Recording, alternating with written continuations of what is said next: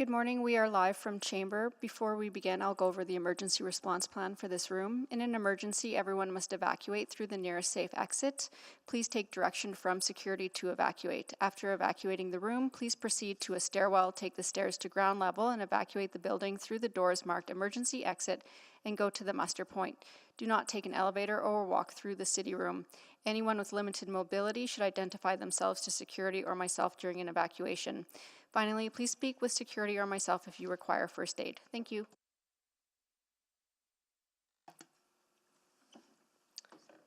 Thank you so much, and good morning, everyone. I'd like to call this June 19th Executive Committee meeting to order and begin by acknowledging that we meet on the traditional land of Treaty 6 territory and the Métis homeland, and acknowledge the diverse Indigenous peoples whose ancestors' footsteps have marked this territory for centuries, such as Cree, Dene, Saulteaux, Blackfoot, Nakota Sioux, as well as Métis and Inuit, and now settlers from around the world. And I'll also begin with a roll call of committee members, starting with Mayor Sohi. Yes, thank you. Good morning. Councillor Hamilton.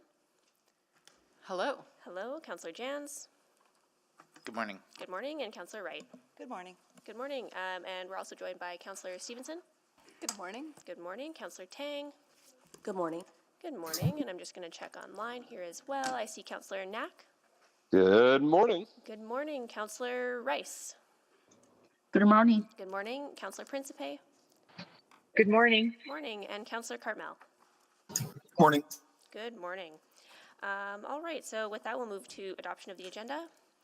Councillor Hamilton. Yeah, I'll move that the June 19th, 2024 Executive Committee meeting agenda be adopted with the following changes. The addition of item 7.1, budget update, non-residential tax-based growth challenges, 7.2, industrial investment action plan 2024 update, 7.6, financial loss during major construction projects, draft policy, and 9.1, emergent option agreement update.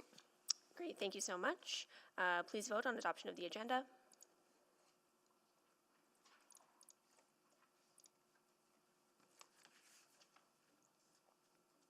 We have all the votes. Please display the vote. That's carried. Moving to approval of the minutes. Councillor Wright, would you like to do that? Sure, I will move to approve the minutes from the May 23rd, 2024 Executive Committee meeting. Great, thank you. Please vote.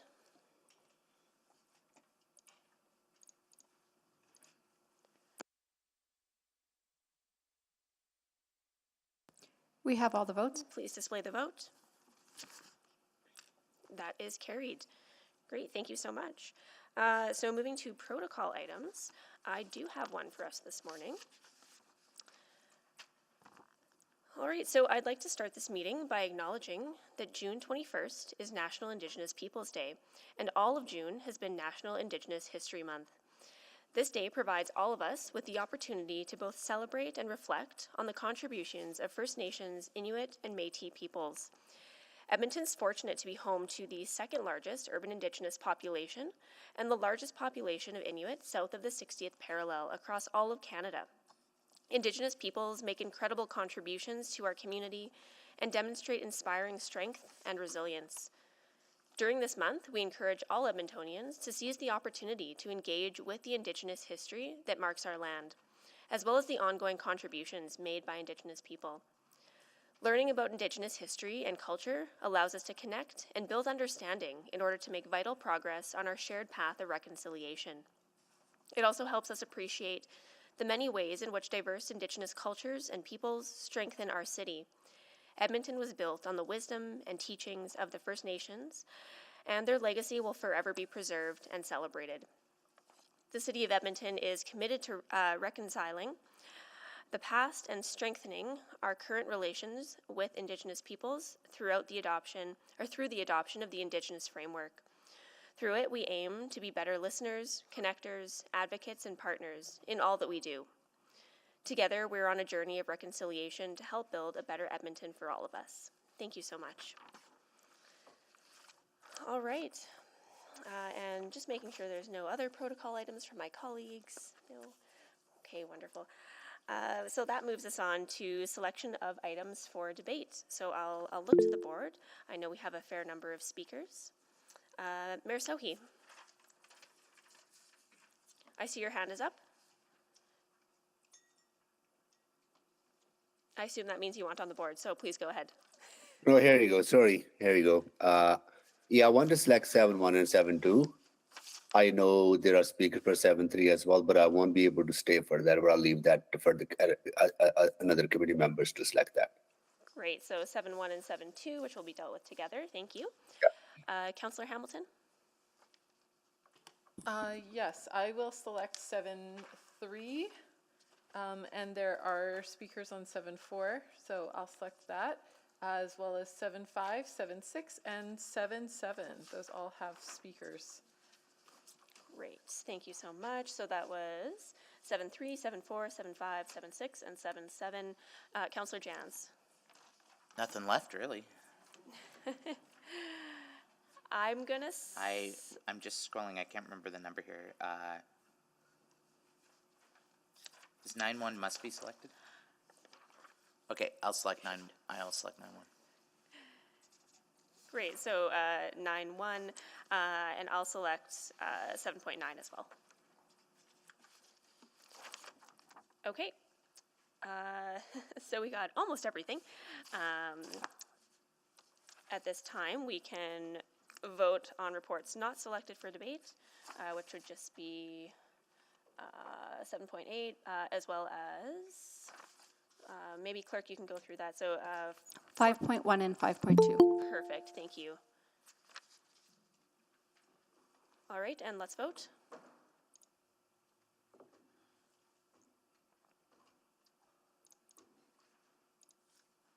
Sorry, just to confirm, that motion to vote was from Councillor Yes. Salvador? Thank you.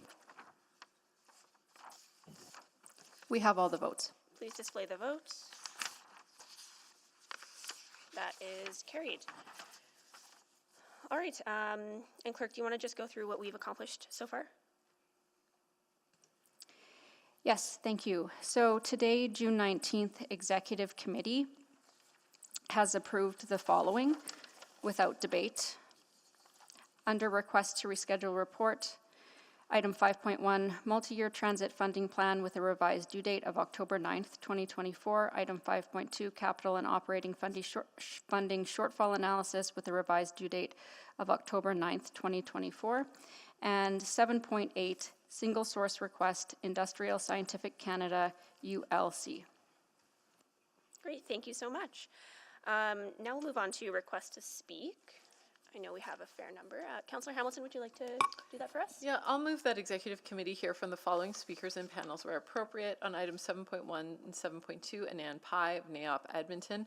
On item 7.3, living wage and sustainable procurement updates, Greg Mady of the Edmonton and District Labour Council, Scott Crichton of IBEW Local 424 in person, and Gary Savard of the Greater Edmonton Alliance for the Common Good, also in person. And on 7.4, the Research Park Economic Development Opportunities, Next Steps, Rajan Gupta, remote. On 7.5, Biotech Leasing Program, Applied Pharmaceutical Innovation, Lease Approval, Andrew McIsaac, Applied Pharmaceutical Innovation, in person. On item 7.6, Financial Loss During Major Construction Projects, Draft Policy, Todd James of the Stony Plain Road Business Improvement Area, in person. 2, Bradley Whedon, the Canadian Federation of Independent Business, Janelle Rocher, Flock Boutique and Fellow by Flock, remote, and Percy Weirdo, remote. And on item 7.7, reallocation of National Housing Co-Investment Repair Fund, Gord Johnson of Savita, Lindsay Munn, also of Savita, Jonathan Lay, Home Ed, in person, and Nick Lilly, Home Ed, remote. Great, thank you so much. Please vote to hear from speakers.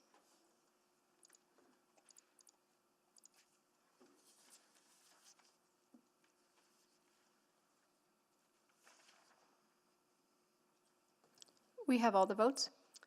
Please display the vote. That is carried. Excellent. Request for a specific time on the agenda. None. I don't think, unless...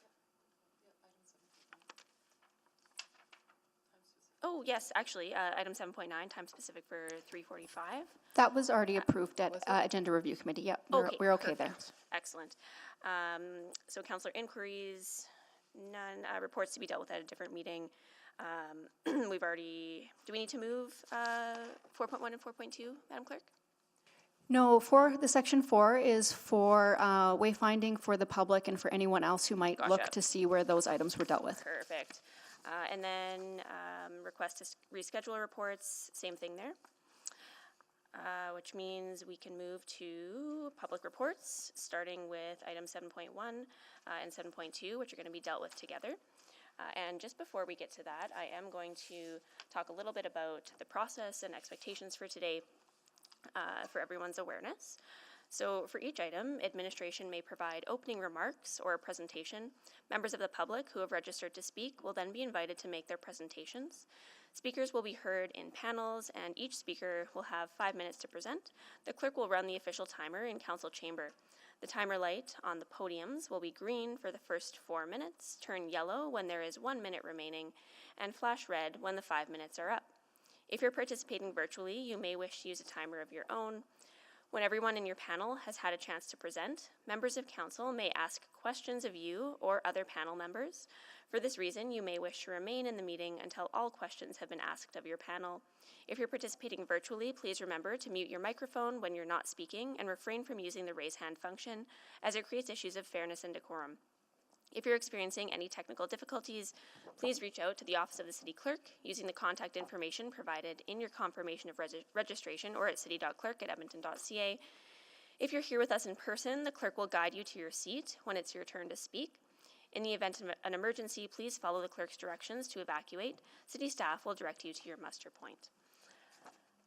And I see our delegation for 7.1 and 7.2 are heading down, which is great. I'm also just going to provide some further context and expectations for everyone involved in today's discussion. I know we have a lot of speakers, but before we begin, I want to share my expectations for the conduct of everyone participating to ensure a safe and inclusive environment and workplace. These expectations apply equally to both in-person and virtual attendees. Hearing from the public is an important part of Council's process to ensure we hear the full diversity of opinions that exist in our community. As meeting chair, I have a responsibility to ensure the safety of all participants in today's meeting. As part of that responsibility, inappropriate comments or gestures will not be tolerated. If they occur, I will direct the clerk to immediately remove anyone engaging in such behavior. The type of behavior that will result in removal from the meeting includes making disrespectful comments directed at individual staff members or other public speakers, or using profane language. Responsive behaviors to show support or dissent, such as shouting, cheering, clapping, or using the chat or emotion response feature in the Google Meet, are also not permitted. I will not provide any additional warnings, and once removed, the person will not be permitted to rejoin the meeting. This meeting is being live streamed, and everyone is welcome to view the live stream online. Again, my role as the chair is not to moderate the nature or content of the content being discussed, but to ensure chamber behaviors are maintained to support a safe, respectful, and neutral space for my colleagues, city employees, and the public. I thank everyone in advance for your respectful participation in today's discussion. All right. So with that, we will turn it over to City Administration for a presentation.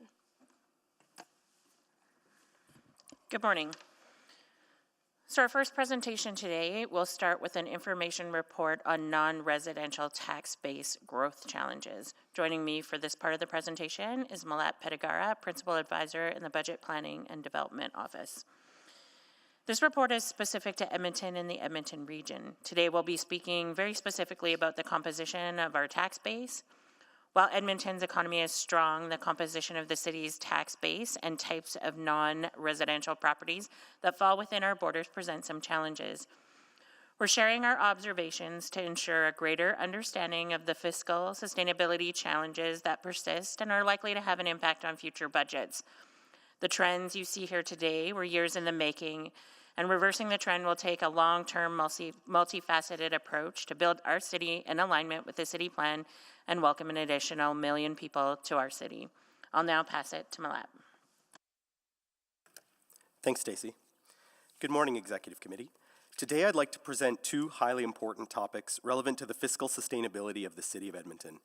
The first has to do with fiscal disparity in the Edmonton metropolitan region. The second has to do with real growth challenges facing the city's non-residential tax base. Before getting into these two topics, I'd like to discuss 7 context-setting pieces that will help tell the story. Taken together, these 7 context-setting pieces provide the conditions for Edmonton's non-res tax base challenges. Next slide. Who's got the slide?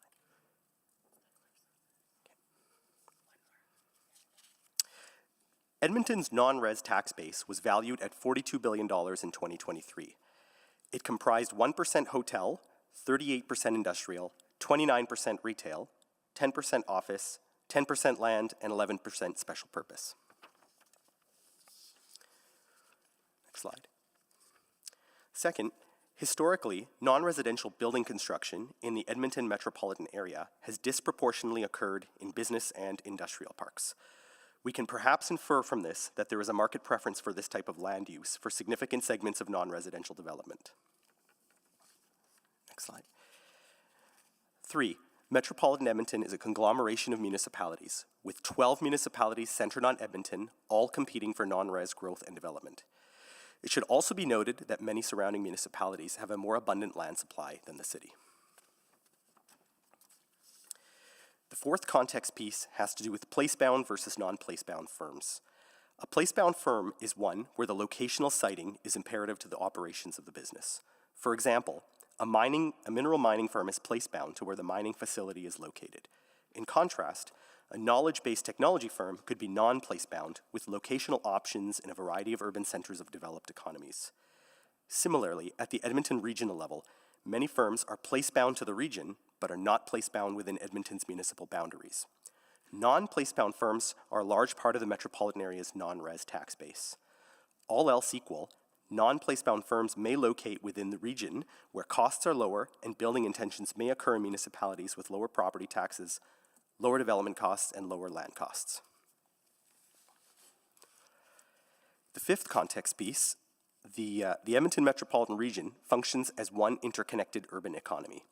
Commerce, trade, labor, and investments cross municipal boundaries regularly with ease.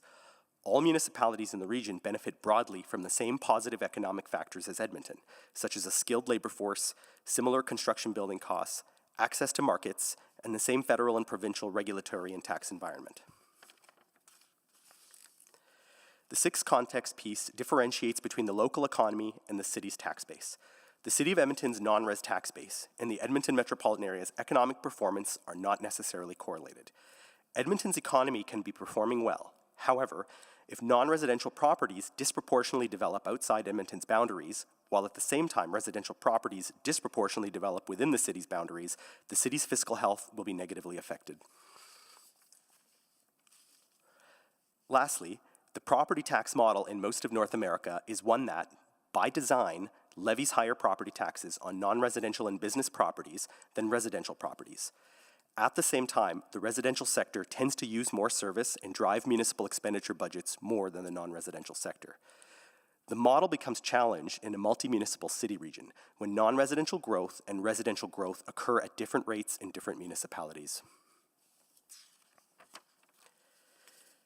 Moving on to the first topic, we're now going to discuss fiscal disparity across the Edmonton metropolitan region.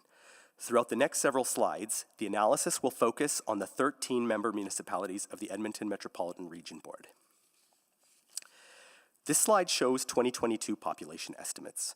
We see that Edmonton's population was just below 1.1 million, with the region just shy of 1.5 million, with Edmonton at 73% of the region's population. I'd like you to keep this 73% figure in mind as we're going to come back and reference it a few times.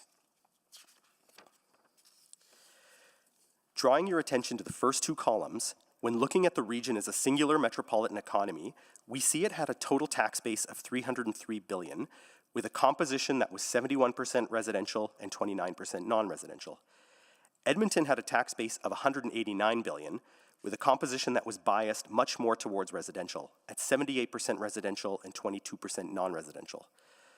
Drawing your attention to the last two columns, we see the remaining 12 EMRB municipalities had a total tax base of $114 billion, biasing more towards non-res, at 60% residential and 40% non-residential.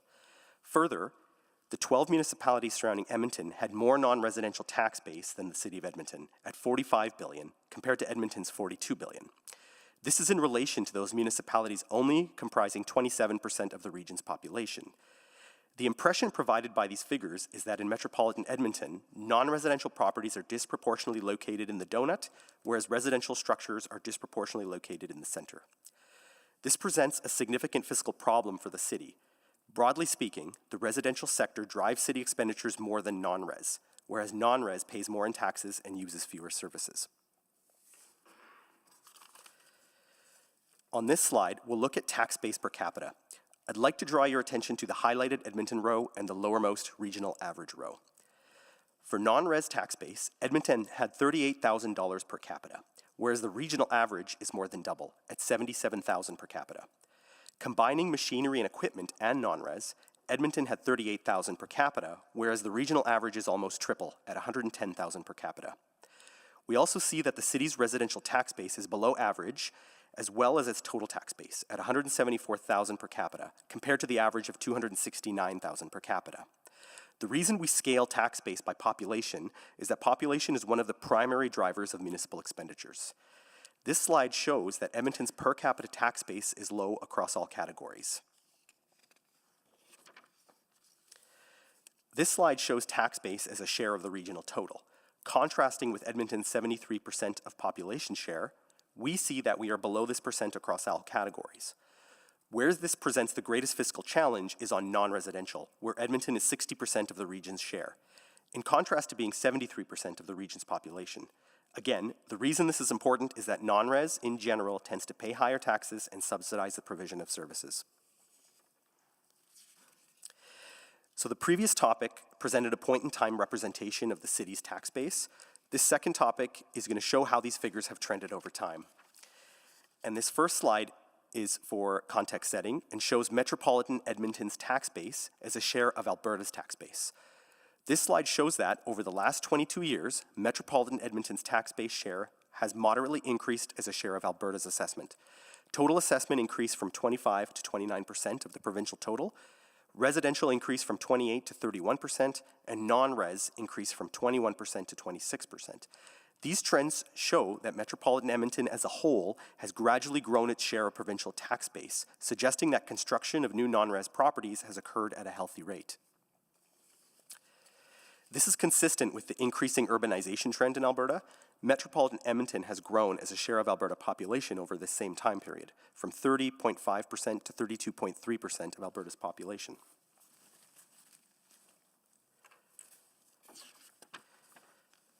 However, when we zoom in on Edmonton compared to the metropolitan region, this trend comes apart. Focusing on the blue line, over the 14-year period from 2008 to 2022, Edmonton's share of the region's non-res assessment base has slid from 72% to 60%. This is a significant drop in a relatively short duration of time. This slide shows the same data as the previous slide, but zooms in on the non-res trend line. The declining share of regional non-res tax base presents a significant challenge to the city's fiscal capacity. The municipal tax model in Canada, broadly speaking, is that non-res properties pay significantly higher taxes, subsidizing services aimed largely to citizens. The non-res tax base is thus a critical component towards a sustainable fiscal position. This slide looks at real assessment growth per capita over the 2009 to 2023 period. Real growth is new construction or improvements to existing properties. On an inflation-adjusted per capita basis, real non-res assessment growth has declined significantly from the $1,200 to $1,300 per capita range to the $300 to $350 per capita range. Edmonton has seen relatively low levels of real growth in recent years. However, because metropolitan Edmonton's share of Alberta's total tax base has trended upward, this means that real growth has occurred, but it's taken place in surrounding municipalities. And we see this play out when looking at real growth of the non-res tax base region-wide. Again, real growth is new construction and improvements to existing properties. From 2010 to 2022, non-res real growth across all of the Edmonton metropolitan region was estimated at $30 billion. The city only absorbed 41% of that, whereas the surrounding municipalities absorbed 59%. There was also a downward trend in this absorption. In the more recent 5 years, from 2018 to 2022, there was an estimated $7.7 billion of real growth. The city only absorbed 35% of this, whereas 65% was absorbed in surrounding municipalities. However, tax base alone is only half of the equation. Revenue generation potential from tax base is more relevant in context of the expenditure responsibilities of each municipality. This chart shows inflation-adjusted per capita real growth of the non-res tax base. When scaling on a per capita basis, the difference becomes even more magnified, with 3.8 times more real growth absorption happening in surrounding municipalities. This has the potential to create a negative cycle that feeds itself. So as the city's non-res tax base grows insufficiently, but our population continues to grow, our expenditure budget will also continue to grow. And this drives up the tax levy. But as the tax levy drives up, it's apportioned to relatively fewer business properties, which increases the non-res tax rate. As our non-res tax rate pulls apart from the region's average, it could further incentivize private sector non-res investment to occur in surrounding municipalities. If this were to happen, surrounding municipalities would absorb more non-res real growth. The cycle then repeats year after year. We see this cycle play out in the tax differential between Edmonton's non-res rate compared to the average rate of surrounding municipalities. Over the 2010 to 2022 period, Edmonton's non-res tax rate increased from 1.5 times the average of surrounding municipalities to 2.3 times. This trend erodes the fiscal capacity of the City of Edmonton. It presents both a short-term and long-term problem. Real growth is the single largest revenue growth item in the operating budget. In the short term, insufficient real assessment growth generates insufficient real tax uplift, which requires higher tax increases to balance the budget. In the long term, the city's fiscal capacity becomes compromised, or in other words, its ability to generate revenues. If the metropolitan region was one municipality, this issue would not be occurring. As there's been significant amounts of non-residential growth in the region, the fiscal challenge emerges as the location of residential and non-residential take place at different rates in different municipalities. In concluding, our main intentions today was to share administration's analysis and observations as part of the discussion on the Industrial Action Plan. The City of Edmonton is committed to creating the conditions for a vibrant, inclusive, safe, and sustainable economy as envisioned by the City Plan. You will hear more about the Industrial Action Plan in the next presentation. There is no single solution that will resolve this issue. We need to consider this information in all our decisions going forward, including our expenditure and budget decisions, tax policy, and how we build and grow our city to the 2 million contemplated in City Plan. Thank you. Urban Planning and Economy will take over around the Industrial Investment Action Plan update. So good morning, everyone. My name is Kim Petrin, and I am the Deputy City Manager for Urban Planning and Economy. I am joined here today by Alyssa LaLiberty, Branch Manager of Economic Investment Services, and Ian Gallagher and Oliver Green of Regional Development, as well as others from administration to help answer questions. We are pleased to present to you today the 2024 Industrial Investment Action Plan, which we will refer to throughout the presentation as the IIAP. Next slide, please. The City of Edmonton is committed to creating the conditions for a vibrant, inclusive, safe, and sustainable economy as envisioned by the City Plan. The City Plan identifies the non-residential opportunity network as one of the systems that will bring City Plan to life and guide where this growth happens. Industrial land is one piece of this network, forms an essential part of the city, and is necessary to support ongoing industrial growth. Edmonton has a long history of industrial development, and our economy has always been driven by resource wealth, and our industrial base remains dependent on natural resources, and some examples include petroleum, plastic, fertilizers, and natural gas. What may not be well known is that Edmonton industrial firms are also prominent in a variety of research, manufacturing, food processing, and innovation fields.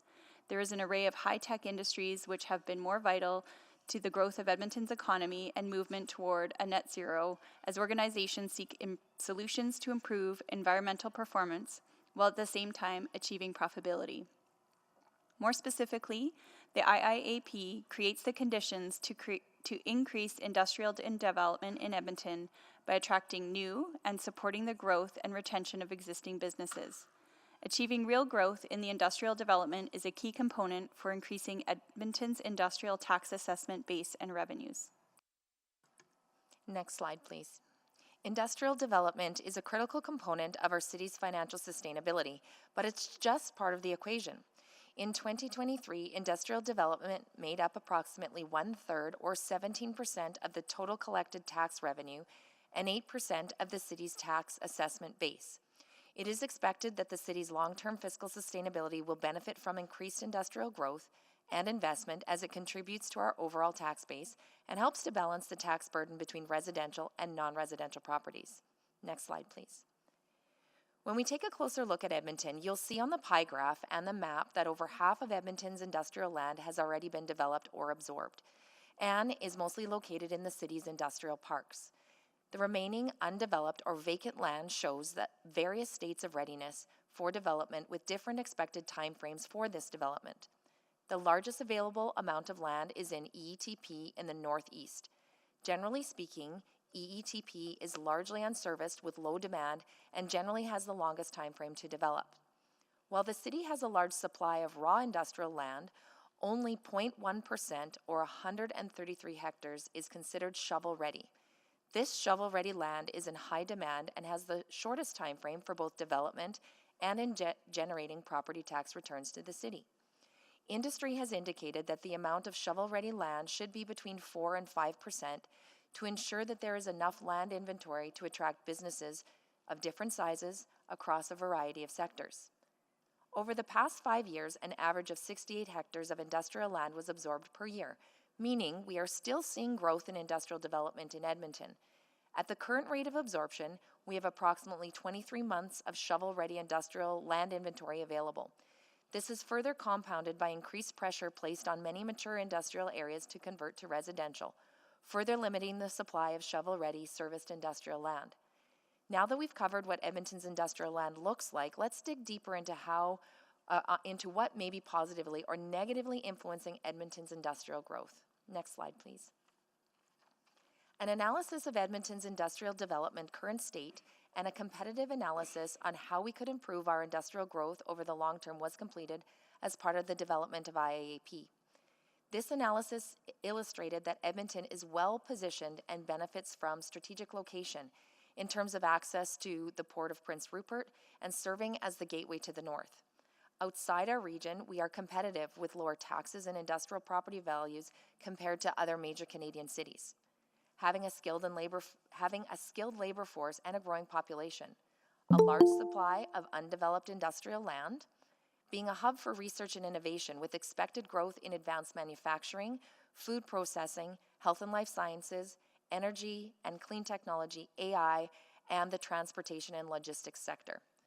We also have a machinery and equipment tax incentive, a City of Edmonton client liaison unit to provide specialized support for large complex industrial development projects, a key feature not available in many major cities, and an industrial infrastructure cost-sharing program, a program unique to the City of Edmonton that's designed to assist in financing large municipal infrastructure in industrial areas through uplift in taxes and to ultimately encourage the servicing and accelerate the development of industrial land. These strengths speak to some of the reasons Edmonton is seeing positive absorption in industrial land despite the challenges we face. Next slide, please. However, the analysis also shows that within our region, we aren't competitive from a local tax and land cost perspective. Much of our industrial land supply within the city has low to no infrastructure servicing. Our design standards are more stringent.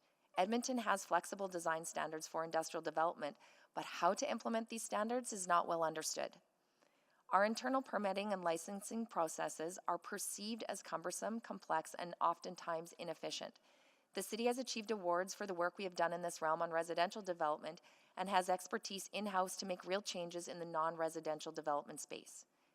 We have high utility franchise costs in Edmonton and high utility costs across Alberta. This challenge is not necessarily specific to only Edmonton. However, it is a significant barrier for electricity-intensive operations. Next slide, please. The 2024 IAP outlines a comprehensive industrial development strategy committed to increasing the amount of industrial growth in the city. The impact of this growth is expected to provide a positive increase to Edmonton's industrial tax revenue and tax base. Strategically, this will happen by focusing city investment and industrial development on the areas expected to grow the fastest and provide the city with the greatest tax returns. Increasing competitiveness by differentiating Edmonton through a sector-specific approach, using tailored programs and incentives, growing the inclusive economy and removing barriers to industrial development, and measuring our progress and success so that we know where we are having an impact and where further adjustments in our actions are needed. Each of the 9 actions has been selected to carefully leverage the city's strengths, mitigate weaknesses, capitalize on opportunities, and overcome the challenges identified. Each of the 9 actions has a series of sub-actions, 28 in total, that will help to deliver measurable results and have a priority focus on industrial growth. We'll take the next few minutes to provide highlights of each action along with why it matters. Industrial investors need to clearly know the benefits of locating their business in Edmonton so that they can make investment decisions. Stakeholders also identified that Edmonton's value proposition is relatively unknown or is not well communicated, and there is limited information to help industrial businesses to grow or locate in the city. Action 1 is intended to increase awareness of Edmonton's advantages at a more detailed level and better communicate the value of locating at Edmonton. This action increases our competitiveness by being clearer on the value available in Edmonton, being more targeted, and differentiating ourselves through a sector-specific approach. Action 1 will also intentionally and proactively target the types of high-value industrial developments that we would like to see in Edmonton. By taking a more targeted, detailed, and sector-specific approach, we expect to see growth in industrial development in areas that are best suited to the Edmonton market. Next slide. Through Action 2, an infrastructure prioritization tool will be developed to identify industrial land that is most attractive for investment and provide recommendation of what infrastructure, such as water, sanitary sewer, roads, and sidewalks, are needed in each of these areas to attract and retain major industrial investments. The tool will provide a list of projects in priority order, along with the investment needed and the expected return on investment to the city. This will help us to identify what infrastructure investments will offer the greatest return on investment and guide the application of scarce resources to where they will offer the greatest impact.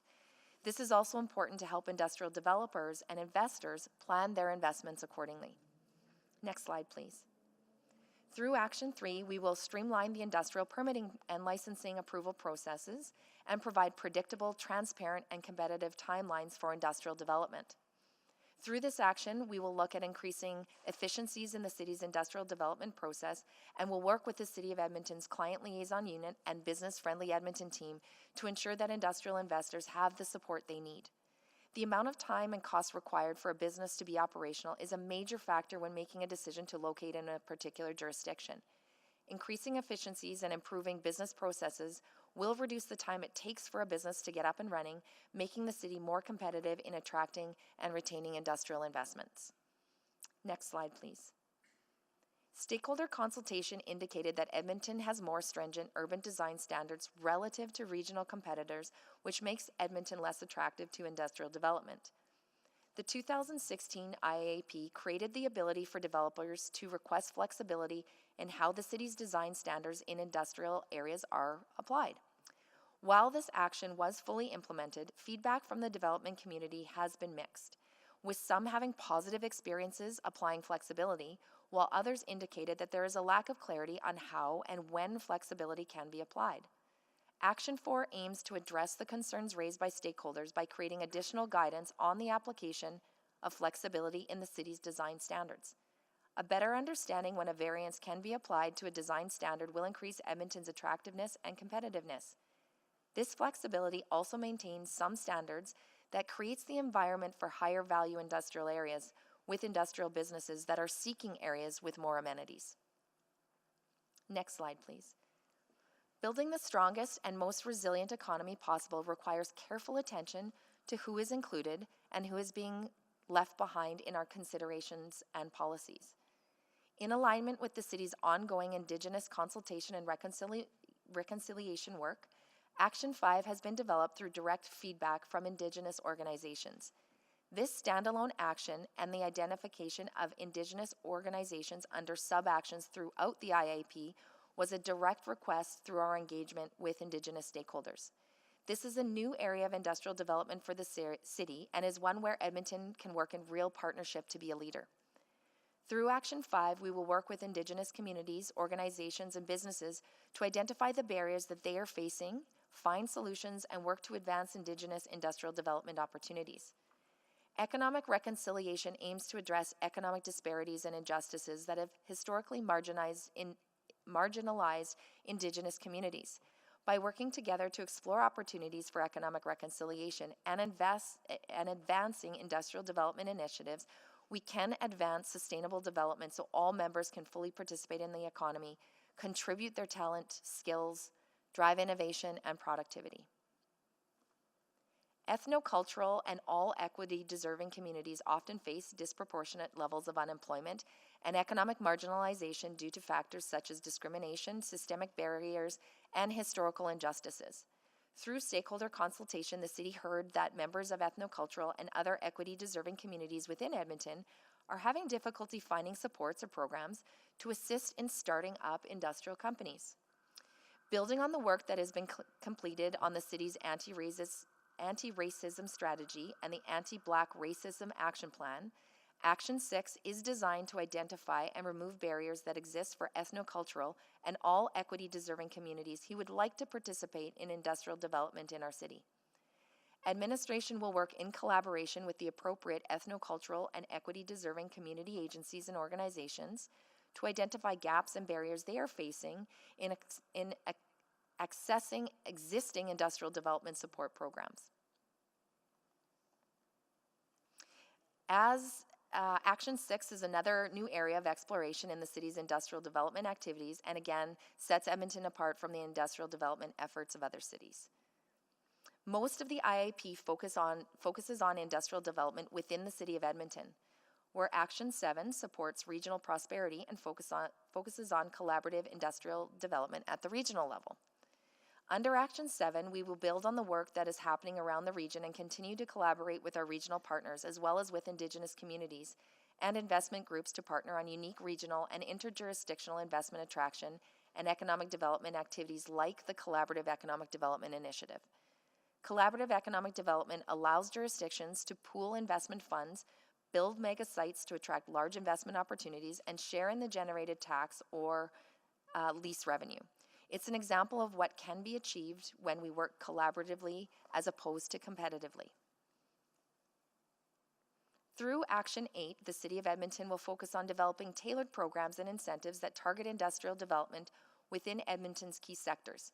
This will allow us to differentiate Edmonton from other cities, including those in the region, and create a more specific sector approach that increases the attractiveness of industrial areas in the city. Currently, our incentives are limited, generic, and have not been designed to attract target sector investment that is unique to Edmonton. By undertaking this action, it will increase Edmonton's competitiveness through focusing on targeted and unique attributes of industrial development in Edmonton. This action focuses on incentivizing real growth, which occurs through the expansion of existing brick-and-mortar industrial businesses or the development of new industrial businesses.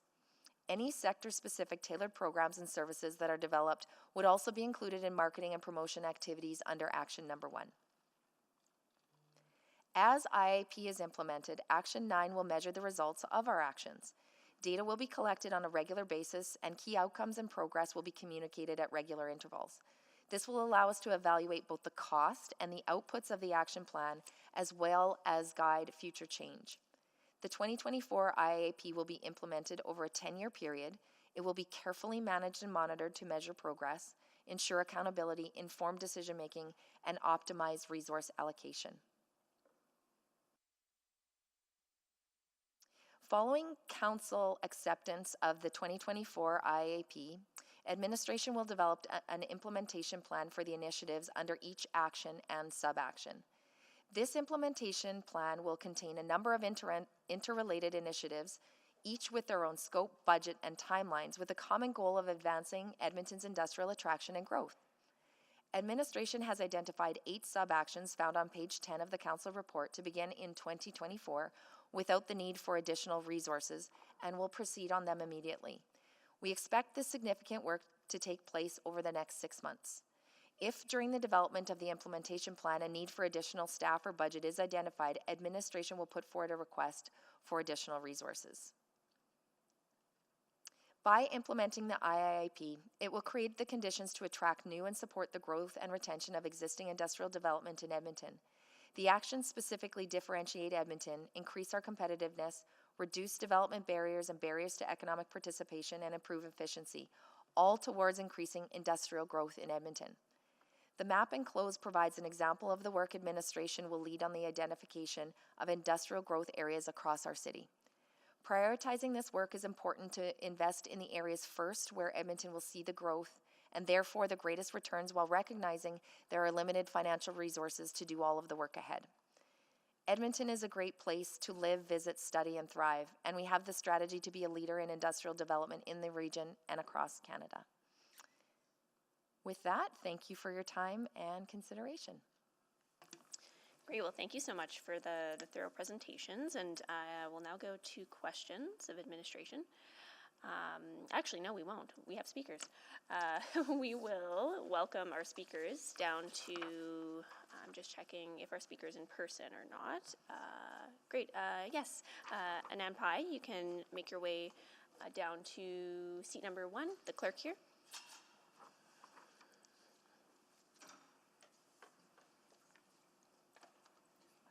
Sure. It's a lot. Thanks, Kim. Do you want one too?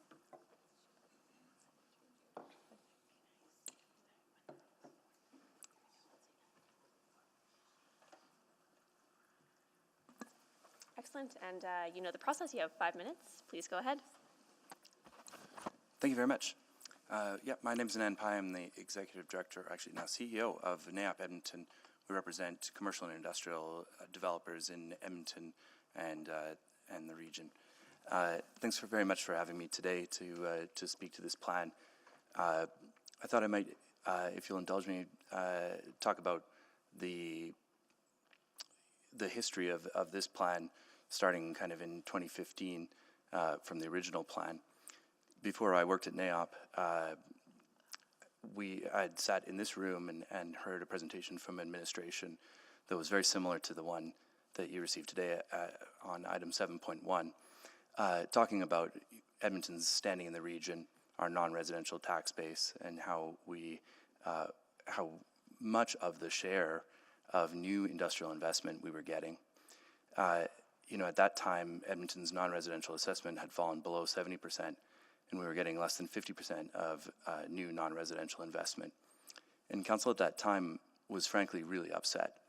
I remember really specifically about halfway through that presentation, the senior management coming in and saying, this is really a senior management issue, and council giving direction at that time that this really required a really concise effort to create this industrial action plan that we got in about 2016. In fact, it was given such a high priority that an organization's rising star, Stephanie McCabe, led that plan, and NAIOP at that time didn't have a full-time staff person, and they hired me to kind of work with the team in city administration and a lot of other folks to bring together the groups and work on that plan. And I think that plan was a success. We were able to come up with this industrial infrastructure servicing financing mechanism, as well as other things. But I bring it up because the situation now is markedly worse, as you can see in that presentation. And so I think that this plan really needs that level of focus, as well as that level of prioritization, because of how much industrial, as we heard, contributes to the overall tax base of Edmonton, and how few services it requires in order to do that. So, I wanted to bring up a couple of things that we've seen here. We're really happy for these presentations and the opportunity to speak to these. So, in order to have your help in focusing and prioritizing this plan, wanted to bring up a few items that we see as the most useful of these actions, and where we feel we need council's help in just in understanding that level of focus required. On action 2.2 and 2.3, these I think are ones that have the most consensus among industry as being really the most important to identify and unlock future industrial lands that are realistically ready for development. So we heard from administration that there's about 0.1% of shovel-ready land out of the entire industrial land base in Edmonton, and I think that's something that's forgotten a lot. We look at the size of the unserviced parcels in Edmonton, and we think that there's quite a lot of land, but the size of those land parcels, as well as the total amount, is really relevant, and we hear that from not just industrial developers, not just administration, but also folks at Edmonton Global and others. So I think we have something to offer in terms of helping to shape that analysis, but we also really do need the support of administration on that. Action 3, of course, on faster approvals, and Action 4 on less red tape. Benchmarking our industrial permitting timelines against the past as well as against other municipalities is really, really important here. Everybody requires a lot of speed, and we don't have that number yet, including working with the client liaison unit and how we have an industrial specific client liaison unit. It was a big win from the previous plan, but we want to see that in industrial specifically. And then Action 9, on the metrics there, I think what I really hope is that this conversation continues, that we're back here in 6 months or 9 months or whatever to understand what's our benchmark, how are we doing, what have we done, because it's not an action plan yet. It requires those actions to be done. So hoping to chat about that. Great. Well, thank you so much. I really appreciate you being here. We'll now go to questions. Mayor Sohi. All right, can you hear me? Yes, we can. Yeah, and thank you so much for your presentation. I am actually shocked. I appreciate the work of administration. I think this administration has taken this very, very seriously, and they're working hard to reverse this trend. But the data is a wake-up call. If we don't act now, we're going to lose, continue to lose. So my basic question to you, Anand, is what do we need to do to have all hands on deck approach to get back into industrial tax base and reverse this trend? I think the two fastest things we can do in the short term, and I appreciate those comments. I think that I agree. The two fastest things we can do in the short term are measuring our timelines and creating a plan of action for how we can do things like concurrent review or have a client liaison unit. Some of the great work we've done in residential that I think can continue on into industrial. And then the other one that I think is the most important is just setting a goal for how much we're going to increase the non-residential serviced land base, and then taking steps towards opening up more serviced land. Mm-hmm. So having 0.1% shovel-ready land available for industrial use, do you know how does that compare to our regional partners? I know Mr. talked about 3 to 4% having ready from industry's perspective. Is region, the sense I'm getting from this report is that our regional partners have been more ready to embrace industrial growth than we have been in the city. Yeah, I think also just to add the context to that there's a lot of easy land in the surrounding municipalities. If you think about just the geography of Parkland County, it's just a big flat field. So you've got well, I'm sure it's more complex than that, but you've got a lot of opportunities there. You can open up a huge area and service it kind of continuously along a single road or something like that. So that doesn't exist in Edmonton. So I think we've got some challenges there, but I agree. Yeah. And do you think the investments this council made in working in partnership with our administration on the Anthony Henday and 137 Avenue, building some of the connections to the land just off 137th, I think that kind of investment paying off? Yeah, I was speaking with those developers today and or yesterday actually, and hoping to get some early data on the successes of that. But I think seeing those kinds of investments and their payback is going to be really useful, and we can send that around separately. Okay. And also the fund that you referenced to, the industrial, I think it's a revolving fund where you take money out, help developers to put some money up front, then the money is recouped back into the fund. That has that produced results? I think it has. I'm a big proponent of that fund. Administration has said that may have more information in terms of how many times it's been used, but its availability is looked at by other municipalities really favorably. Like I know I've been approached by other municipalities saying we want to understand that fund so that we can so that we can have a fund like that. We want that opportunity. We've seen so I think it's a best practice. I really do. Yeah. And your organization has or continued to be such an important partner in this, recovering from the losses of not having enough industrial tax space. So how do you see your engagement with administration? Yeah, I hope we can be really key in every part of the plan. We did an engagement towards the end where we said who could take on which of these things, and I think us or the developers that we represent. In the end, it's not that many developers who are actively developing in Edmonton, but they have endless amounts of time for this specific project, and we ended up putting our names next to every action. So hoping to be really involved. Thank you so much. Thank you. Councillor Hamilton? Thank you. Thanks for joining us today. One of the, I think, interesting things buried in, not really buried, but in the report is the lack of shovel-ready land we have available right now. Can you talk to me a little bit about absorption in Edmonton specifically, and do you see it? Well, tell me a little bit about absorption. Yeah. So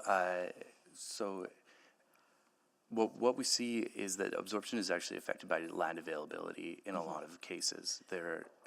So I think that when there's land available, it could definitely grow, and as well as just the size of those parcels. So we see how well serviced they are in terms of their access to transportation hubs and things like that, as well as their size affects that.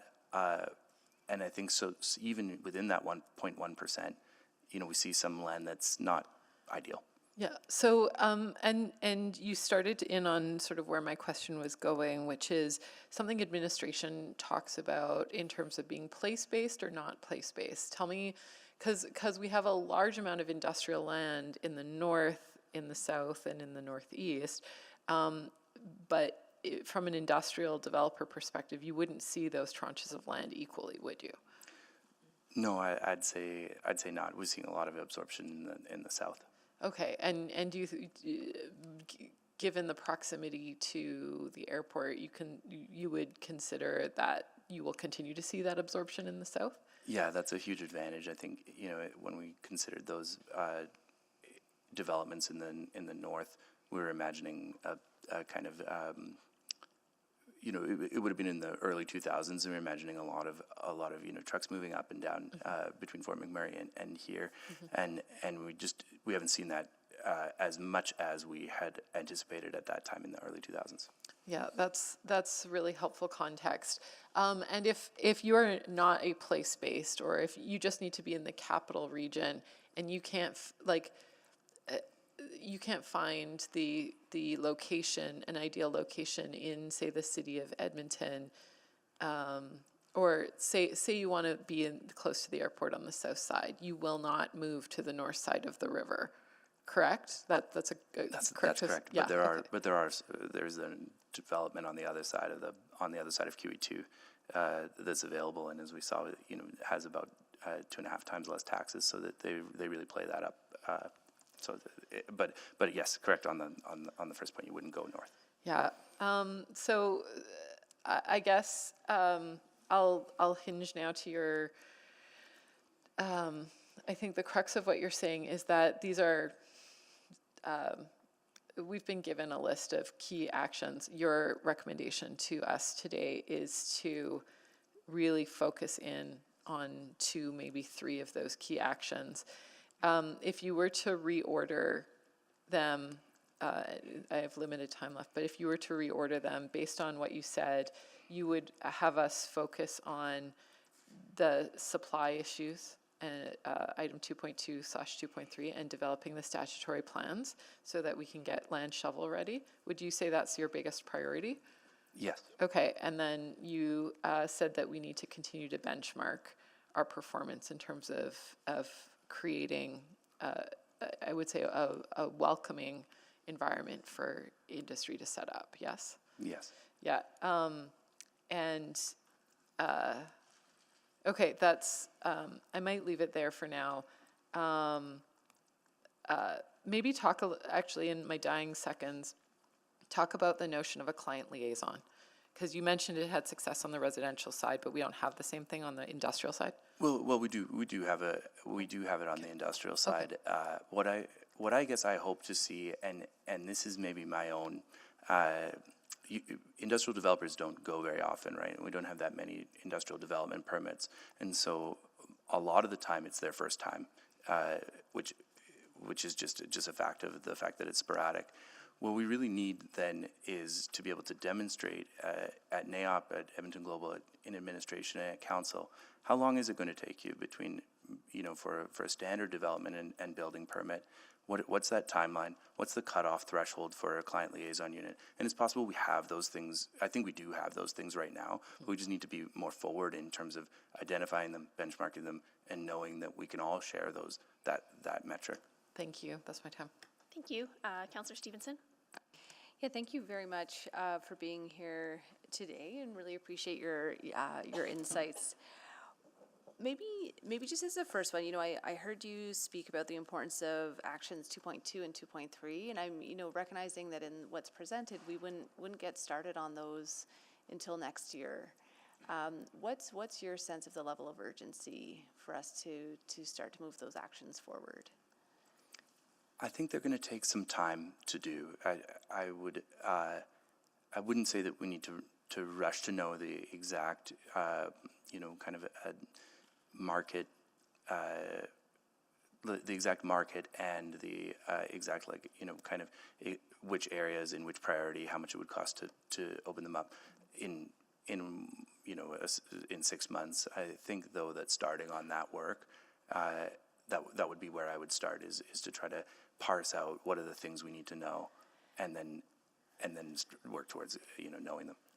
Yeah, and I think what I'm understanding is that we wouldn't even start that work for 6 to 9 months, and that's maybe where, and then it would be sort of going from there. But I'm hearing that is your advice, it's better to take the time to get it right, or? I guess I would say that there are a lot of other actions, and even in the report, it lists several actions that we could start right away. And I guess I would parse that down. If it was up to me, I would make that list smaller. I would really focus on this 2.2, 2.3, and 3, and probably 9 would be the very first, which is metrics. But just looking at those areas and then allow the other things to emerge from that. I really think that the ability of industry to attract this investment when we have the land available is really huge, and I think that it's sometimes forgotten because we imagine economic development as as a very useful tool there. But I think that most of the kind of bread and butter day-to-day deals that are done by investors and developers and brokers who work in this every day. And I guess I would just say that once we have that land available, we can do that. Yeah, okay, well, I'll follow up with some questions on that to administration, just to understand the phasing of some of the work moving forward. And just wondering, I'm really interested in some of the timelines. I think the data we have is very helpful. And I think what's surprising to me is that we really seem to see a turn for the worse. And again, recognizing that there are, many years of decisions, but a bit of a turn for the worse in 2018. And that was sort of just after the industrial action plan, the first industrial action plan had been put in place. So understanding that you had a bit of a front row seat there, like what went wrong? Like what do we need to learn from that, I guess? I think that one of the things actually, and it links to the previous question, is that what we saw was a shift towards logistics and warehousing, and those were uses that were more sensitive to the tax differential. And at the same time, we started seeing this cannibalism that we had worried about, which was there's a declining or a relatively stagnant assessment base that's just being taxed more in order to keep that percentage high. And so those two things together, I think, led to that shift. Okay, that's really interesting.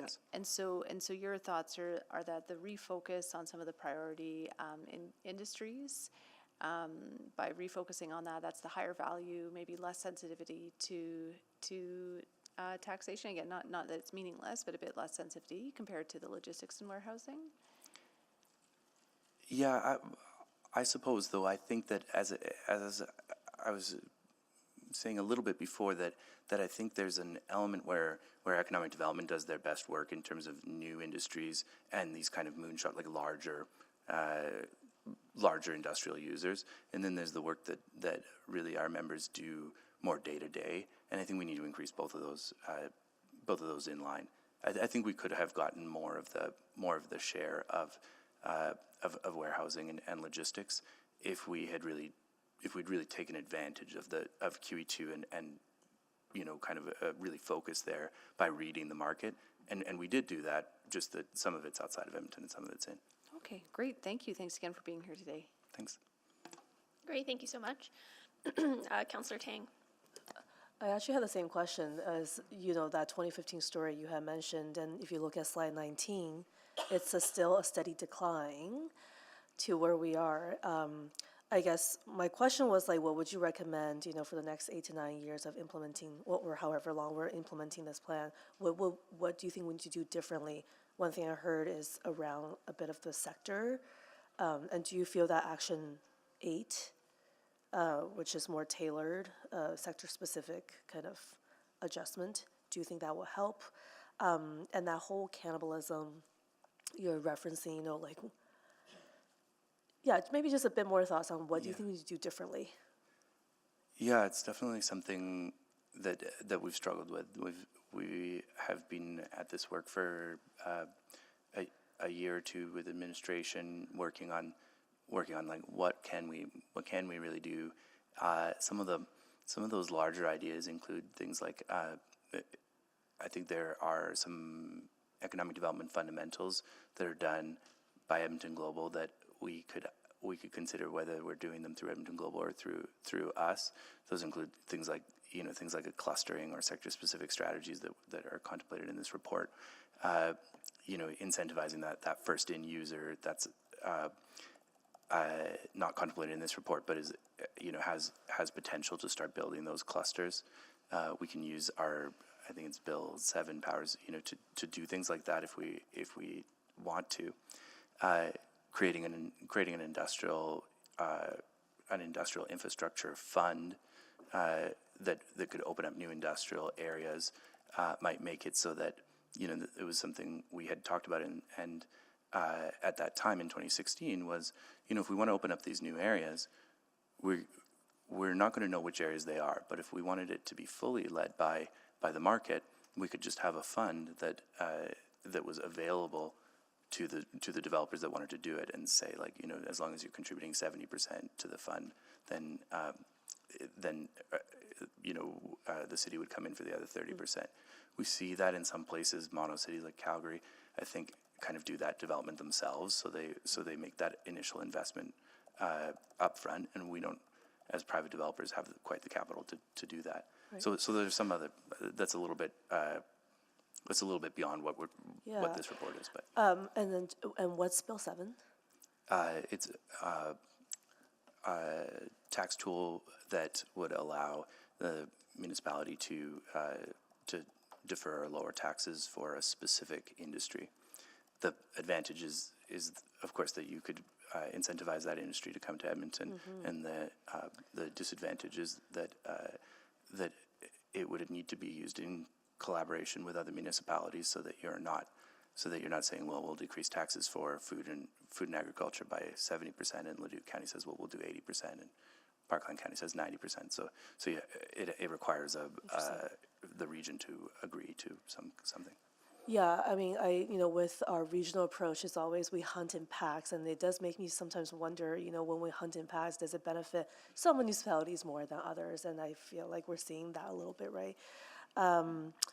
Any, I guess, advocacy priorities that you think could be good to talk about? Because I didn't really hear it in the presentation, and I'm just curious from your experience and conversations within industry. I think there are some opportunities for provincial advocacy. In the beginning of this government's term, I think they talked a lot about, or to current, they've talked a lot about shovel-ready land and having industrial zones.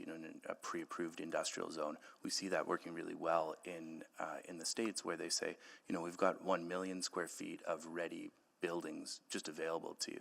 That's we're way back from that, but that's the kind of aspiration. I think the Reno part comes up all the time with this government, and I'm curious if we were to kind of move in that direction, like what do we need from them, and would you, I guess, be helping with some of those joint advocacy efforts? Yeah, we'd love to help there. I think I'm always curious how much different that is than the truly very fast service that we do already get in Edmonton versus other places. Like we can talk about, we're slightly slower than a county, but we're much faster than so many places. So that's one. And then the other area is just like federally. I'm also out of time, but federally, yes, hear you. Thank you. Councillor Rice. Thank you very much, and for sharing your observation and insights, and provide lots of information in your answers to my colleagues' questions. And some questions I have similar questions I will not repeat anymore. I want to focus on another point, and you actually brought a very good point about the geographic location, how they impact industrial investment in our city. And so I'm sorry if I put you into this position. I would like to hear more about your thoughts on in the past, like many years, and EETP as the Alberta Industrial Hardline part of that. And then from your perspective, what's the reason why this ETP, like Edmonton Energy Technology Park, and is not attract investment and gets proper development? And from your perspective. Thank you for that question. Yeah, I've heard a lot about EETP from industry. It's often negative, and from and I think that. As you say, it's because there are some things that challenge the entry into that area. One is the upfront servicing that's required to open up the larger pieces of land that are required there. We have always felt that what would happen is that you'd have a really large user who would come in with provincial or federal funding and be able to open up that area, at least in the private side. I think that's been kind of this aspiration, that's maybe how you get in there at first. But that hasn't happened, and industry hasn't been, has been focusing on this, on stacking up maybe smaller users relatively smaller users than these big oil and gas or plastics kind of uses that are maybe more appropriate there. So, so based on our city administration presentation, and for this EETP, we still have more than 10 to more than 40 years away to get ready for the industrial development. Do you see this proposed plan in front of us will help to speed some investment in that area? And I heard you mention some like upfront services. So, but how did you say any connection for the IIAP right now we have in front of us to address those type of things, to really make sure that piece could be ready and for the development as part of Alberta Industrial Hardline?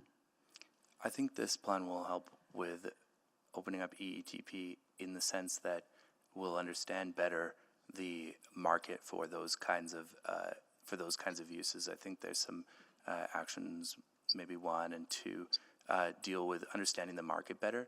If we understood the market that we're specifically going after in EETP, we'd be able to narrow it down to the kinds of users that we want, and we'd have a better assessment of the risk. Right now, we don't really understand the risk reward for ETP. At least I don't personally, and it might just be not quite the kind of development that our members do. But this would help with that. That's a good point from marketing perspective, and also from like infrastructure, cost sharing perspective. Do you feel the current policy, our city's policy regarding the industrial development infrastructure cost sharing program, that is sufficient enough to support ETP to attract more investment? Administration would know better. I think that the servicing challenges in that area are beyond what one developer could have as a payback through this infrastructure sharing program. I think it would require the investment of the municipality, province, or federal government in order to break us in there in a big way. Where this plan will help is that it contemplates flexible standards in Action 4, and that will be an advantage in getting that kind of baseline use out there, which is starting to happen a little bit. Yeah. So I understand, and I may follow up with administration in terms of the government side, but from industrial side, and then from development, and how that infrastructure cost sharing could impact some development. That is why I tried to get that insight. Thank you very much. My time is out. Thank you, Councillor Rice. Councillor Hamilton. Yeah, I just wanted to come back. I had one quick question for you. How long do you think it'll take to sort of execute on enough of these actions, in part or in whole, to start to see some movement in the right direction on this? That's a great question. I think it really is. There's a balance between the amount of resourcing that can be put here and the speed of it. Mm-hmm. But I would love for council to come back in 6 months or 9 months and just at least have, I think there are some really low-hanging fruit here in terms of just what are the metrics and which action are we going to do first, and I would love to have all of that sorted out by the end of this meeting if it was up to me. But I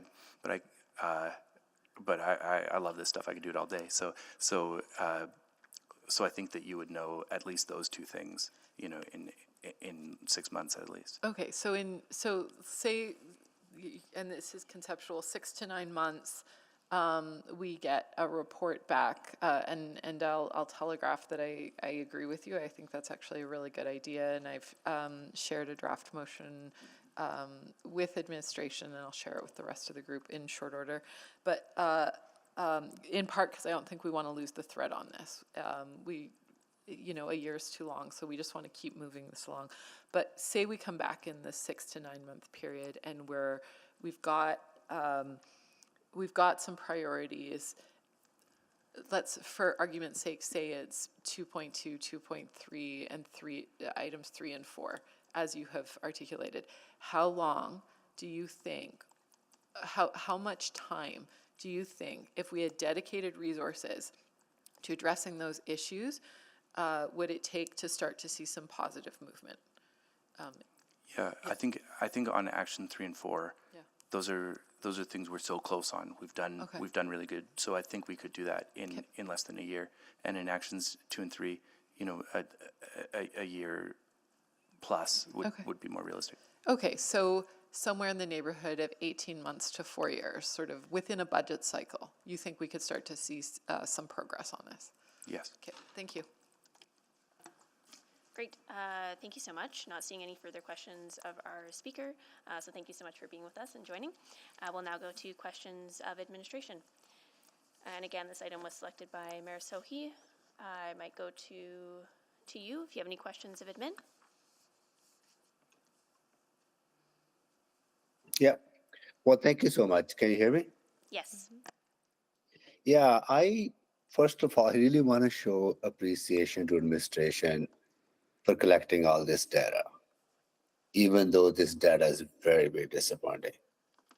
But I want you to know that I appreciate you working on it and collecting it and putting it in front of us. This is a wake-up call. And if we don't heed to it, we will be in this position back 5, 7, 10 years from now. So what I need to know from you, administration, is this is to maybe to Kim or anyone else. What do we need to do over the next 3, 6, 9 months before the fall budget that you have the proper resources to get on with the work? This is too late.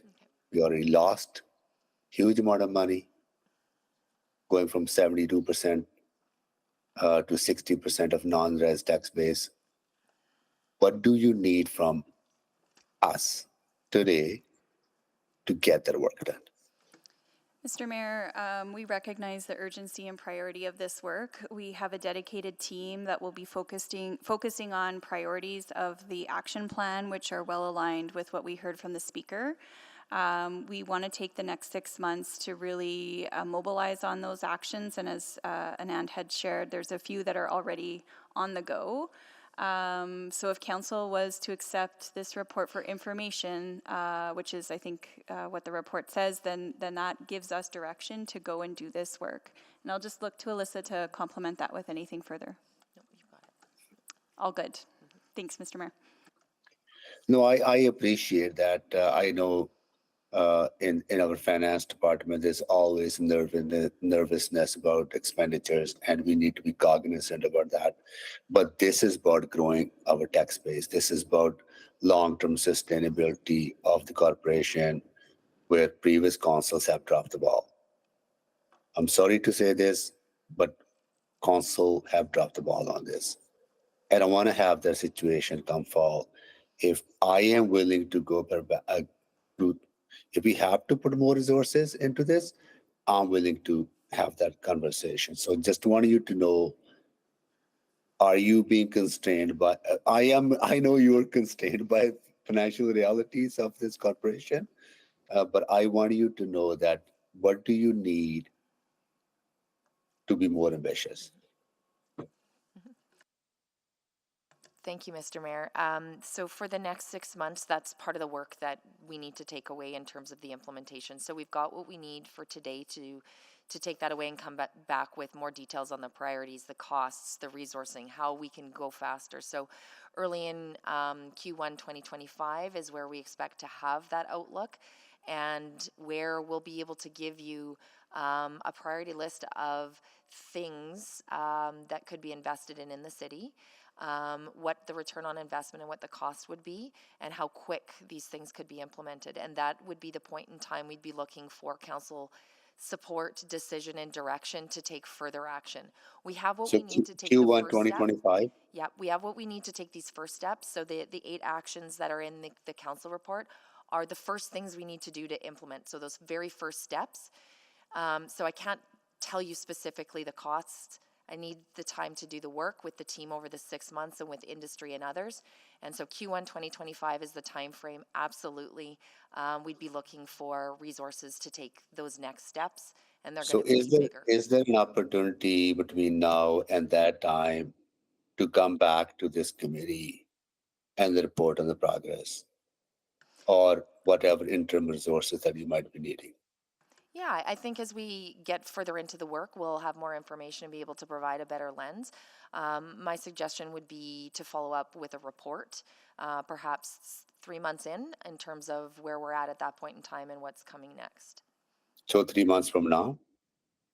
Yes. Okay. Oh, sorry, not a report, a memo. I think memos are important, but I think this warrants public conversation. So maybe 6 months from now, maybe leading up to, can you bring something for a report prior to October budget?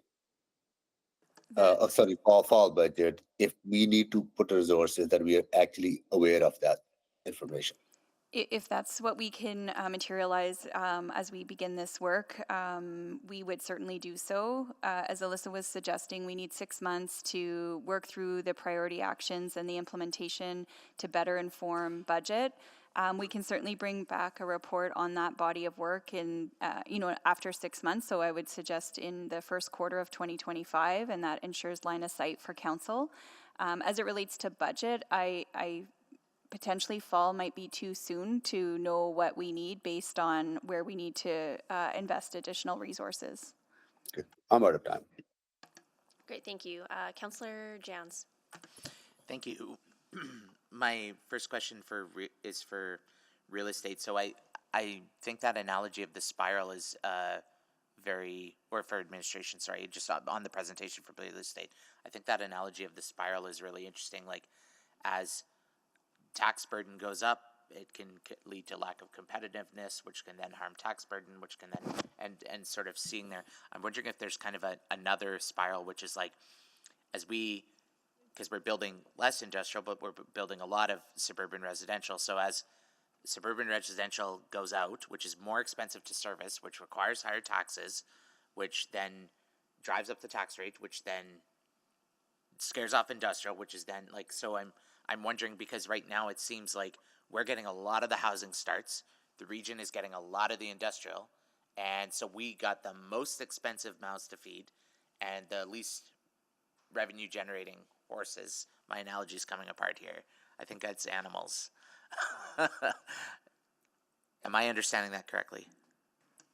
I think, yes, you're understanding that correctly. And the solution to that is twofold. We need to attract more industrial to our city within our boundaries. And we need to build our city in a different way. And maybe I'll turn it over to Kim. So I'm thinking about, like, because I hear sometimes, like, if we don't build the homes here, south of 41 or whatever, like yesterday, they're going to go to Sherwood Park or Beaumont or Leduc. But as I read your presentation, let them. like they need to carry their share of residential too.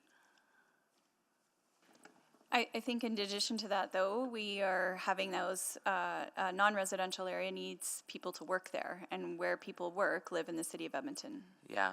But they don't necessarily have to work where they live. Like, they could live in Edmonton and commute out to Sherwood Park or whatever too. Like, I know of 4 air traffic controllers who live beside the river. So, like, it's, even though they want to, I digress. Thank you. I appreciate that. I had a question. Do we have industrial ready land right now in our real estate portfolio as a city that we've either acquired through construction? I'm thinking like the Yellowhead or other projects that we could be bringing to market. Councillor, yes, the city has roughly 300 to 400 acres of industrial land in their portfolio. Now, not all of that is shovel ready. We are quite active in that area. We've brought, I think we sold around $25 million worth of industrial land last year.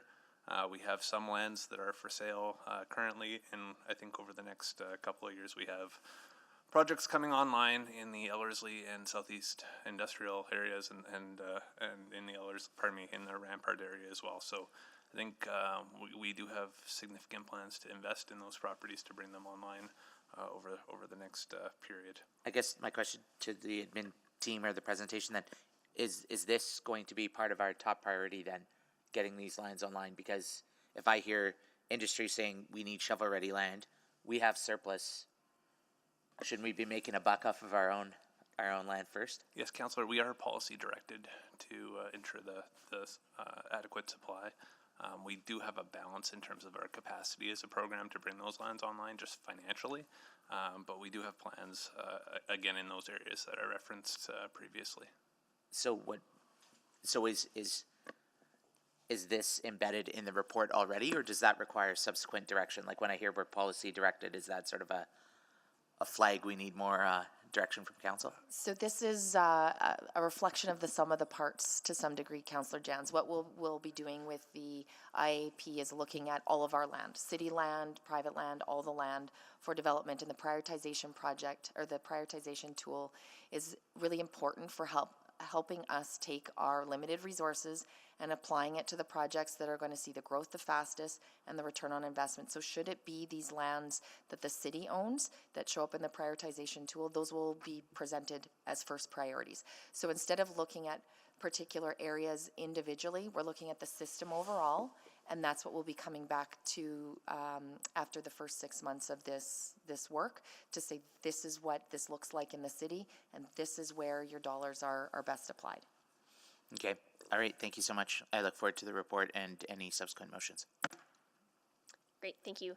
I'll take a round and maybe just pick up on some of those earlier questions from Councillor Jans. I appreciated your comments, Ms. Padbury, around kind of a two-pronged approach, being able to take actions that make us more attractive, more competitive, but also I'm really feeling the other side of that conversation as well, around how do we make sure we're growing in a way that is not that is as efficient as possible and not driving up expenditures and subsequently tax rates. So I guess on that side, where does the phasing and pacing of residential growth come into this conversation? Because I see them as pretty directly linked. So further to the conversation we had yesterday at Urban Planning Committee around substantial completion, that's part of it, is looking at when and where we grow south of 41st Avenue, but also how do we continue to incentivize and encourage development in our redeveloping communities. And so there's a set of actions that the city's taking as it relates to that as well, whether it be district planning, the zoning bylaw, process efficiencies, etc. Okay, that's helpful. And I guess it half answers the question I was going to ask, like how do we lessen the burden residential growth is placing on non-residential growth?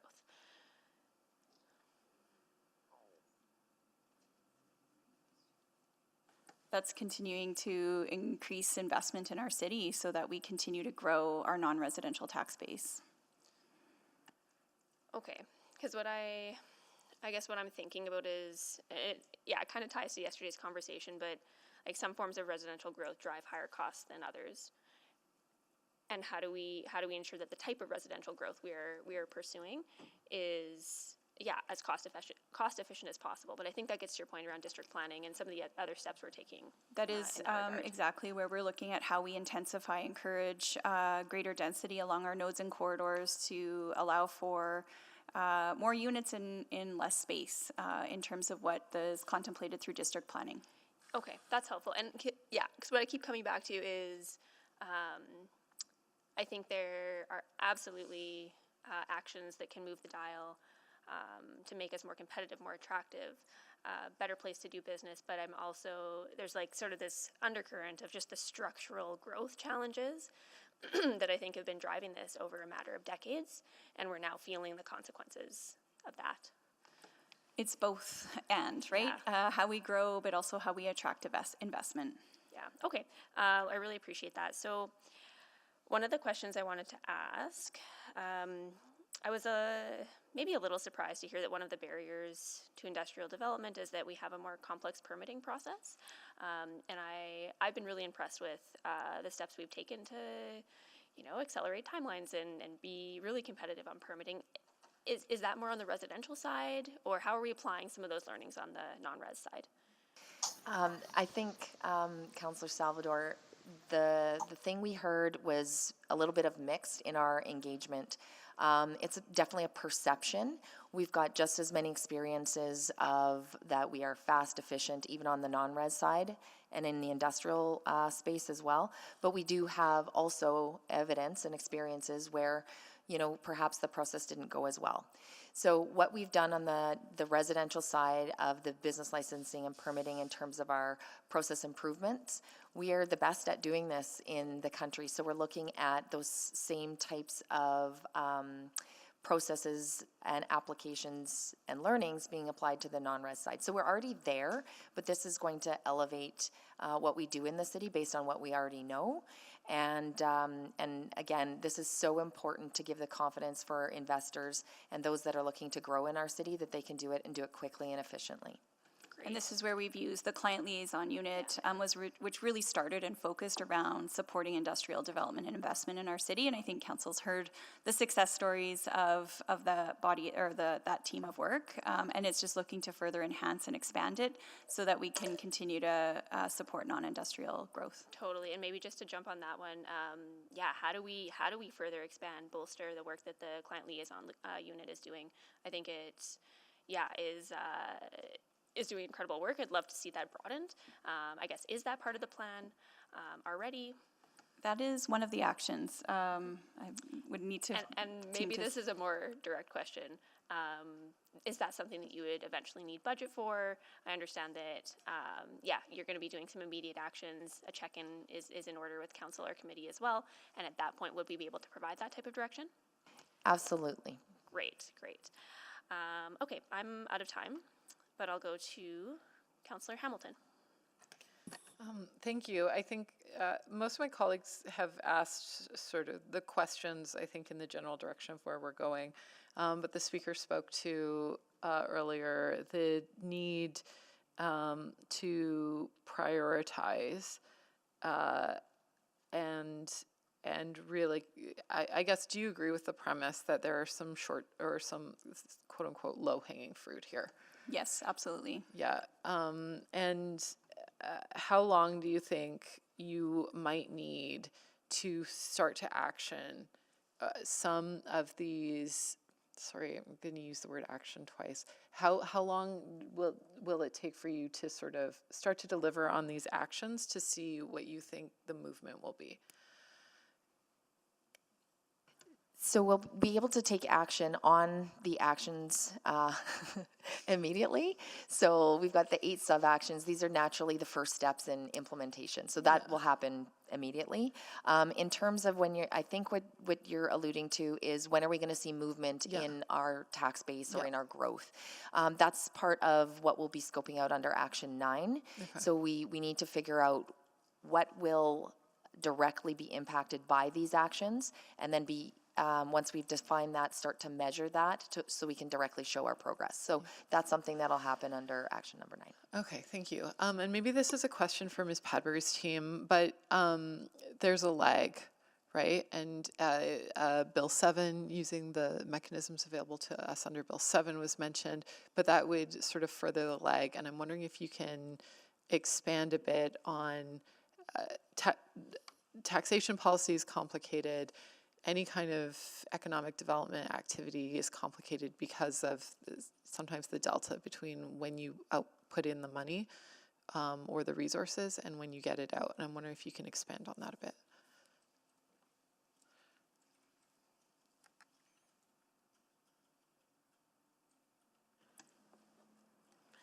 I think maybe what I would say is I think we're aware and our forecasting does try to contemplate that when we're offering programs where that lag exists, that we have mechanisms and cash flow and able to support that lag. We've seen that in our previous programs that we've offered, like Revolving Industrial Servicing Fund and the other program whose acronym escapes me at the moment. Each time we look at what types of things that we're going to do, we're careful to make sure that we don't jeopardize our ability to functionally operate the city by taking steps that create cash flow issues. And I think Bill 7 allows for 7 to 10 years of deferral or incentive. I think it's up to 15, but I may be Okay, defer all to right. Ms. Wise. That's a long time. That's an entire life If cycle. I may interject, Yeah. Bill 7 is, we now call it Section 364.2 because with several It's been legislative passed, yeah. sections beyond that. Yeah. It is a very powerful section. It's been leaned into very much by the Heartland organization in terms of incentivizing industrial development, mostly outside of the city, even though we are part of the Heartland.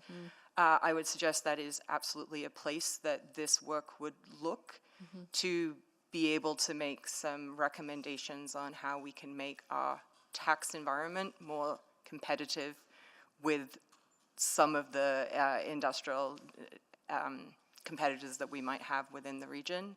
And to echo Deputy Padbury's point, if we do this in a thoughtful and strategic way, what we would be doing is enticing development where we would not have had it previously, which would always be a net growth to the city's tax base bottom line, depending on how that tax incentive was structured. That's really helpful. And at a different point and probably offline, I'd like to come back to the premise that Industrial Heartland's been incentivizing growth outside of the city boundaries here, because that's disheartening. No pun intended there. Okay, I'll leave that there. I have a replacement motion on receive for information, so I'll table that sort of in the next round. Councillor Wright. Thank you. I'm just wondering, is it typical for large municipalities to have sort of this variance with their surrounding municipalities in tax rates?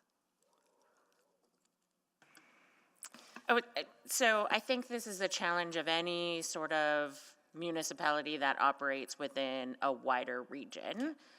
We see other areas in the country, including our neighbor to the south, where this is starting to become an issue. But I think it is unique to Edmonton in the structure of Edmonton with 12 municipalities very closely surrounding it, all independent with the ability to set their own tax policies. So there's not necessarily any learnings that we could garner from other municipalities? We're leading the rest?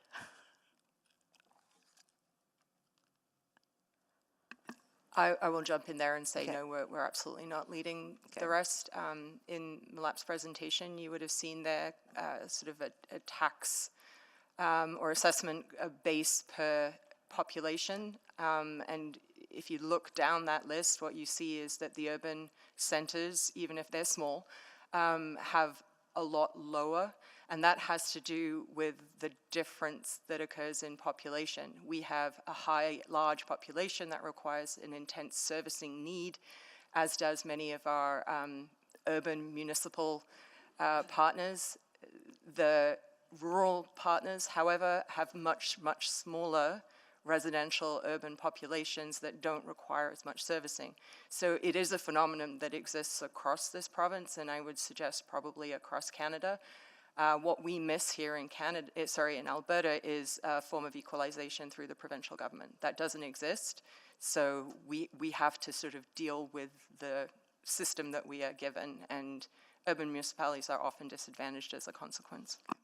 And I'm thinking the rural roads and whatnot are serviced through the province, whereas our expanse of roads is we have to pay for and take care of. Not all of those roads.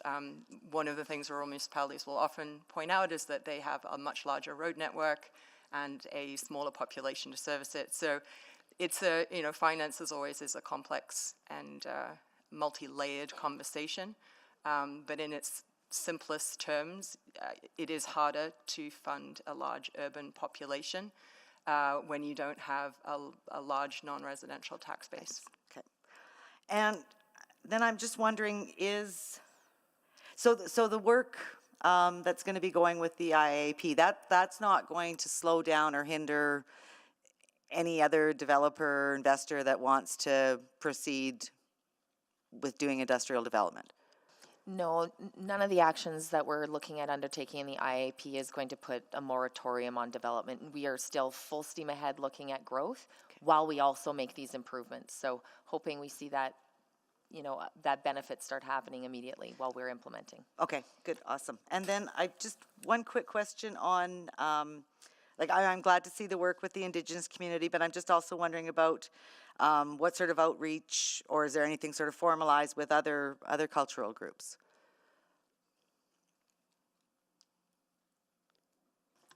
So we did, when we did our engagement, we had spoken to experts within the city of Edmonton who pointed us to various connections in the city, within the city of Edmonton. So as of right now, we don't have our a planned engagement with those groups. That's something we will build and want to make sure it's more robust than where we are at today. This is a new area for us. So it's definitely an area of growth and an area that we need to explore in more detail. Okay, that's all I have. Thank you. Councillor, I just want to circle back on your previous question. So in terms of the Canadian context and big city regions, this particular problem is somewhat unique to Edmonton.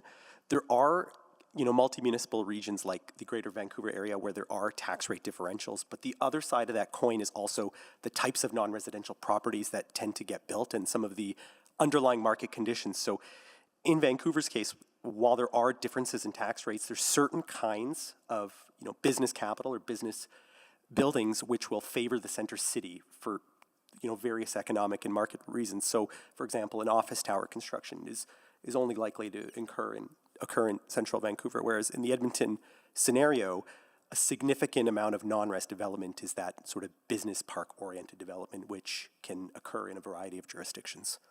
Okay, thank you for checking back in with that. Great, thank you. Councillor Stevenson. Yeah, thank you so much. This report, has so much information. Both reports, sorry, I should say, have so much really important information and really helpful starting points for this conversation. So I will apologize in advance. I have quite a few questions. I really wanted to underscore the theme of the morning, which is around this urgency. I think that you're sensing from this side of the table, recognizing that, again, this has been a trend over many, many years, and the fact that it will take time to come out of that trend.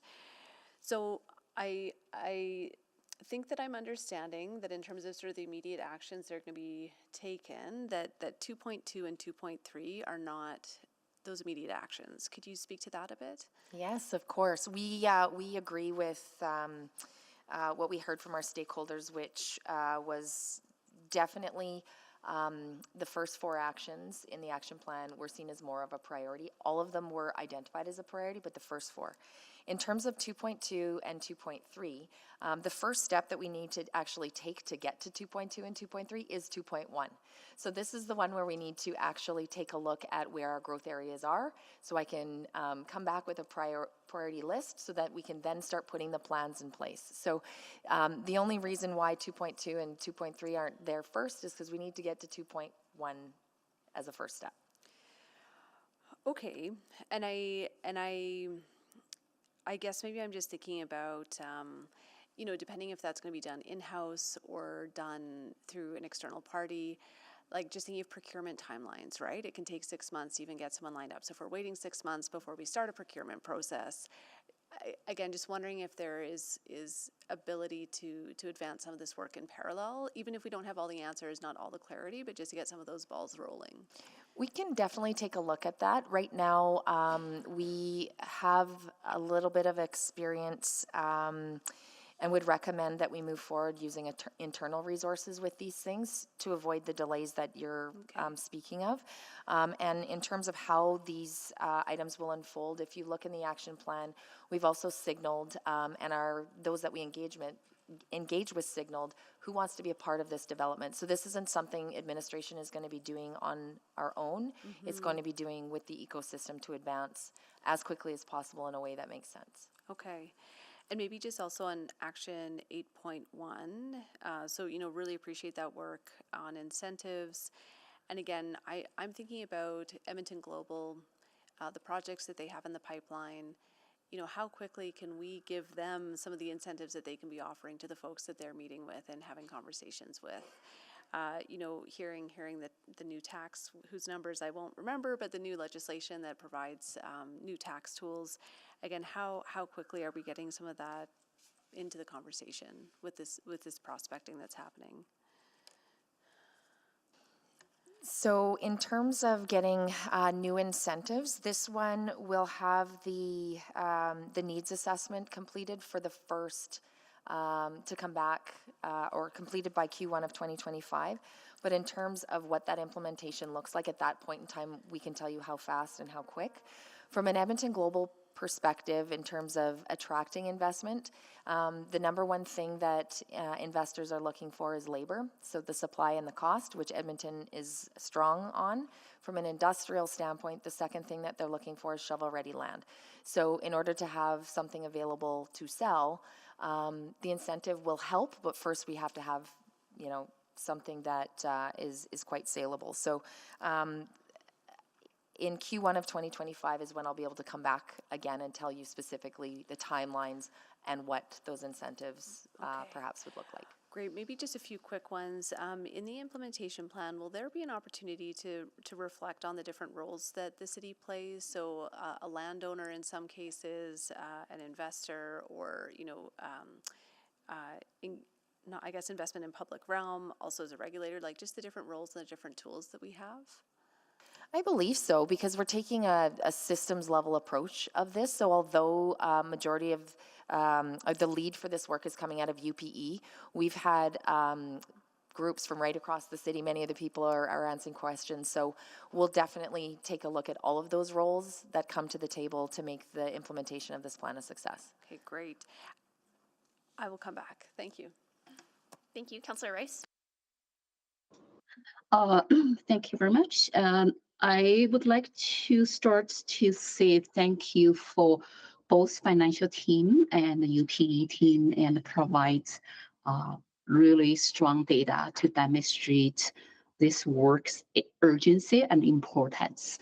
And thank you for the great work. And I still recall the animating conversation I had with UPE, like specific region development team, and talk about their passion about to get this work done as soon as possible. So I really want to say appreciate for that. Thank you for your work and lots of information here today. So the first question I would like to talk about how we can attract investment. Specifically in the industrial development, we strongly tie to investment. So if we don't have investment, and then no matter how development we could do, and then that's what impact the return on the investment. So then my first question, and based on the presentation here, our city current situation, we only have 12.5% aligned ready and for the development, but 35% is still not ready yet. So the proposed IIAP here is provide some policy and to support to reduce those number and to get more land absorbed and for the development, right?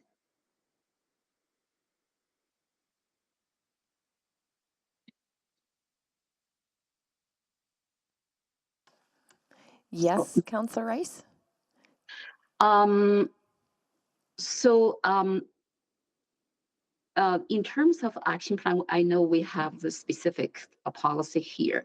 And do you have sense on the timeline for any return for us to put on this, and for the investment and the city put on, and for to support the industrial development? Yes. Do you say that timeline and then could be?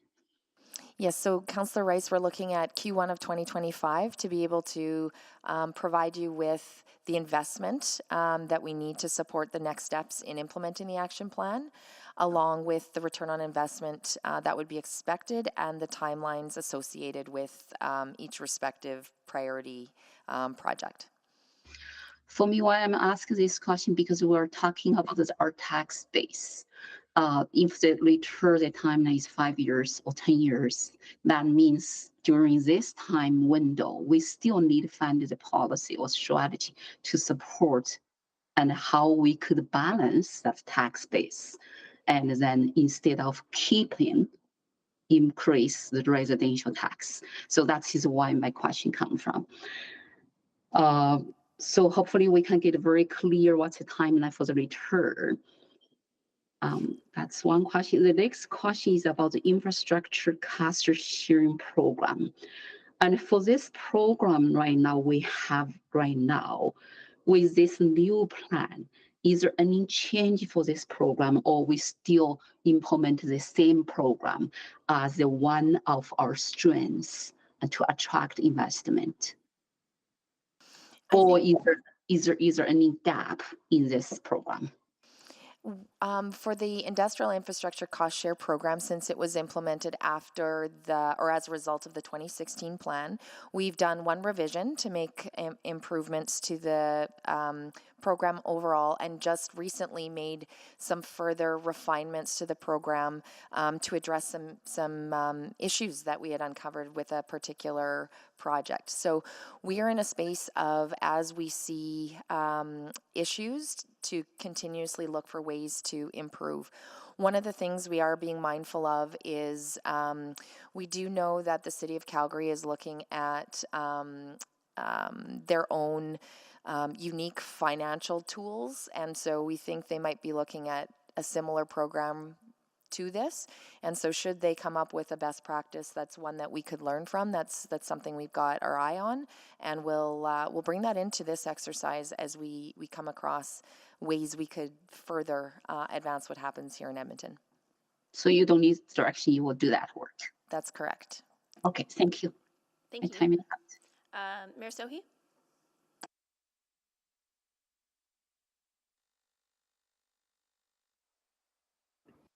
Thank you. Can you hear me? Yes. Okay. I just want to focus the conversation around equity and inclusion. This city council is deeply committed to anti-racism work, and subsections 5.2 and 8.1 are prioritizing the acceleration of this plan and implementation, keeping that aspect in mind. I just want to get a sense from you, administration, on how do you envision the inclusion of Indigenous businesses, racialized businesses in the acceleration of this plan? I think there's two ways, Mayor Sohi. The first is with the two actions, and this is not something we're going to be doing as a city alone. You'll see groups listed underneath each of the sub-actions, so we will be working on this work right beside these groups and these individuals. For our Indigenous stakeholders in particular, they asked for a standalone action to really focus on their needs, but also wanted to take an active role in other areas of the IAP. So you'll see access in particular listed throughout the IAP. So we're looking at including them in unique areas and also in other areas of the IAP should they want to take an active role. So there has been interaction with access so far now, right? That's correct. Okay. And you want to build on? I'm sorry, go ahead. I'll just jump in here quickly and say that we have reached out to Treaty 6 as well as Enoch Cree Nation and the Métis Nation of Alberta. We have not heard back yet, but that doesn't mean that we will not stop. We will continue to do this work, and when those folks are ready to come to the table, we will work alongside them. Okay. And what are some of the BIPOC business association you've been talking to, other than Indigenous? Yeah, so just administration at this point. Administration has identified a number of businesses on our list, but we are still building that list to start this work. Okay, so that will be part of your future work. Absolutely. Okay, and can you also speak to, you have identified 6 key target sectors that you want to focus on. Can you speak to that more? Like, why did you select those 6 key target sectors? These target sectors already have a presence in Edmonton, so there's a natural clustering, and they are all set to grow. And so if they're set to grow, there's an area that is a natural fit for Edmonton and an area that we can differentiate ourselves and be more competitive in those particular areas than perhaps other sectors. And I'll see if Oliver wants to add. Yeah, thank you. When we looked at this, we thought permanency. So what can we not lose to the rest of the region? We're competing with the region as a whole. So what can we look at and say, what can we hold true to Edmonton specifically? And so when we were looking at the sectors, we said what's existing and what's permanent. Okay, so what are those within the six? What are our most promising? AI, energy. Like, is there further prioritization within the six key target areas? Yeah, great question. So it's going to depend on labor demand. It's going to depend on what we have here, where it is available for shovel-ready land, and what we can get online at as fast as possible. And so when we're talking about growing the tax base, it's about all the sectors. And so when we look at permanency, we look at dependencies. We look to access to the universities. A lot of the AI sectors want to be close to the university or close to downtown in proximity to other like businesses. And so there's all of these sector dependencies that we'll be looking at when we're identifying these growth areas across the city. Yeah. Okay, I'll stop here. Thank you. Thank you. Councillor Hamilton. Thanks.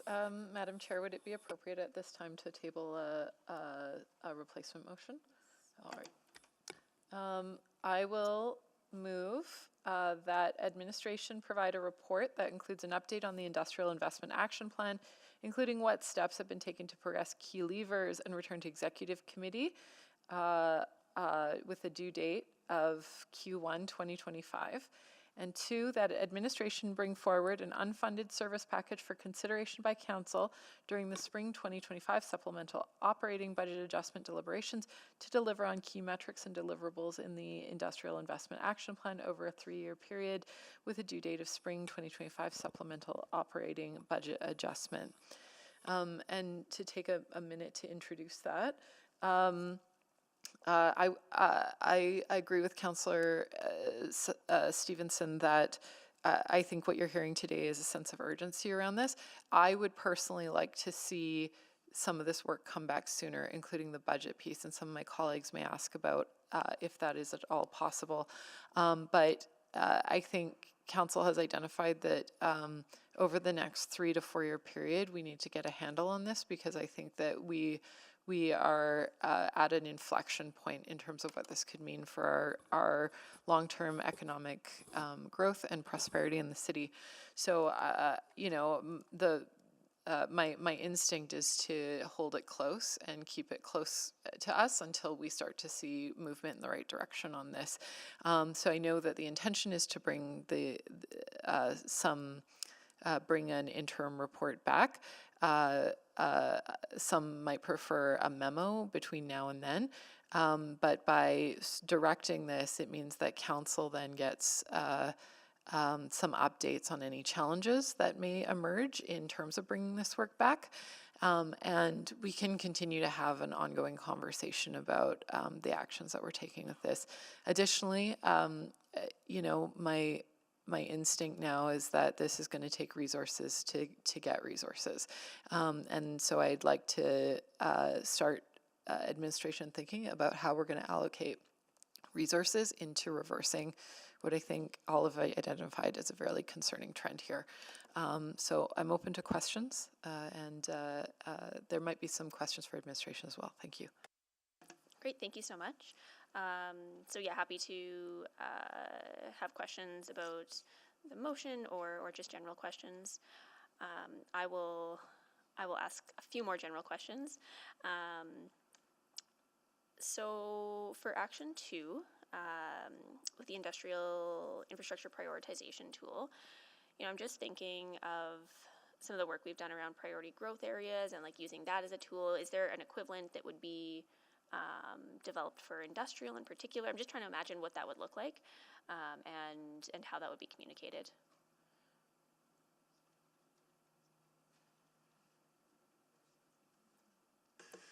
Currently, the priority growth areas are largely focused in other areas of residential and Yep. non-residential. So we have not really combined the two so Oh, far. and just to be clear, it wasn't suggesting a combination of the two, but just in terms of approach, I think, yeah, having the priority growth areas to help make clear where we expect to see more residential development has been effective, and I'm imagining something similar for non-res as well. Is that could that be part of this? We could definitely learn from what's been done in the non-residential, and then, as you know, many of you have alluded to, these two things, you know, touch on each other. So we also want to make sure we're not doing something on the industrial side that's going to create unintended consequences. So we'll have to work on these two things as the industrial piece progresses. And if there's things that we could learn from what was done on that body of work, we'll definitely consider them.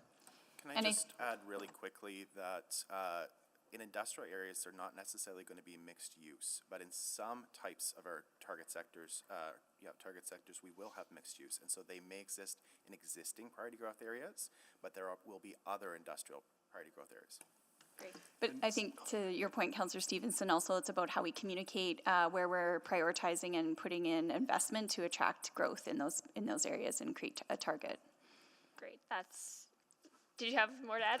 I'm just happy to jump in here. That's okay. But also building on all of that, we're going to be taking a little bit of a market demand approach to things. And so we can't do everything right away. So we're going to be looking at where do these businesses want to locate, and we're going to kind of create our own priority growth areas, all using a proper approach and following proper methodologies and such. But we're going to look at where the businesses want to locate and try to go there first. Great, and of course, I would envision that work helping inform decision making, resource allocation, et cetera, et cetera. Yes. Okay. Great. Okay.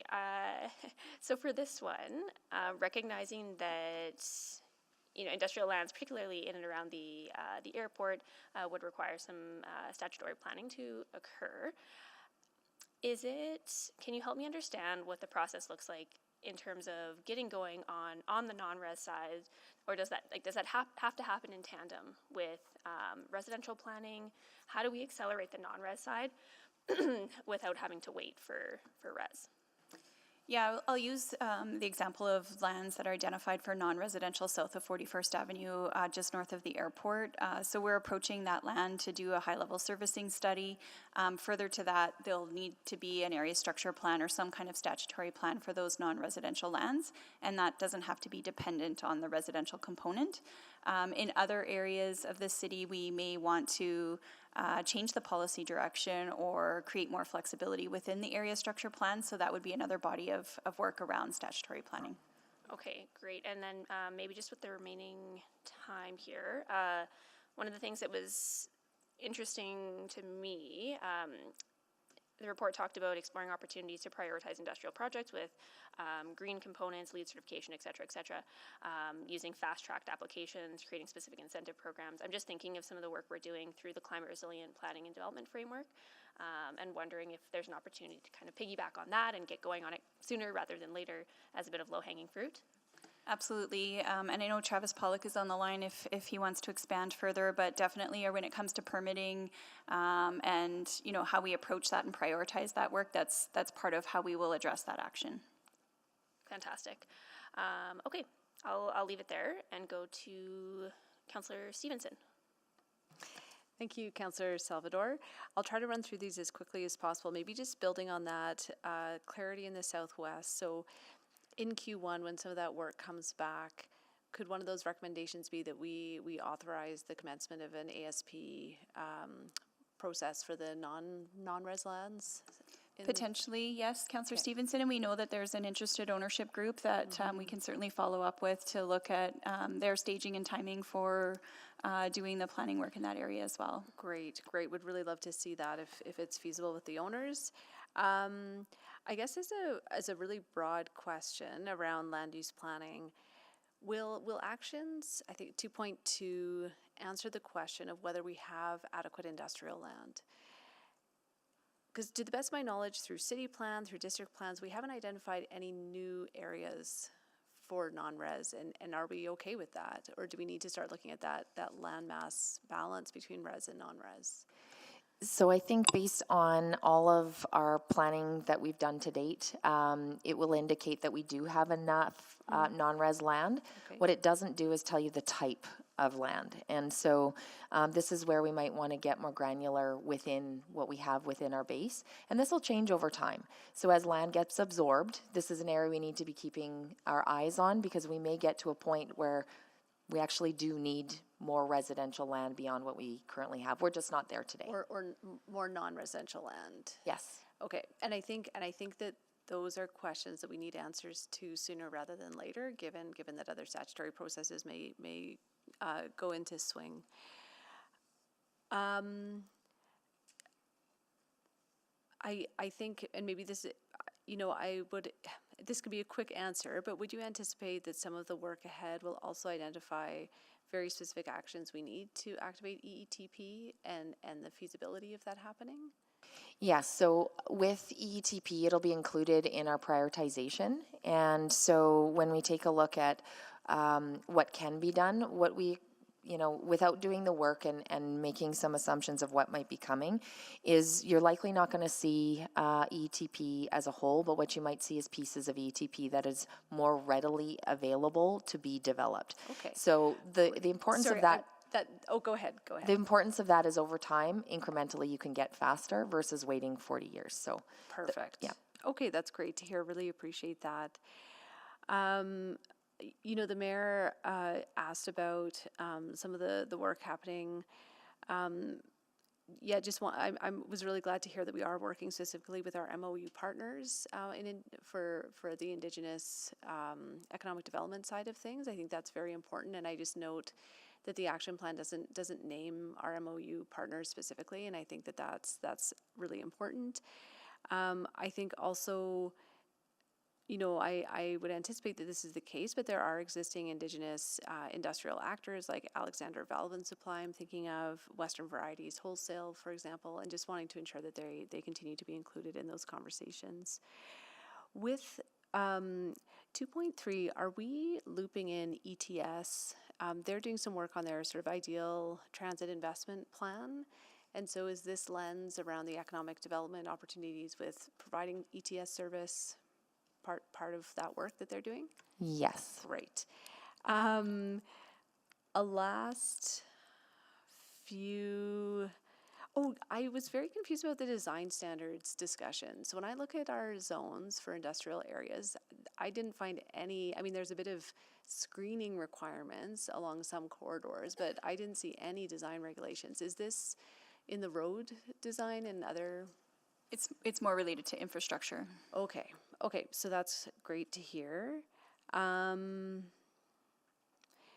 Maybe just a very last question/comment on the first report. I thought it was really excellent, really appreciate the overview.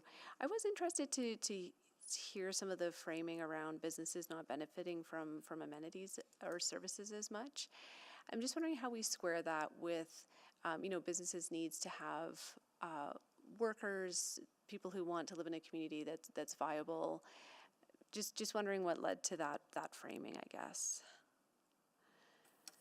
Councillor, I just want to clarify, it's not that businesses don't benefit directly.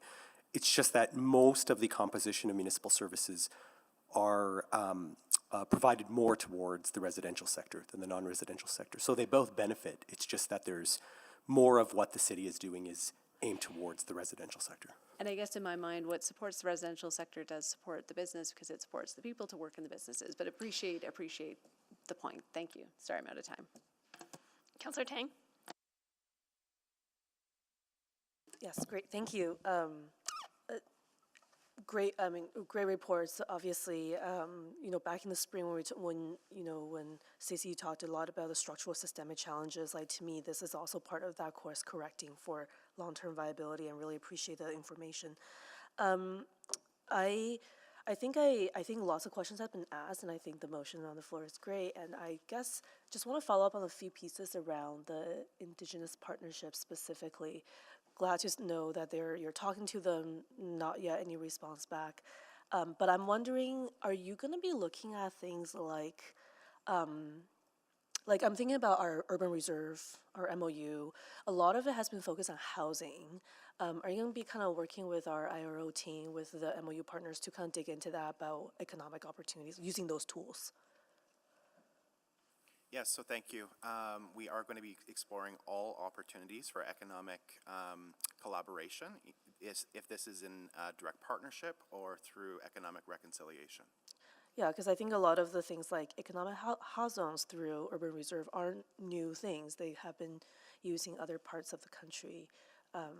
So I just want to flag that. I also note that in that section 5, access comes up a lot as a key partner, and I know they were intimately involved in the engagement, but I think there's a real question about their viability as an organization beyond this year. How do we continue to kind of involve them? And I think maybe it's a conversation we can take offline, but just wanted to hear any thoughts on that. Yeah, so it's a good point, Councillor Tang, with access. Access is just the body we have used, and they had indicated how they wanted to be reflected in this group. Through those conversations, we talked to individual businesses as well, so their names are not here. So we're hopeful that access will continue, and we can continue to build that relationship and support that community. Should access not be in place, we would need to be building those direct relationships more fully. We've got to start, but it's something we need to go individually in a bigger way. Okay, thank you. The Reno Tahoe Industrial Park comes up a lot with this government, as the speaker pointed out, and I've thought about that example quite a bit. If I look at what they're doing well, we're doing a lot of that too, but maybe on a smaller scale. And there's actions in this plan that will say, do it more, do it better. And then the other piece to me is like the sheer size of a park like that. I guess I'm just like, when you were looking at case studies like that, any reflections? Because I think that model is actually quite important, and I don't know if you came across that example because it comes up a lot. Yeah, we've looked at a lot of different jurisdictions, and the long story short is we're going to look at how they do it well and some of their shortcomings and failures, and try to cook that into what we're doing. So we're taking a very systematic approach to things, and we want to take as much learning as we can from elsewhere to pull that in. So there's a few test cases we're going to lean pretty hard on. Yeah, great. I think it was a good. I think I flagged that just because it's been so much discussed also with provincial government, and if there is any joint advocacy, I think we need to kind of lean on what is familiar as well. And then just finally, because I'm not going to speak to this, I'll just take my time to kind of highlight that the Southwest cluster of folks, I know they've raised their issue numerous times during zoning bylaw, during district planning, and it's been a while, and it feels the issue hasn't quite been resolved, and there's a perception of not enough urgency, but I just want, I'm hearing from you that, yes, we're on it, and this gives us more of that fire, right? Yeah, and Councillor Tang will directly reach out as well again to establish more clarity on the process and how we can help move the development forward. Okay, thank you. I think that's it. I had one, but now I forgot. Anyways, great work. Thank you very much for this. I look forward to the next update. Great, thank you so much. Mayor Sohi. Yeah, appreciate this motion from Councillor Hamilton. Couple of questions going back to over yesterday's discussion on substantial completions and this discussion today. And this is question to Kim. The silos that we're seeing, all these things coming to us, I'm glad they're coming together in a more the way they have come together so far, helping us break down those silos. What more you would think we can do to find the alignment? Because what I worry about is that if we continue to grow residential south of 41st, do we have enough industrial land available for us to continue to grow? Because we're not going to annex more land. That's my understanding. So we have enough. Do we have enough land supply? And also, should we focus on the residential or should we focus on non-residential because of we have already lost the game to the region, right? So I'm glad this is happening now in more of a closed timeline. Just want to get your thoughts on that. Yeah, I think with this, appreciate the feedback in terms of how we navigate the conversations around city building and the challenges we're experiencing as we grow, or the opportunities that we look to leverage as we implement city plan. When it comes to industrial development or non-residential development, city plan identifies lands for non-residential, and there is quite a bit still to grow in that space. Our challenge right now is that we don't have enough shovel-ready land, and so Absolutely. So certainly prioritizing that in terms of the action plan and the actions that we need to take to lean into that particular aspect is a really important one. And so Absolutely. I get that. I think that's the number one thing that we need to work on. Also removing barriers and collecting data. But I also worry this is going back to the annexation conversation that we would not be annexing more land.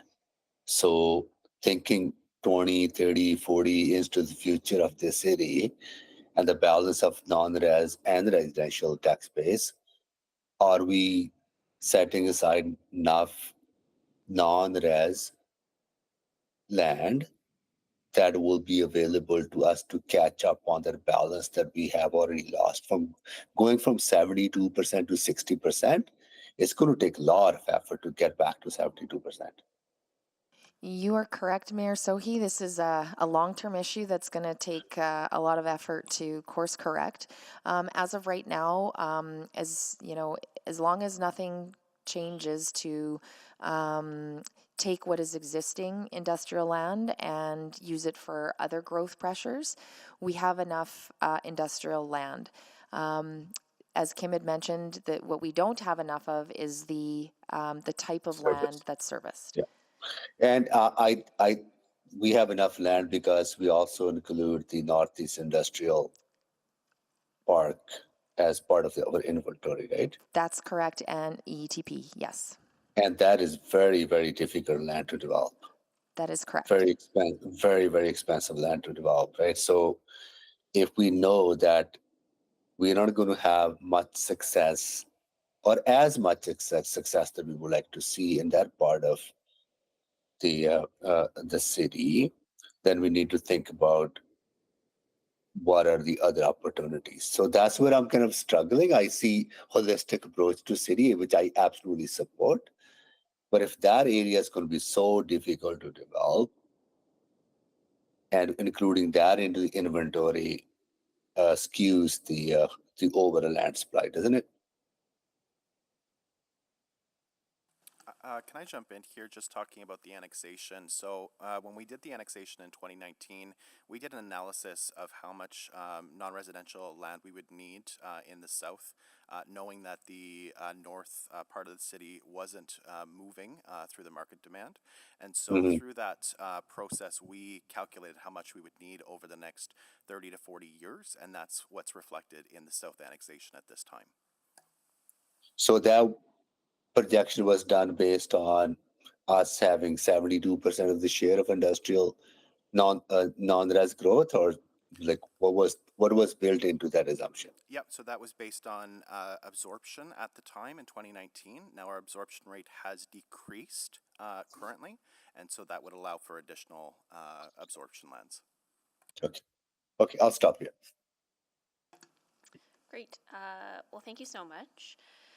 So at this time, I'm not seeing anyone else on the board for questions. Is there anyone who, oh, hang on. Councillor Rutherford, are you on to speak to this item? I just have one question. One question? Okay, go ahead. Sorry, I've been listening. I guess just to administration, you know, in sort of looking at it at a high level, I see the points, but I'm really struggling to understand. So can you be a little bit more pragmatic in terms of, with this strategy, how does it help both two areas that are of concern to me personally and the residents that I represent, the Yellowhead Trail, some of that land that needs to be converted, and the Northwest, like the Mustatum industrial areas? Because I hear it's hard to unlock, but how does this strategy get us there then? So I think the way the strategy gets us there is it takes a more detailed look of what we have to offer, so that we can increase demand for what we currently have in the city.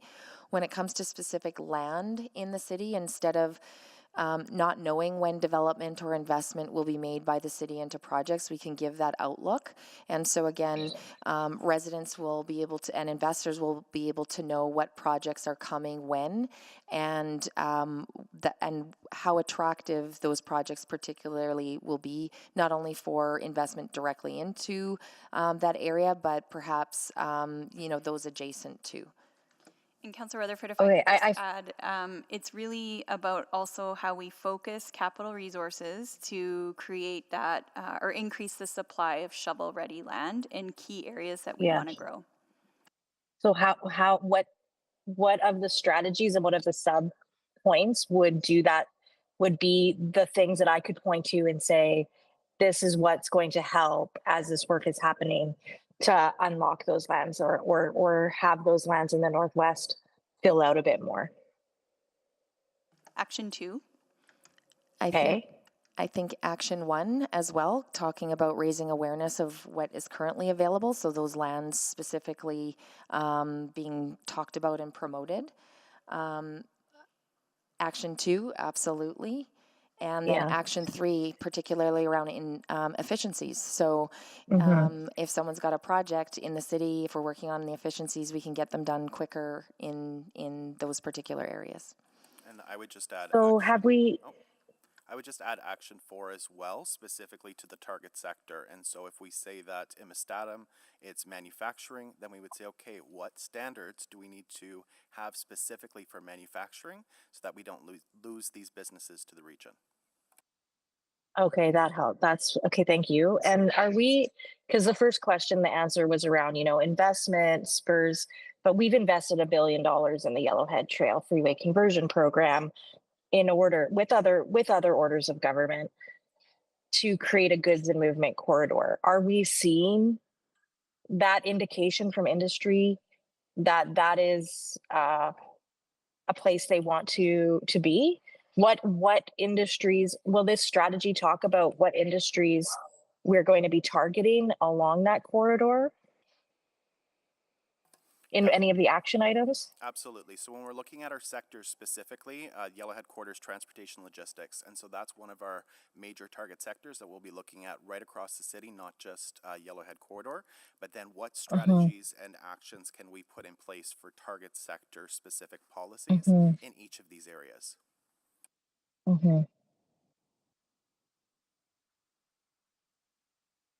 Okay, and I guess my last question, and I apologize, I jumped in after some people had already asked questions. So if this has already been asked, I apologize. But how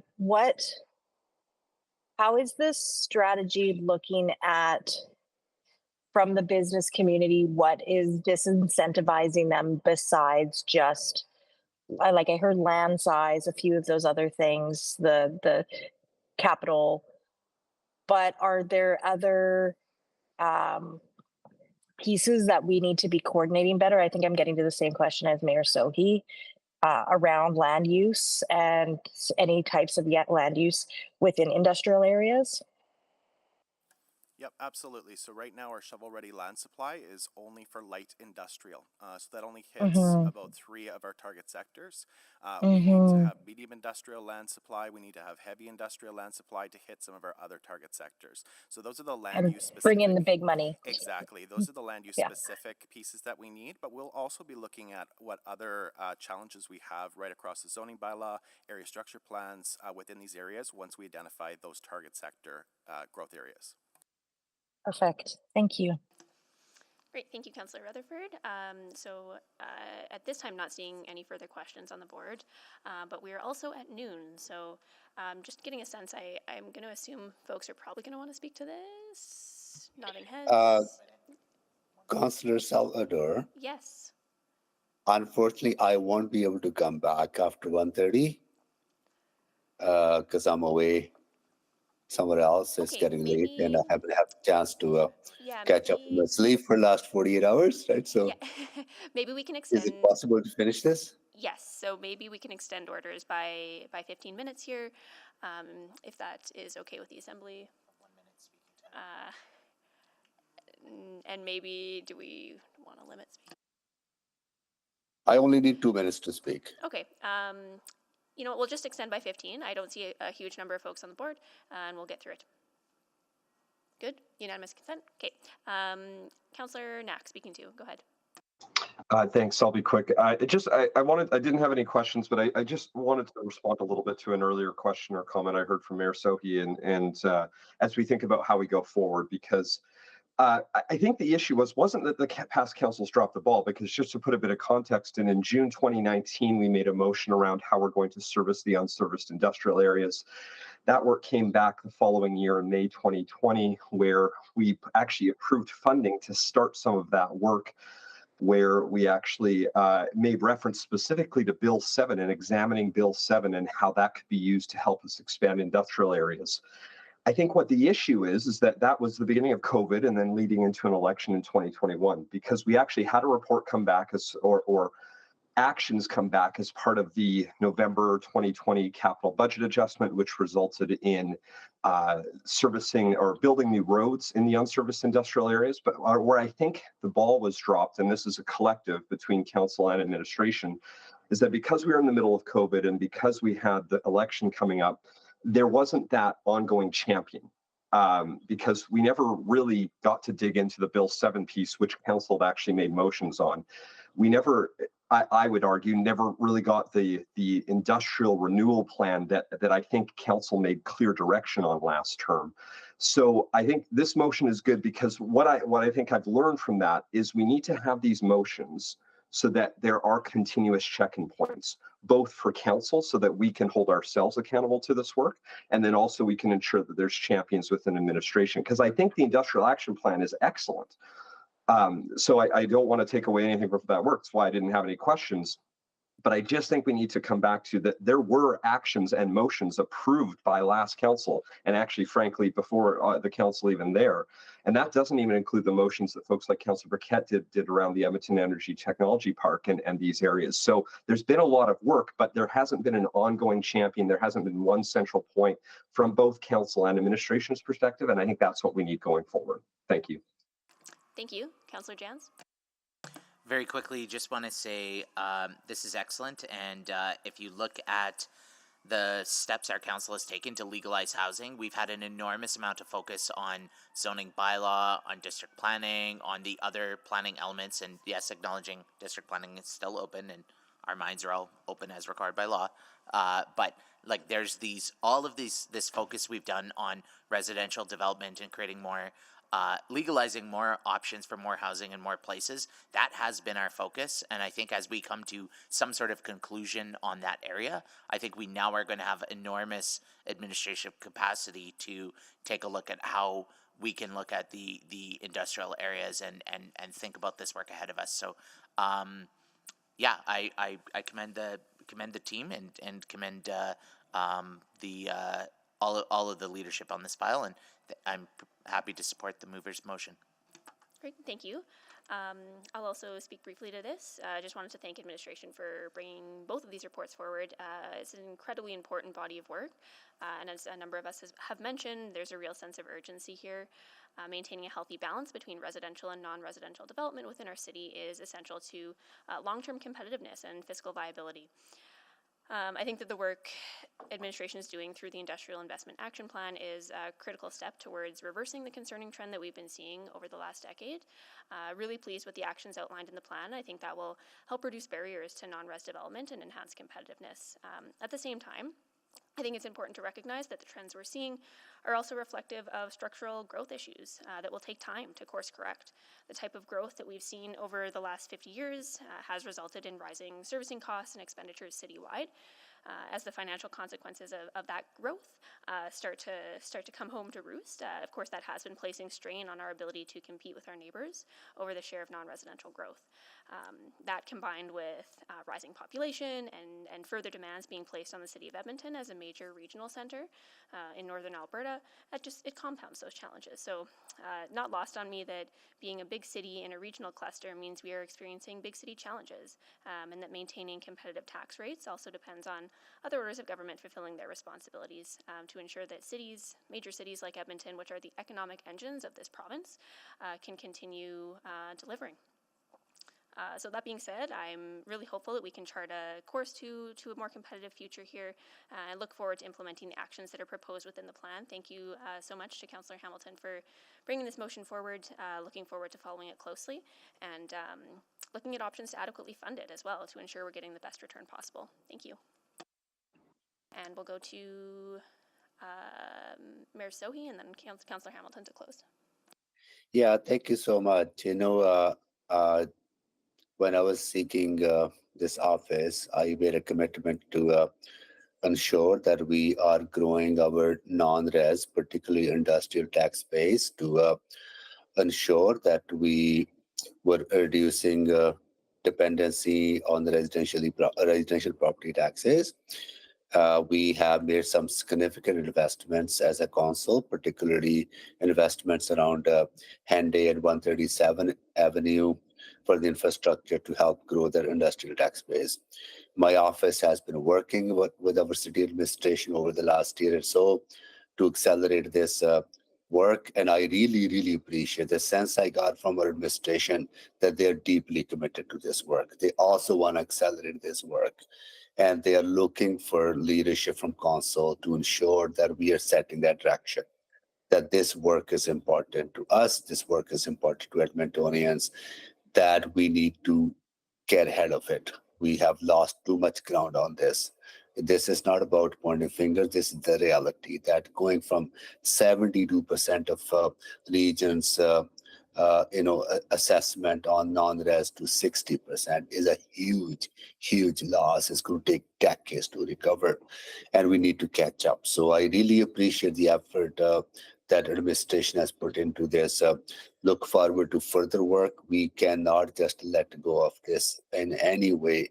We need to keep track on it. We need to keep eyes on it, and I will be keeping eyes on it because it's so important for some of the structural challenges that we're facing as a municipality when it comes to funding are rooted in some of that work that we should have not let lose sight of in the past, and we cannot afford to do that in the future. So look forward to their work.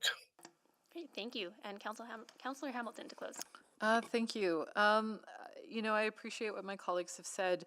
And I think Councillor Knack articulated it well, that this is very much about holding ourselves accountable and keeping those touch points going. And I think it highlights the importance of having champions for different initiatives that the city is trying to move forward on, both big and small. I hope that this discussion this morning has conveyed the sense of urgency. I agree with Mayor Sohi that I think I fear that it will take decades to recover this kind of industrial development, but I'm hoping with some undivided attention to the file at the level of council, we can perhaps start to reverse those trends quicker.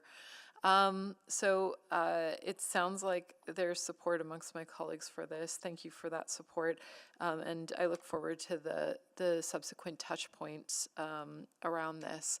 And I would say, and I think it's fair, that if we can bring that budget package back sooner so that once those conversations happen in Q1, you can commence with whatever needs to happen next. I think that would be favorable and frankly desirable to see. So thank you. Great, thanks so much. Please vote.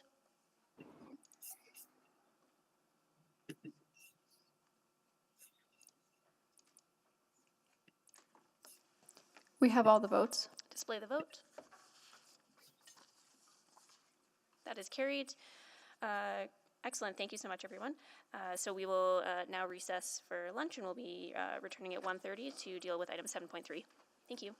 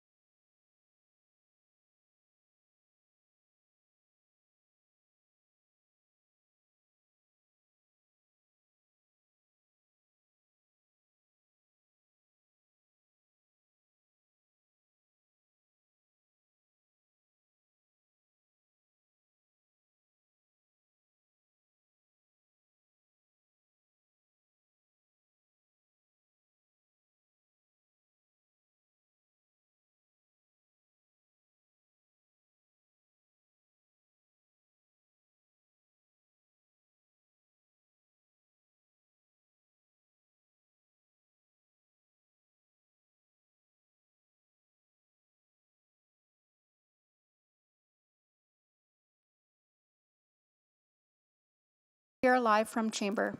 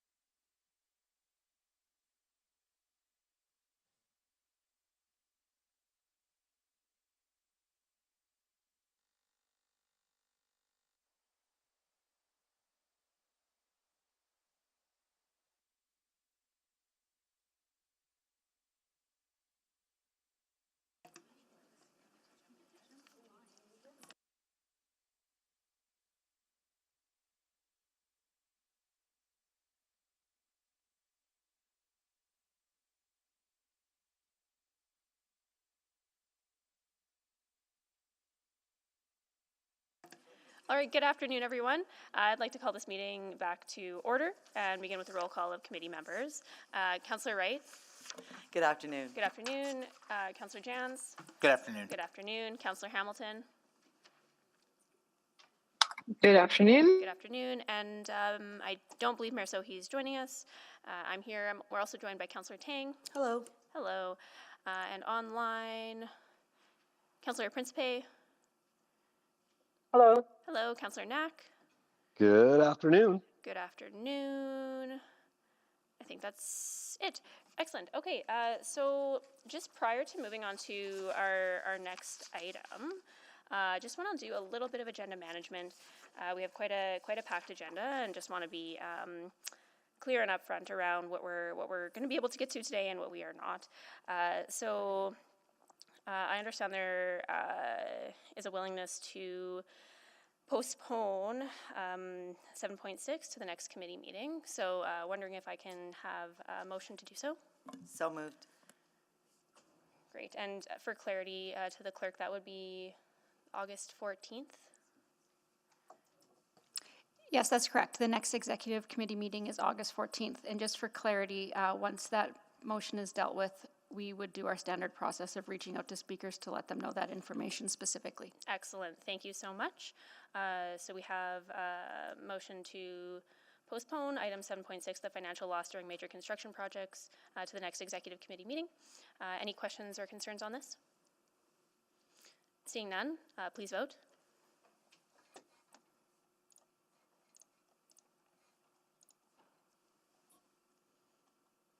Yes, Madam Clerk. Thank you. We have all the votes. Please display the vote. That is carried. Perfect.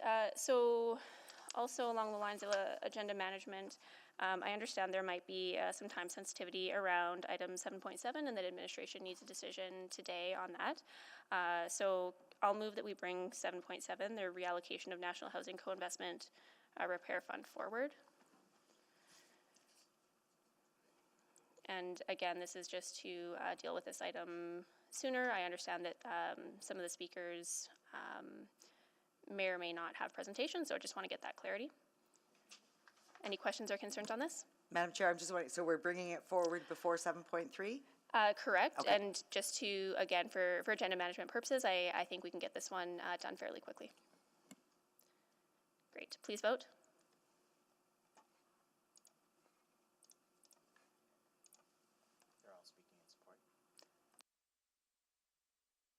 Please display the vote.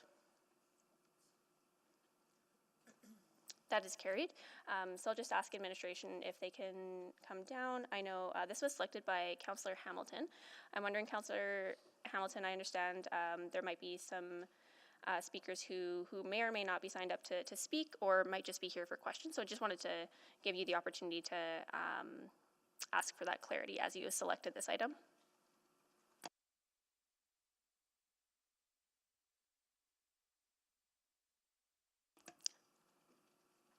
Councillor Hamilton, are you online? Yes, sorry, I missed that. Oh, I was just, I know you had selected this item, so I did want to defer to you, but recognizing there might be some speakers who are signed up for this, I'm not sure if they have presentations or just we're here to answer questions. Wanted to give you that opportunity. If you wanted to seek that clarity, I can also seek it. You can, I selected it because of the speakers, so I don't have questions to them. You can defer to them. Great. So maybe to administration, I mean, I don't necessarily need a presentation on this. It was selected for the speakers. Are we aware if the speakers are desiring to speak or if they were just here to answer questions? I'm not quite sure. My understanding, they were here available to answer questions. Okay. So are there any questions to these speakers from committee members? Not seeing any. Is there a desire to move the recommendation in the report? So moved. Okay, I heard that from Councillor Hamilton. So can we just get the language up on the board there for the recommendation? Would you mind reading that in, Councillor Hamilton? Sure. I'll move that Executive Committee recommend to City Council that $3 million of Canada Mortgage Housing Corporation National Housing Co-Investment Fund be transferred from the 2024 Social Development Branch operating budget to capital profile 23904101 Social Housing Capital Renewal Project to fund the project outlined in attachment 2 of the June 19th, 2024 Community Services Report CS 02442. And 2, that an amendment to the Affordable Housing Capital Improvement Program improvement agreement between the City of Edmonton and Sabita for an amount not exceeding $23,300,000 as outlined in attachment 2 of the June 19th, 2024 Community Services Report CS 02442 be approved, and that it be in a form and content acceptable to the city manager. Great. Thank you so much. So any, again, questions or closing remarks on this? None from me. Great. Please vote.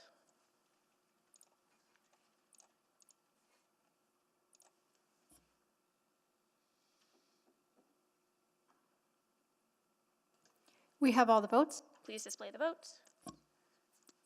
That is carried. Excellent. Well, thank you so much, colleagues, for your flexibility in getting some of those dealt with sooner rather than later. So that means we can resume the order that we were about to follow, which means we're on 7.3, Living Wage and Sustainable Procurement Updates. And this was selected by Councillor Hamilton, so we'll invite the correct delegation to come down and begin with a presentation before we move to speakers.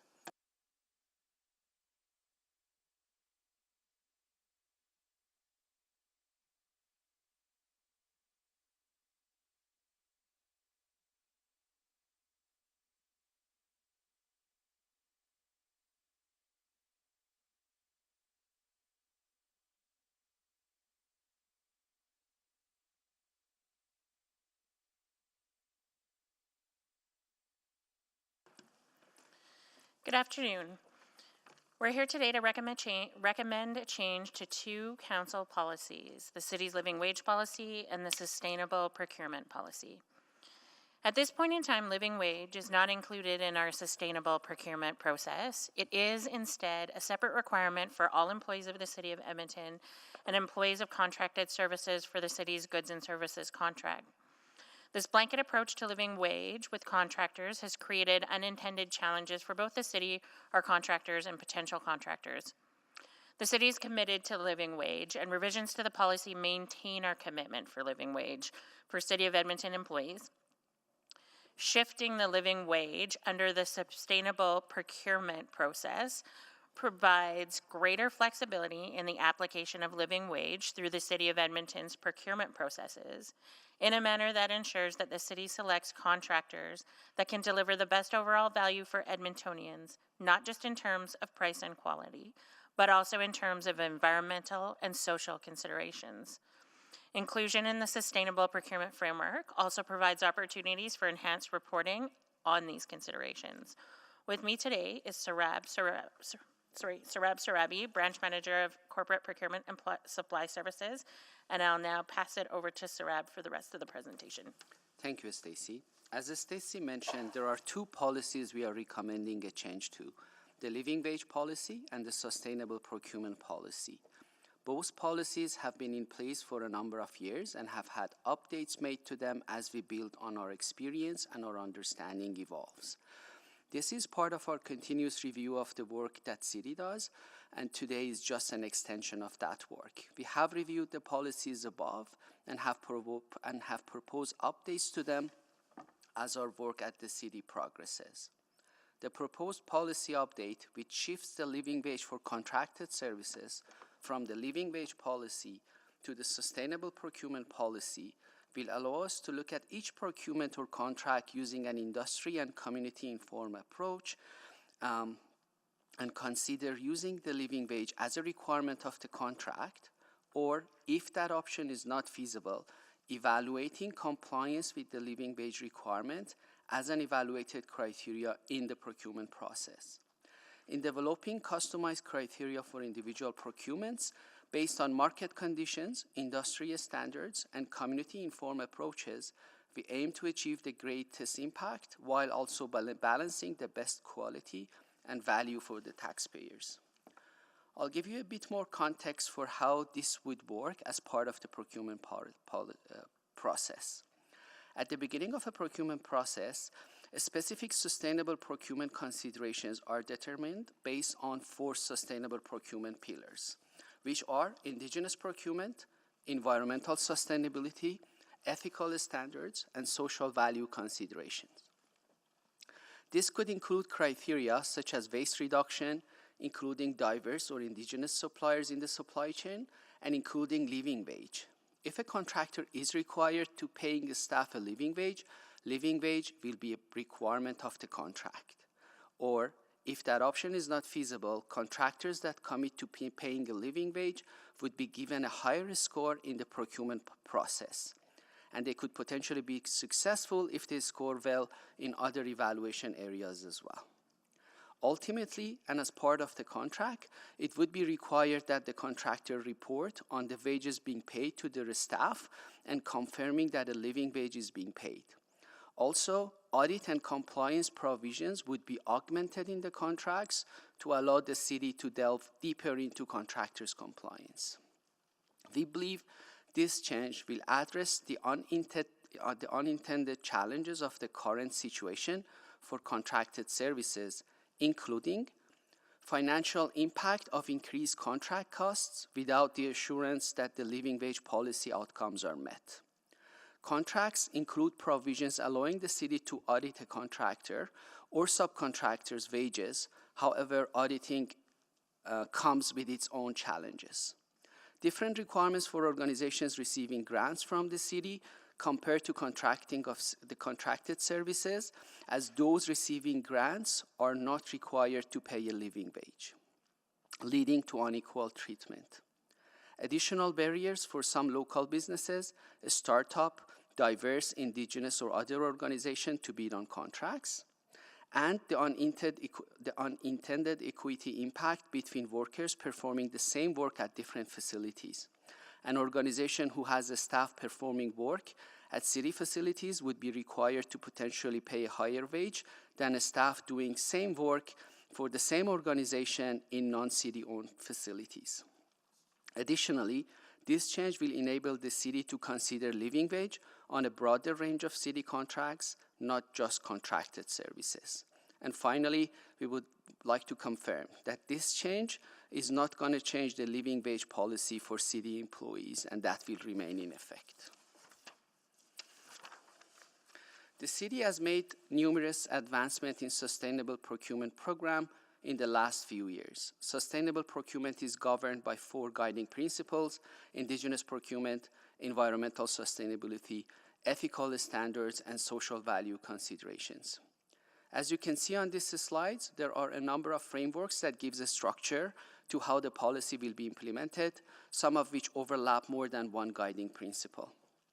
The social procurement framework and the indigenous procurement framework outline various options to make intentional positive contributions to the community from our existing purchasing needs. The Community Benefits Agreement framework will enforce specific social value outcomes, such as hiring, training, or procurement on construction, infrastructure, and developmental projects to ensure projects enhance social, cultural, environmental, and economic opportunities for the community. The Diversity Spend Reporting Framework will identify how the city will track the diversity of city suppliers against social value consideration outcomes of the city's sustainable procurement policy. The Measurement and Reporting Framework will use an outcome-based measurement and reporting process. An indigenous set-aside approach is also being developed with the goal of increasing direct and subcontracting spend with indigenous businesses. Along with the frameworks, a number of tools have been or will be implemented that operationalize various aspects of the program, such as sustainable low-value purchase guidelines and a menu of sustainable procurement evaluation criteria and contractual requirements. At present, the living wage policy is not considered as part of the social value assessment when procuring contracts. Instead, it is included in the contract itself. This blanket approach to living wage with contractors has created unintended challenges for both the city, its contractors, and potential contractors. A more equitable approach for bidders on contracts would be to include living wage as a social value consideration during the procurement. By using one or a combination of evaluation criteria, the city can achieve the desired outcomes. The new approach will also enable the city to better monitor, track, and report on vendors' compliance with all aspects of sustainable procurement, including the living wage. This will be done in accordance with work currently being carried out to enhance the city options and oversight on suppliers' compliance with social procurement requirements. A report with the administration's recommended approach is expected to be presented to the Executive Committee in November, with details of how this reporting is going to work out. To summarize, the city purchases over $1 billion each year and wants to leverage the city's purchasing power to create positive economic, environmental, and social impacts on our community. Using the sustainable procurement process will help us to select contractors and suppliers that can deliver the best overall value for Edmontonians, not just in terms of price and quality, but also in terms of environmental and social considerations. Living wage is one important tool that we will continue to use it as part of a broader approach to making Edmonton a more inclusive, safe, and welcoming city. Thank you. This concludes our presentation for today, and we are happy to take questions, I guess, after hearing from the public. Thank you so much for the presentation. Now I'm understanding that we do have a number of speakers. So I would ask the speakers for this item to follow the guidance of the clerk. And I'll just make sure that everyone's here. So we have Greg Mady.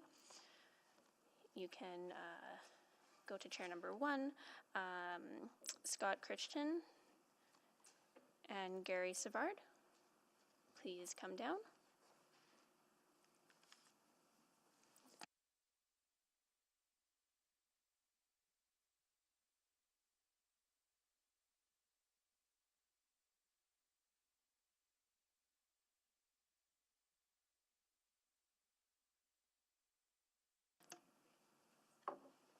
Great, thank you so much.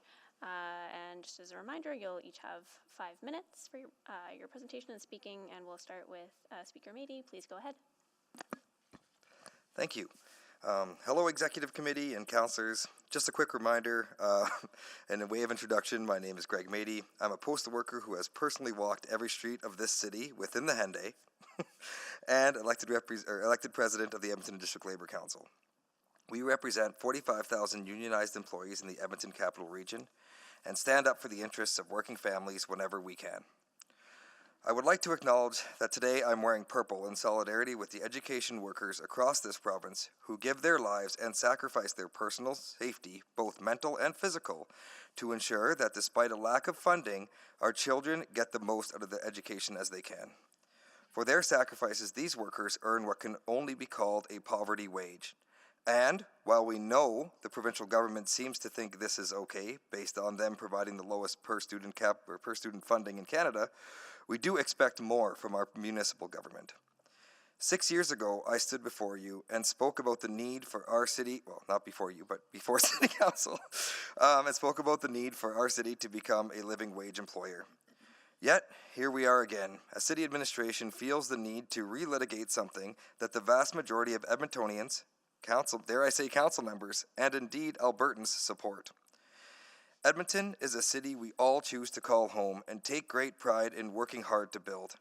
During the last municipal election, Working Families Edmonton heard clearly about the need to invest in frontline services and stop contracting out so we can ensure that Edmontonians receive the quality service we all expect and deserve. But, according to the report, we now have to take time out of our day to discuss a dozen or so whiny contractors who don't want to pay their workers well enough to live in our city. I'm sorry, but since when is this our problem? It's their problem, and lucky for them, we have the solution. If they are having a hard time finding people who are willing to work for poverty wages, as the report alleges, they should increase their bids and pay their workers better.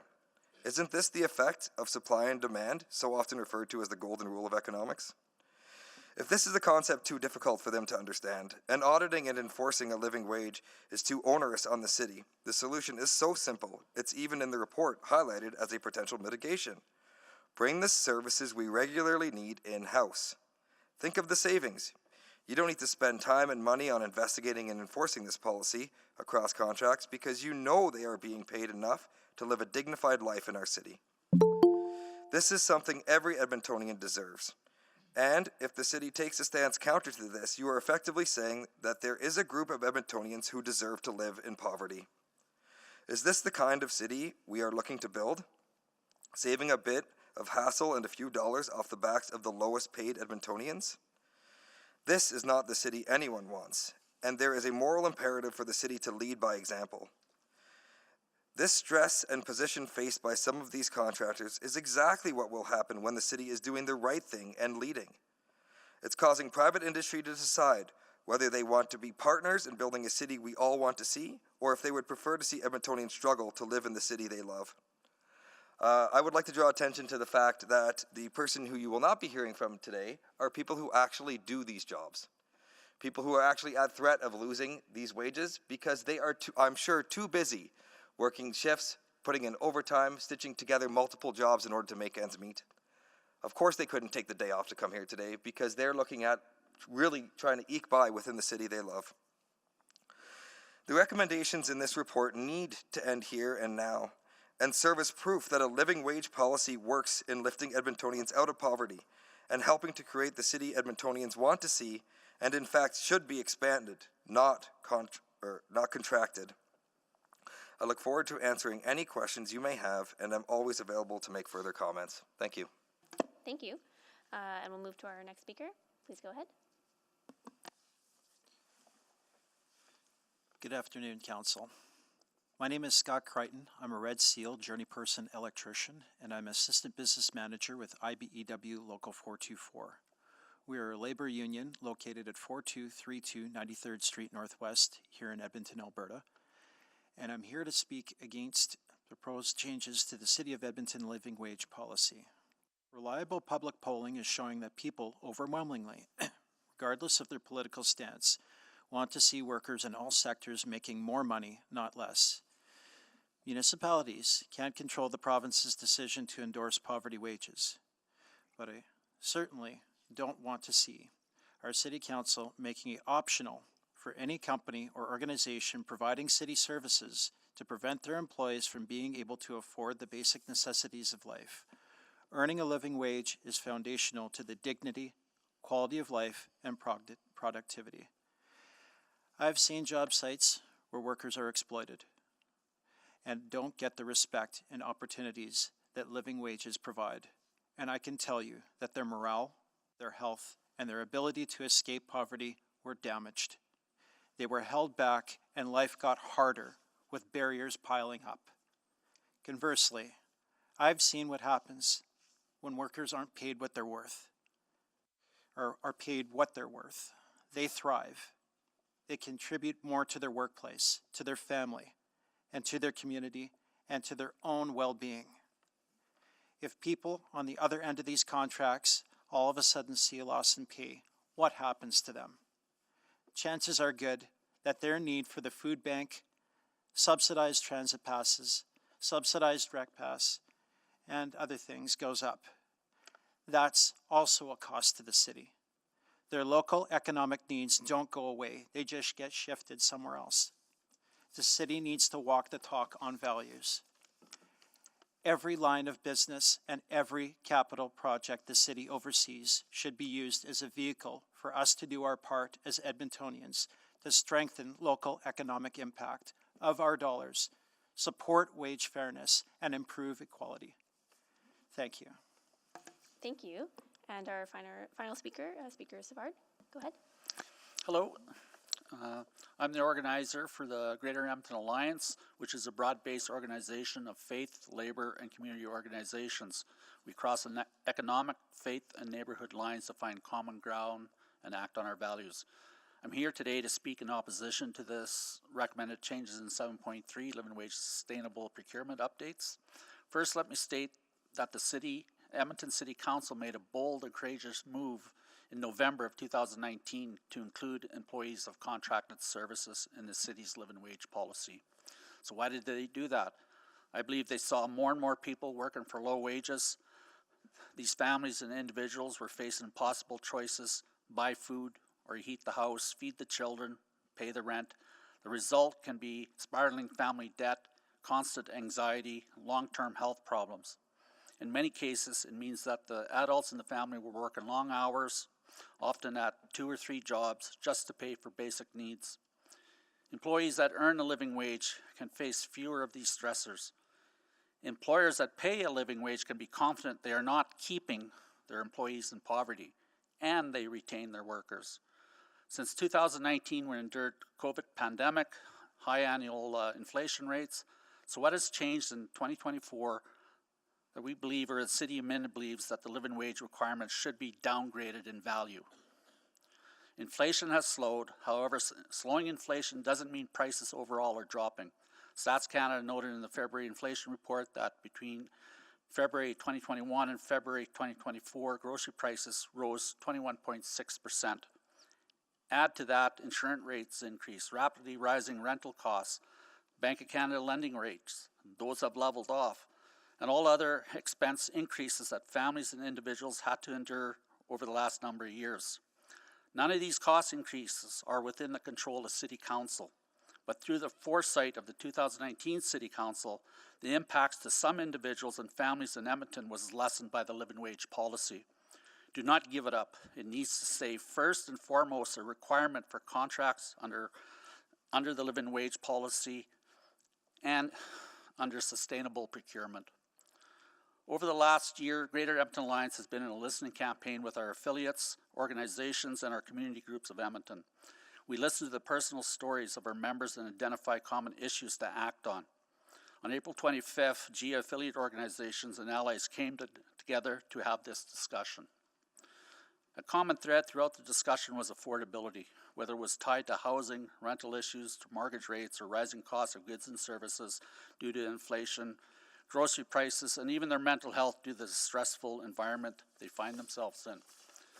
As I was engaging with different organizations and their leaders, which is part of my job, I came across a few charitable groups making bag lunches for students at local schools.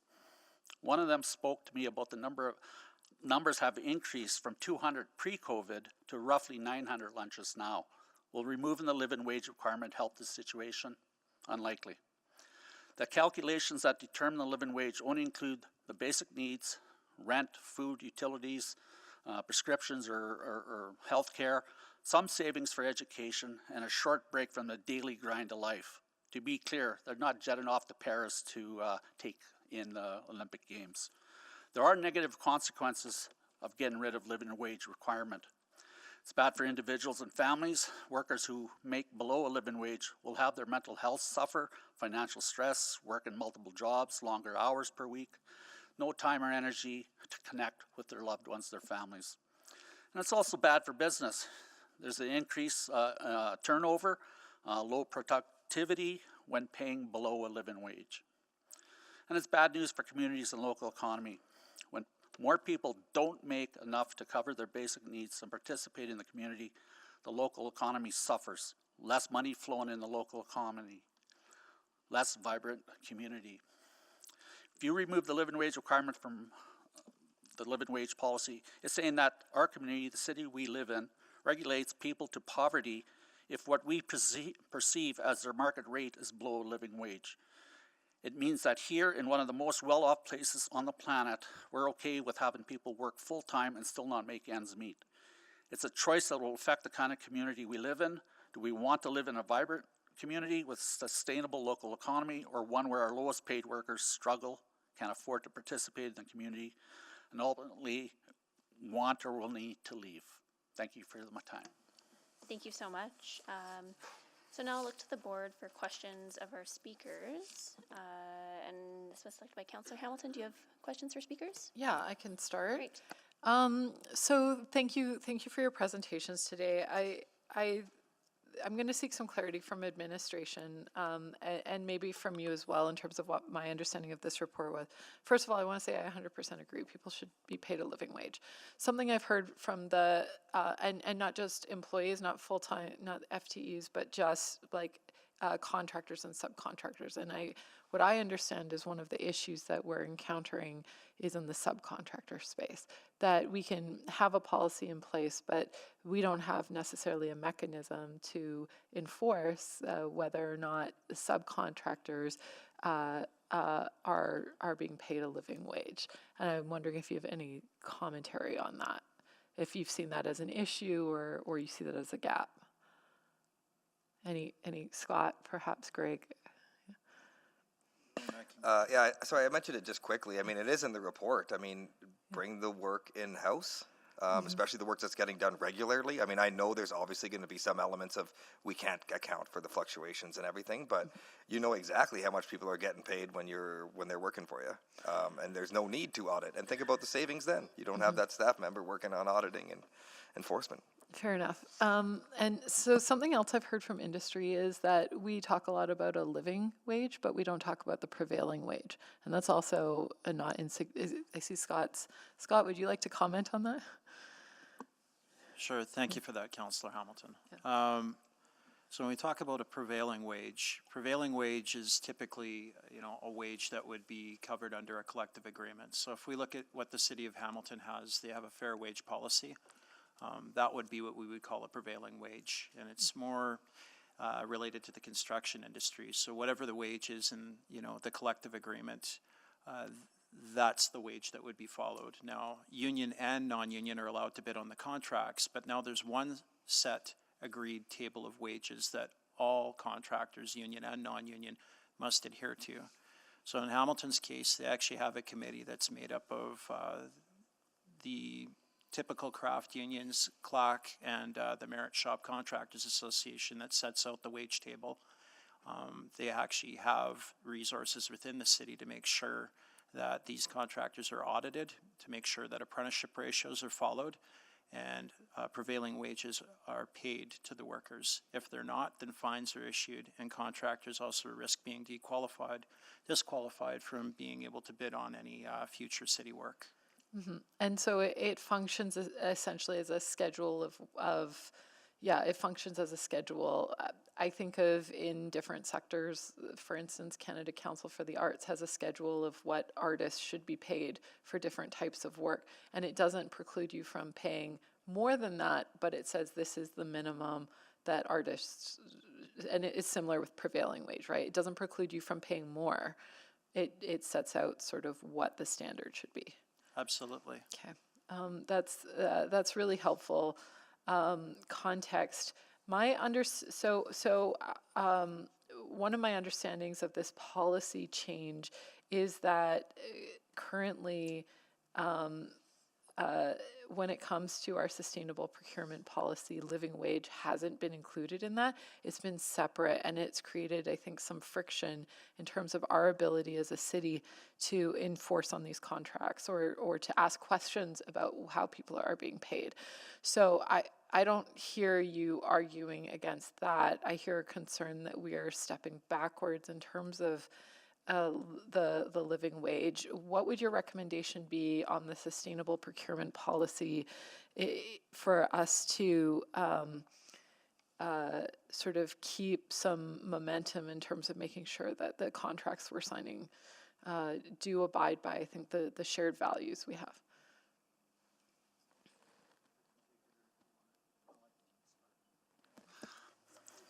Okay. I guess, first of all, the calculation of a living wage is for basic needs, right? Mm-hmm. So if you want to move that to procurement, sustainable procurement, still maintain that requirement for a living wage. Mm-hmm. That's where you start. Mm-hmm. And then you add the other values that they want to add. That'll get you the better service, I think, that the admin was talking about. But it requires the living wage to be the starting point. Okay, so what, sorry, I might have to come back. Thank you. Councillor Hamilton, may I? I don't see anyone else on the board, so if you'd like to go. Yeah, go ahead. Thank you. So when we talk about sustainable development and prevailing wages, I think the best approach would be for a committee made up of perhaps union and non-union to set to, set out a wage table with agreed upon terms and conditions about what the actual wage should be. And then it's clear to all contractors, union and non-union, that want to bid on the work, what's expected of them. What I see right now when we talk about certain things like, say, contractors doing solar work out there, they're doing certain things like piecework. Well, piecework is not a minimum wage. Piecework is where they're paid per photovoltaic module being installed on a house. Well, if the worker only installs 2 photovoltaic modules that day, then maybe they only made $30 or $60 for the entire day's worth of work, right? Mm-hmm. We're seeing certain little cracks in the foundation and things like that happening. When you have an agreed upon wage table, everybody knows what the expectations are, and it just makes clear from the get-go what they need to do. So that's helpful. So it sounds like so it doesn't sound like you disagree necessarily with the sustainable procurement policy. Include living wage as a broad term in that, so that we can sort of continue with that in terms of some of the contracts that we're dealing with. But it sounds like at the heart of it, there's in the red line version of the living wage policy, there's been quite a number of changes, and you disagree with the methodology that's being used, you disagree with the definitions and even the scope, correct? Correct. Okay, that's really helpful clarity. So functionally, and I know we have a living wage policy now, including the notion of living wage in sustainable procurement is not an issue, but you would like to kind of see us sort of send the living wage piece back for further work. Okay, yeah, thank you. I was going to answer, I think, your previous question, but I'll throw it in here too. Yeah, I mean, you're correct. I can't speak for everybody explicitly, but from my understanding, we're not against adding the living wage as was presented in admin's thing. But realistically, I mean, it's still not doing what it needs to do. Adding it, we'll give you a point for this, but you don't need it. And you know what? We're not even going to share the point system publicly and let you know how procurement is actually done, so we can adjust bids accordingly. These things need to be in there, and they need to be required, not suggested or give you a point. Now, to your point, yes, I mean, we're explicitly throwing the words in there, fine, but that's not actually helping or really doing anything. So we would like to see actually more in that regard. And yes, to the other point of all of the redactions and changes to the living wage policy, that's what the three of us were explicitly talking to. But yeah, we obviously have concerns about even just adding the term living wage to the procurement side. That's really helpful. And I know about a month ago or so, maybe even 6 weeks ago, we had a discussion about essentially the enforcement piece on the back end of this with our contracts. So I think I think you're correct in that this is sort of two halves of a issue, and this is the front part. So we're seeing it a bit out of order. But I digress. I think that's my questions. Thank you, Councillor Salvador. Thank you. Councillor Wright. Thank you. That was, I think, mainly what I wanted to ask about the hourly rate calculation that's in the red line version. You're okay with that, or you want us to go back to the drawing board? Well, I was going to, Gary works directly with the Living Wage Network here in Alberta, but yeah, I mean, I don't see why we need to reinvent the wheel. I mean, that method, those whatever calculations formula is used across the country, and it's well researched. Like, we don't have the Edmonton Social Planning Council here who does the calculations, right? But we can only assume the reason you want to change it is to try to save more money, which means that money's coming off the backs of working Edmontonians, which, guess what, we don't particularly support. So yes, why change something that ain't broken? And Gary, what's the living wage right now? $22.25 in Edmonton. Other cities, it's different. Okay, and that calculation is used in Ontario as well. So like the actual calculation, how they arrive at it is done as well in Ontario. Okay, and do the municipalities in Ontario pay at those wages? I'm not sure. Okay. And there was a comment there was a statement in the report that talks about the difference between like our contractors and grants that we provide. Do you see that we should be extending that into our granting for I mean, and I'm not sure how many grants there are that actually cover wages. I don't think there's that many. But. Yeah, I can't speak to other, let's say, nonprofits. I work for a nonprofit. Yeah. The hours that I'm required to work, they pay me well above a living wage. And when we do our grant writing, that rate would be included in that grant, right, that we're attempting to get. So it would be a living wage when it comes to the Greater Edmonton Alliance. Okay, so someone with those specialized skills to do the grant writing wouldn't necessarily be below that 22-25 anyhow, right? Okay. Shouldn't be. And are there, so are we talking about workers that are, that have those specialized skills sort of across the board, or are these more, anybody can do the job kind of thing? I mean, one thing that we always say in the labor movement is there's no such thing as unskilled labor. If it's not worth anything, then it wouldn't be a job. And I'm not saying that it's worthless, no, but I'm just saying, you know, if there's any specialized skills, like Scott's a Red Seal electrician, right? I mean, and they get paid obviously more than living wage, and I would understand, Scott, yeah. And it's quite obvious that even in these circumstances, it's just you pay for the job you get. Like I remember talking to a welder once, and he's just like, "I'll show you the weld you'll get for $20 an hour, and I'll show the weld you'll get for $45 an hour," and they were very different welds. And I mean, this applies to all levels of trade, and you take as much pride in your work as you think your work prides you. And this is not an uncommon thing. And I do think in this case, yes, I mean, these might be jobs people tend to, denigrate. And realistically, we know we need them, because where would we be without them? And to pay them below a living wage is to say that they deserve poverty, which I don't think is something we want to be doing.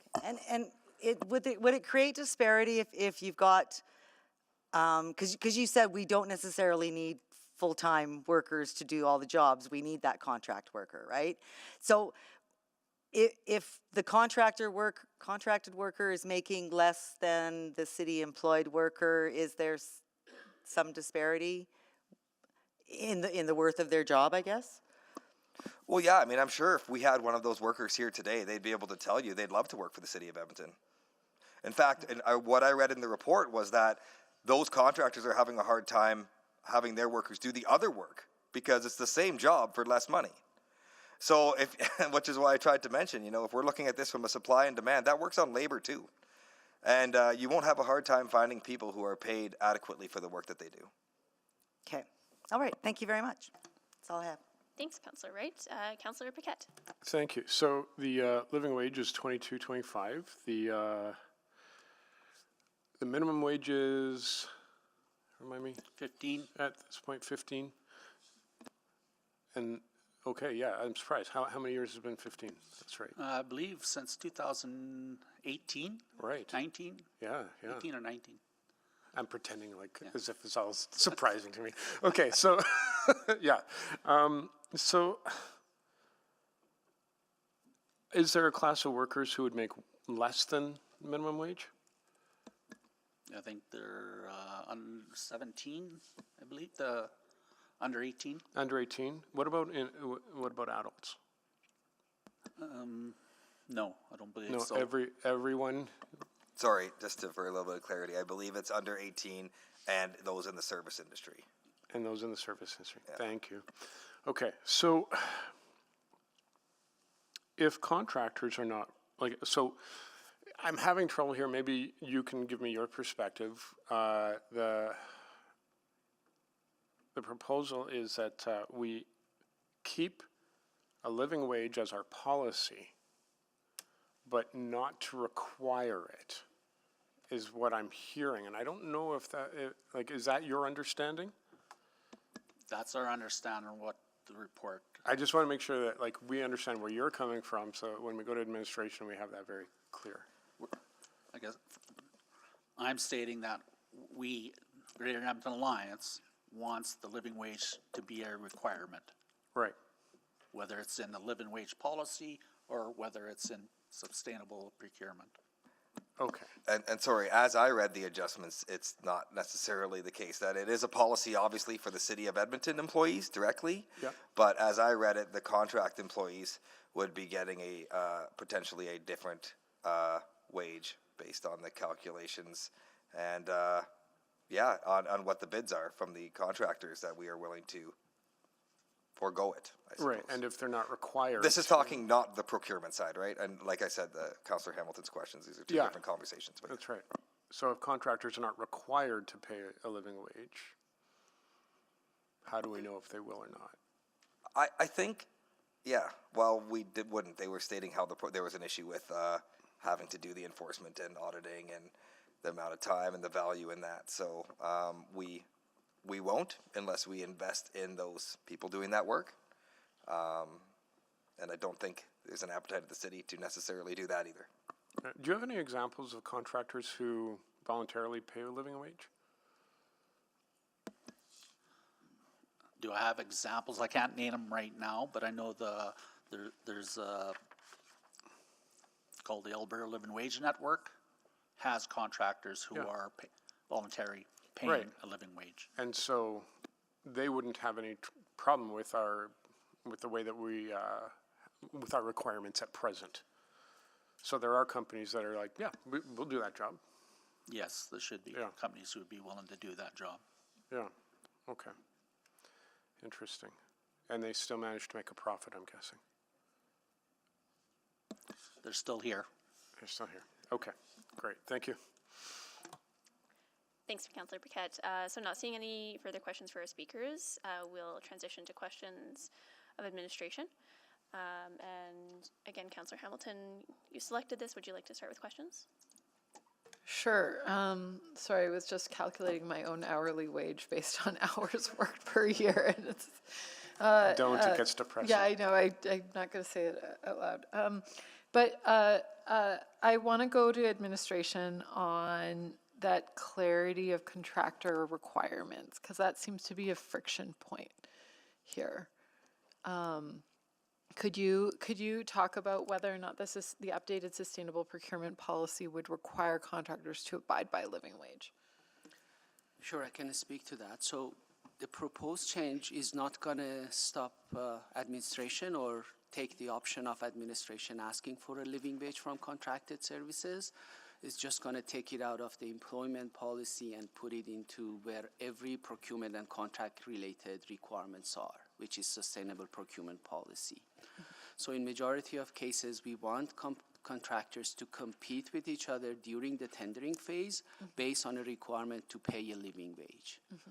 And then once they submit their bids or proposal, they know what exactly they are bidding on, then they are committing to pay a living wage and win a contract. Having said that, there could be rare situations where, as part of our sustainable procurement discussion at the beginning of the procurement process, we may come with a situation that we feel paying a living wage is not feasible, and we can go to private, because if we want to talk about that, I need to be specific to examples of those contracts.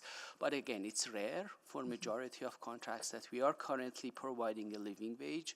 It is going to be a requirement of a contract, not an option, but bidders are going to compete around it during the procurement in an open and transparent manner. Okay, and what does this do, as you've written the policy and understand it, what does this do to help with some of the concerns we've heard in previous discussions around subcontracting? It helps a lot because it will give us an avenue and one kind of source of truth to reporting on compliance of contractors and subcontractors on all aspects of social procurement, not just the living wage. So it gives us more transparency and better ability to track, report, and monitor compliance and enforce as well. And I'm hearing something from the speakers, which is that in past, some of the metrics around compliance and this broad sustainable procurement metrics haven't been available, and I think we've heard this sort of really focus in on how people are getting paid. Are you looking at any mechanisms or dashboards to help sort of communicate to the public how we're doing on sustainable procurement? Well, sustainable procurement updates will come to the council annually as part of annual delegation, and that's an open public information accessible to all members of public if they are interested in learning about different aspects of sustainable social procurement, including living wage. Okay, thank you for that. And that's where we had sort of started this conversation about some of the issues we're seeing with subcontractors. So one of the things we've heard, so maybe if you wouldn't mind talking about the methodology, because it seems that there's some concern from the speakers on the methodology that's being used to define living wage. Could you talk about how you sort of decided to use this methodology, and is it reflected in what do other municipalities do on these policies? So in terms of other municipalities, we have done the jurisdictional scan. We were not able to find any municipalities with a population of over 1 million that they are considering or paying a minimum of living wage for any of their contracted services. But that doesn't mean that Edmonton is not continuing to what we are doing. We will continue with the living wage, but we are kind of in a unique situation in that aspects, comparing to other municipalities, including Calgary, Vancouver, Toronto, and others. In terms of methodology, Stacey, I don't know if you want to comment. Yeah, I think it depends. Like, I assume that the methodology that you're asking for is the one that's in the living wage policy that will now that applies to our employees. And so we use that. It's determined locally. And really the change here, I believe, has been now there are 3 types of living wages, and we are taking the average and specifically stating that that's what we're doing as part of the policy. All right. Did you consider the prevailing wage discussion? You can just answer that quickly. We haven't. This was mostly about relocation of living wage from employee services to where contracts stuff are gathered. That's helpful. Thank you. Yeah. Thank you. I'm just going to pause for 1 second and look to the clerk. Is there another registrant? We're just getting confirmation of the name. We'll have it in 1 moment. Okay.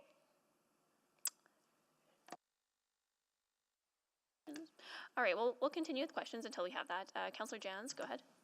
So I'm working with administration on some wording for essentially a motion to refer back to include both the both the living wage requirement under both policies. I don't quite have the wording yet, but do you want to go to another speaker and come back to me, or do we want to wait to hear from the guest? I think we're just getting the information we need before we can hear from that You guest. should have it now in the chat. Okay, I move that we hear from an additional speaker, Tara Shipman, in person. Okay. Great, and we'll need to vote on that. So please vote to hear from additional speaker, Tara Shipman.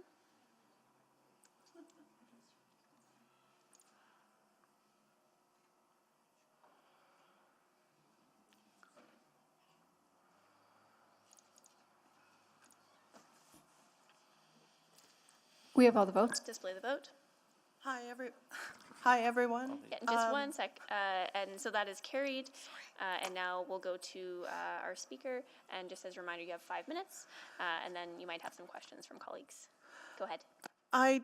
This is my first time being here, so just forgive me. I don't understand what's going on, really.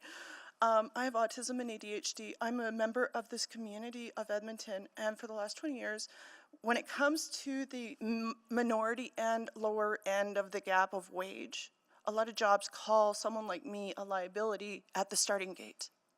It would be kind of nice that Edmonton actually hired people in wheelchairs and whatever, because what I see is wrong.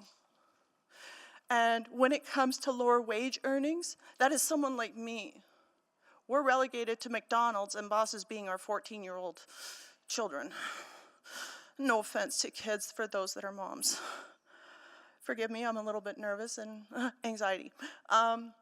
What I would love to see is more jobs being more active in hiring people with disabilities, especially in the city center, when it comes to people like me who want to voice their concerns, not only to councillors, but also to be a part of our community. We are on the outskirts with average people making decisions for us without even knowing what it's like to be someone in my shoes, let alone being in a wheelchair or with chronic illness or mental health issues. Not all of us are in group homes or in care.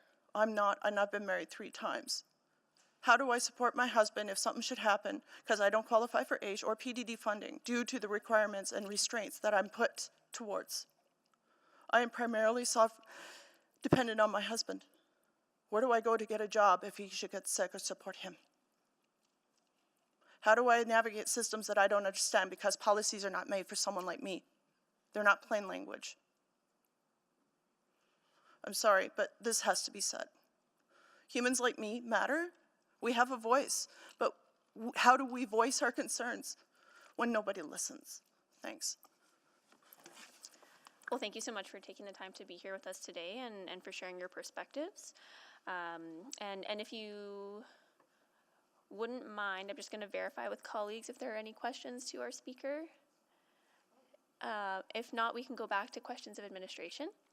Great. Well, thank you so much. Councillor Jans, did you have the wording you needed? Not yet. Not yet. Maybe jump to I'll another continue. speaker. Great. Yeah, so maybe I'll go. So I guess just looking for some additional clarity around just the genesis of this report in terms of the timing, like why now, I guess. Why is it being brought forward? You know, are we seeing a significant number of contracts that we're not receiving bids? Like what's the timing? Good question. So one of the main reasons is as we are developing and expanding on our sustainable procurement policy, we are exploring opportunities to integrate various aspects of social procurement and sustainable procurement together, especially as we are working on a reporting framework for contractors and subcontractors compliance. So we are preparing to come back in November with a proposed approach, and we were aware of some unintended issues that we are experiencing based on the current policy wording regarding the contracted services. So we identified an opportunity to make this change now, to kind of have a full framework of sustainable procurement framework that would enable us to report on living wage requirements alongside with other social procurement aspects. And there are some active contracts, existing contracts, that they are close to their renewal, and we know there are some issues with the contractors on some of those work with paying a living wage. They have brought up concerns in their ability to pay the living wage unless the city's willingness to capture the increased cost. And that doesn't necessarily align with what we have in our contractual languages as well. So we believe this change could also help with some of those contractual situations that we currently are dealing with. Okay. So I guess one of the questions I have then, like if it's not a requirement, are there additional safeguards in place that would prevent contractors from simply lowering those wages as a result of these policy revisions? In case that it is not a requirement, again, as I mentioned, the intention is to continue to ask for it, but within the sustainable procurement policy where we believe it's belong. But assume if there is a contract that is not going to ask for a living wage as a requirement, instead is going to be a procurement evaluated requirements, then it's going to be, just a reporting process that we have in place to have the contractors report on their compliance. But if there is a hypothetical situation in which a contractors come and submit a bid and the living wage in that specific situation is not a mandatory requirement or is not a requirement of the contract, and they score well in other aspects of social procurement, there is a chance that somebody may win the job and they don't pay a living wage. But we are using all these avenues and vehicles available to us to make sure we are directing the process towards support of sustainable procurement to ensure a living wage at the end of the day. Okay, and then maybe just in terms of the timing here, so I recognize you said November is when you'd be intending to come back? November, we are coming back with our compliance reporting, yes. Okay, and if there was, you know what, I'll save this because it sounds like there's a refer back coming, so I'll ask questions at that time. Councillor Wright. Oh, Councillor Jans isn't up next? I don't have the language yet. Okay. So based on the hourly rate that's calculated in the red line policy, what would that calculate to right now?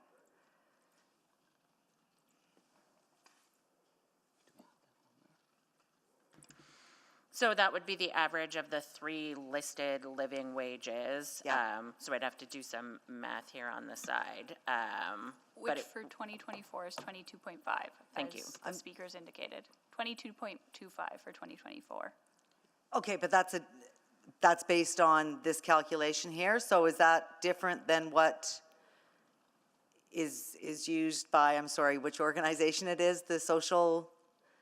So that's calculated, as indicated in the red line, that's calculated by the network and then given to us.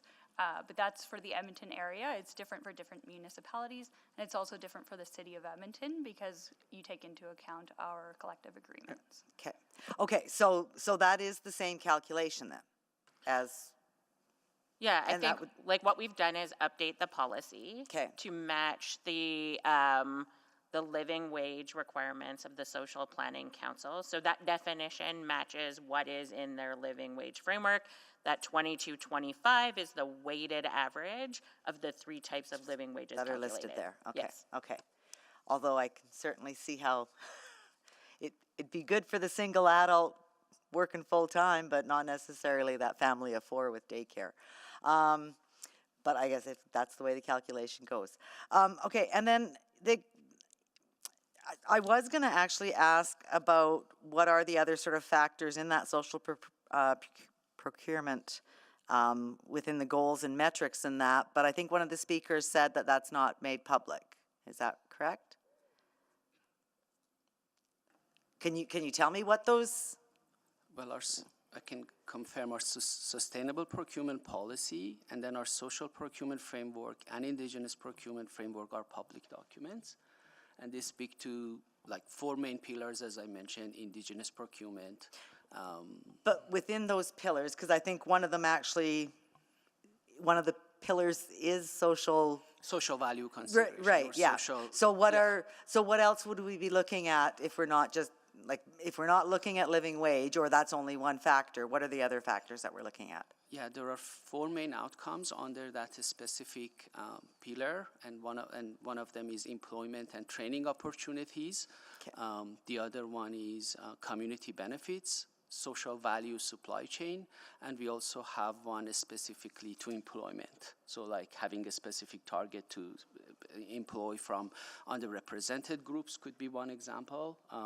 In terms of employment and in terms of training and skills, like hiring a specific number of apprentices in construction projects is another potential outcome. So those 4 items are thoroughly expanded in our sustainable procurement menu. And city purchases could pick and choose, or we are always encouraged to maximize the number of criteria that gets into one procurement. And what is meant by the social value supply chain? So social value supply chain is basically ensuring that throughout the supply chain of a contract that city is signing, the social value considerations are being met. So doing businesses with social enterprises, underrepresented groups, subcontracting opportunities to Indigenous businesses, like anything that captures the contracting relationship between our main contractors and their subs are considered social value. Well, that seems like, I mean, if we're looking supply chain, that seems like a lot tougher thing to have to audit or track to see if, all the, yeah, to me, just having a living wage makes it much simpler to verify. And then, and the mention of we don't have this in our grants, so like why do we have it in our contracts? How many of our grant applications are for employment? Like, where would this be applicable?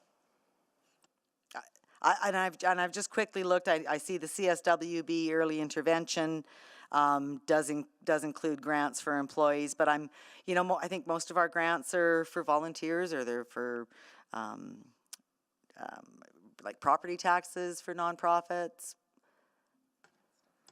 I think I think what our observation is there are different ways that the city provides services. And sometimes we grant money to other organizations who provide a service, not necessarily for the city of Edmonton, but to a community. There is nothing in the framework that contemplates that. What we're very much looking to do is separate with the city's own employees, we believe we should provide a living wage. When we contract with other parties who are going to provide a service for the city or the residents of Edmonton, that we have a framework that considers living wage in those things. And then we're just simply identifying that there are also other places, and we haven't determined how we account for those things. Okay. Thanks so much. Okay, thank you. Councillor Jans. Thank you. I'd like to move a refer back. I can read it at this time. Yes, please. Okay, that the June 19th, 2024 Financial and Corporate Services Report, FCS 02346, be referred back to administration to enhance the requirements for living wage under the Council Policy C556C, Sustainable Procurement. Thank you. Please introduce. If I may introduce, I also have a question for administration, but I think as we've heard today from the speakers and the questions of our colleagues, living wage remains something that's very important to this council and very important as an anti-poverty tool in our city. So while I appreciate the attempt by administration to provide greater options and flexibility to council, I think there's a clear reason why previous councils have supported being a living wage city, and I stand by those commitments. So, if I may, I wanted to ask administration, with this preferred wording, though, the intent was to keep the policies separate. So, my intent as a mover is I'd like to see it reconsidered. Does this motion accomplish that? So I think the issue with wanting to keep both things is that there's the ability to create conflict between the policies. And so we very much would like to keep the policy on City of Edmonton employees separate from the sustainable procurement policy and how we deal with suppliers. If you'd like us to take back that policy and look at enhancing it so that we always make sure that living wage is a requirement, or changes like to almost create like a hierarchy of what's important, we could take that back into it. But my concern would be is if it's in both places, we're not sure what to do where there's a conflict, because the living wage policy before only dealt with employees and then contracted services. Okay, so in your mind, not all suppliers, right? So which is the hierarchy? The living wage policy is subservient to the sustainable procurement policy, or do I have that inverted? Well, I would say like what we've brought you today is living wage is a component of sustainable procurement. Yes. But we acknowledge that there's two different things going on here. There is living wage for our employees, and then there is living wage as a component of a sustainable procurement framework. And when we put it there, there is some flexibility in how we use it and apply it. We like that flexibility in order to be able to maximize the outcomes that we're trying to achieve and apply it to different procurements as a measure of what is the important social benefit that we're trying to get out of that specific procurement. Okay. Well, I'll certainly defer to my colleagues if they have other questions as well too. But I think if we go back, say 11 months, anyone who worked at the city had to be paid a living wage. Correct. Correct, and still applies. It still applies. And if we were to have a contract to do a thing, the labor under that contract would also have to be paid a living wage, correct? Yeah, so if we were contracting a service, which is only a specific, it's a subset of all of the procurement that the City of Edmonton would do, those employees would be under our practices required to pay a living wage, but it wouldn't necessarily extend deeper into any of our other procurements. Yeah, which is, I think, the status quo I think we're all trying to get to. All right. No, so sorry, just wanted to clarify though. We know there are contractors that with the way currently living wage requirements are drafted in the contracts, they are not in compliance with what we are asking them to do. And that's why we have, one of the main reasons we are bringing this suggestion here to make sure we revisit how the living wage requirements are being drafted and incorporated into procurements to make sure the outcomes we are expecting are achieved through the right mechanisms like sustainable procurement, reporting requirements. And sometimes it requires us revisiting our procurement strategies. Just to clarify, this Ask for Contracted Services was introduced in 2019, and back in the time we didn't have the sustainable procurement program we have today. And so we believe in order to achieve that, this change needs to happen to give us the flexibility to procure it in the right way. The intention is not, again, as I mentioned, not to ask contracted services to pay a living wage, but is to ask and ensure it's happening. And then we have right mechanisms to enforce the payment and confirming that the outcomes that we are planning to achieve are truly being achieved. Okay, I'll need. I may need to review to make sure if this refer back is totally getting to where I'm hoping it will then. But I'm almost out of time, so I'll defer to my colleagues. Okay. Thank you. Councillor Paquette. Oh, thank you. So, I'm not the sharpest knife in the drawer, so I'm going to need some help.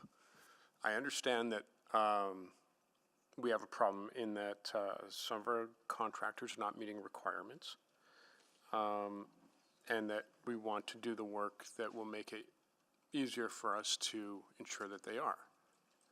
I'm not seeing how the problem and the presented solution mesh up.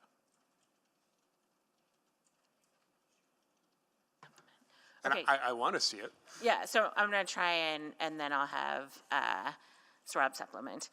So I think when we take contracted services and it's a requirement for them to be living wage, and we hire a contractor and we know that they're not paying a living wage, right now the only option that I have is probably to audit the contract, require them to show me that they paid this person this much when they did that. It's very onerous. If we put it on the social or on the sustainable procurement side, and we embed it into a procurement process, and we require them to report against it, it is an easier mechanism for us to, one, upfront, really get an understanding about whether they're going to be able to make the commitment that they make, and two, to be able to compel the reporting on it. Because then we can actually get data and track this. Correct. Okay. So the intent here,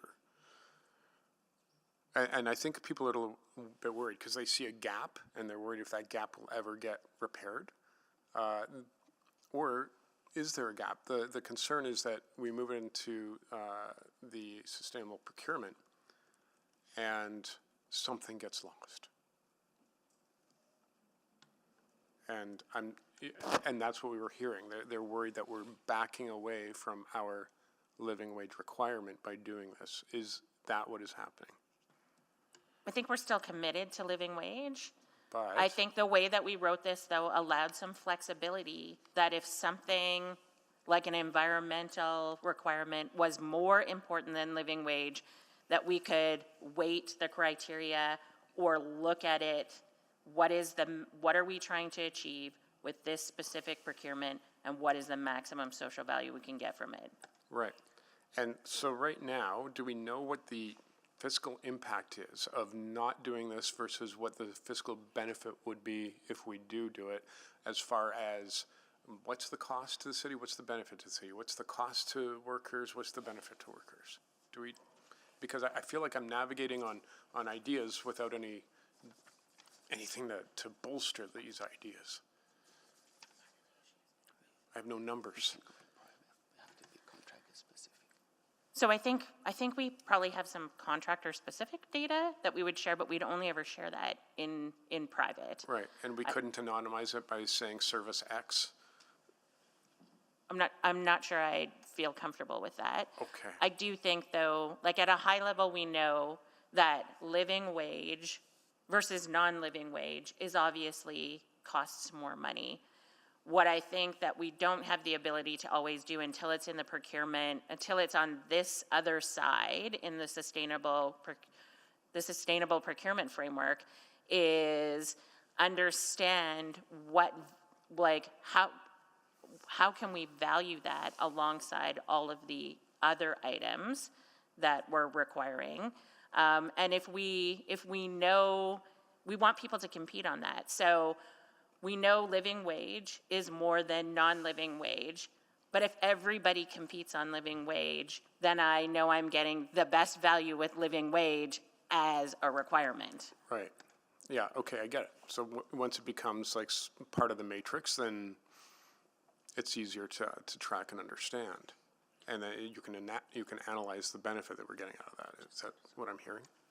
Yeah, and maybe I'll just get at Sarab to add Yeah, one more just thing. I wanted to add, though, in part of the sustainable procurement policy, as Stacy mentioned, with the opportunity to introduce the contractual requirements upfront in the procurement, we could also ask for reporting, which we will, and then the audit process will be designed for us to audit to ensure compliance, which we Okay. currently don't have those requirements in the contract. The challenge, once we make it optional, I mean, are we going to lose this? Is it going to evaporate? Because if it's optional, no one's going to put that into their bid. The cases that this could be an optional requirement of a contract. Well, by optional, I assume you mean the weighted requirements, like an evaluated item.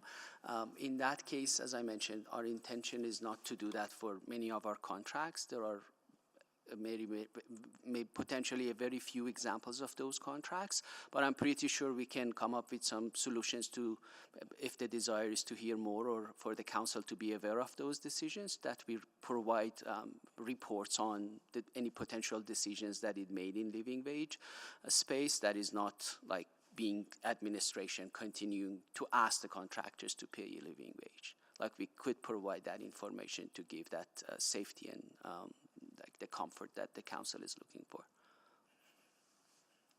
Thank you. Councillor Hamilton? Okay, so it's starting to seem like there's a number of different things we're trying to do. I feel like you've brought this policy back in part because you see a gap in procurement, and you administratively don't have a lot of tools by which to evaluate something that I think we're all acknowledging is important to the corporation and to council. Is that correct? That's correct. So the main function of the sustainable procurement policy amendments that we see in front of us is to give you a mechanism by which you can evaluate contracts and hold contractors accountable to a living wage policy. Correct, and report on it. And report on it. Yeah. Okay. And I don't think any of us here are disagreeing with that. Just a quick glance around. And so I'll put that aside. I am hearing as well that some of my colleagues are concerned about a perception of optionality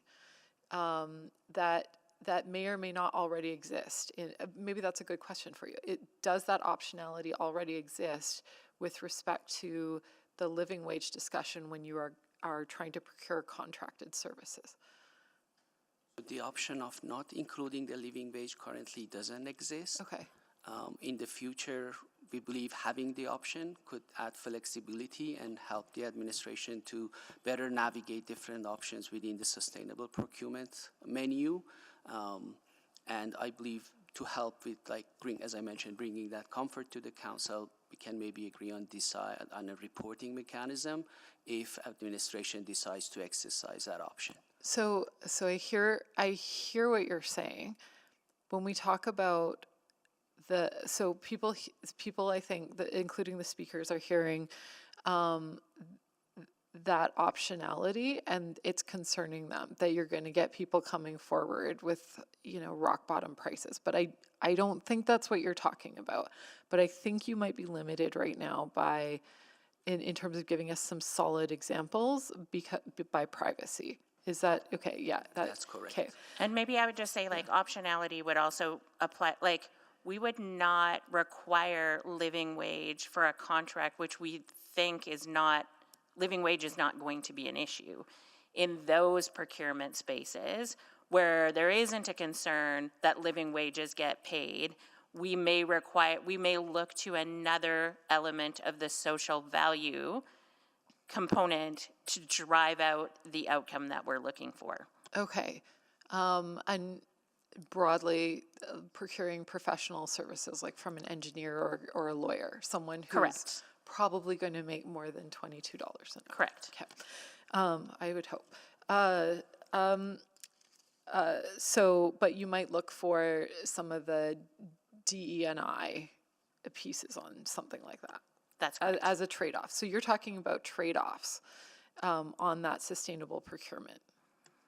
Yeah, I would call, I would say flexibility, but you're right, it's trade-offs. It is, we're going to select elements based on what makes sense for the service that we're trying to actually procure. And I agree, trade-offs isn't the right word. It's more of a prioritization. You know, in some, maybe we're workshopping this comms exercise here, that in areas where living wage isn't an issue, you're looking to prioritize things that may be more pressing issues. And in areas where living wage is an issue, it would be sort of weighted as a top priority. Yeah, like I think that's how people will, it'll be like, I think you guys refer to it as a menu option. Mm-hmm. You select your menu options based on what you're trying to achieve. Okay. But it would never be, well, and I think the concern here is that there would be procurements that go out where living wage isn't on the menu.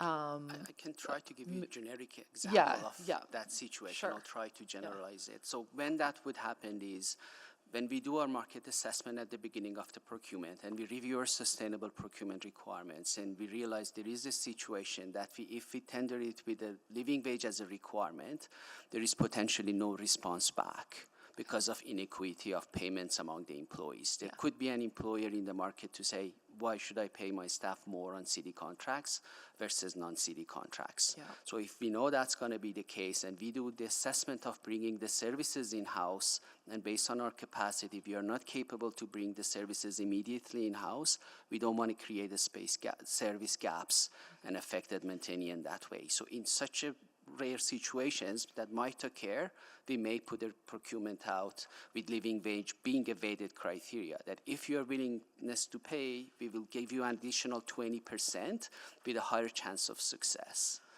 Like I think those rare situations are the only ones that could occur. Okay, that's helpful.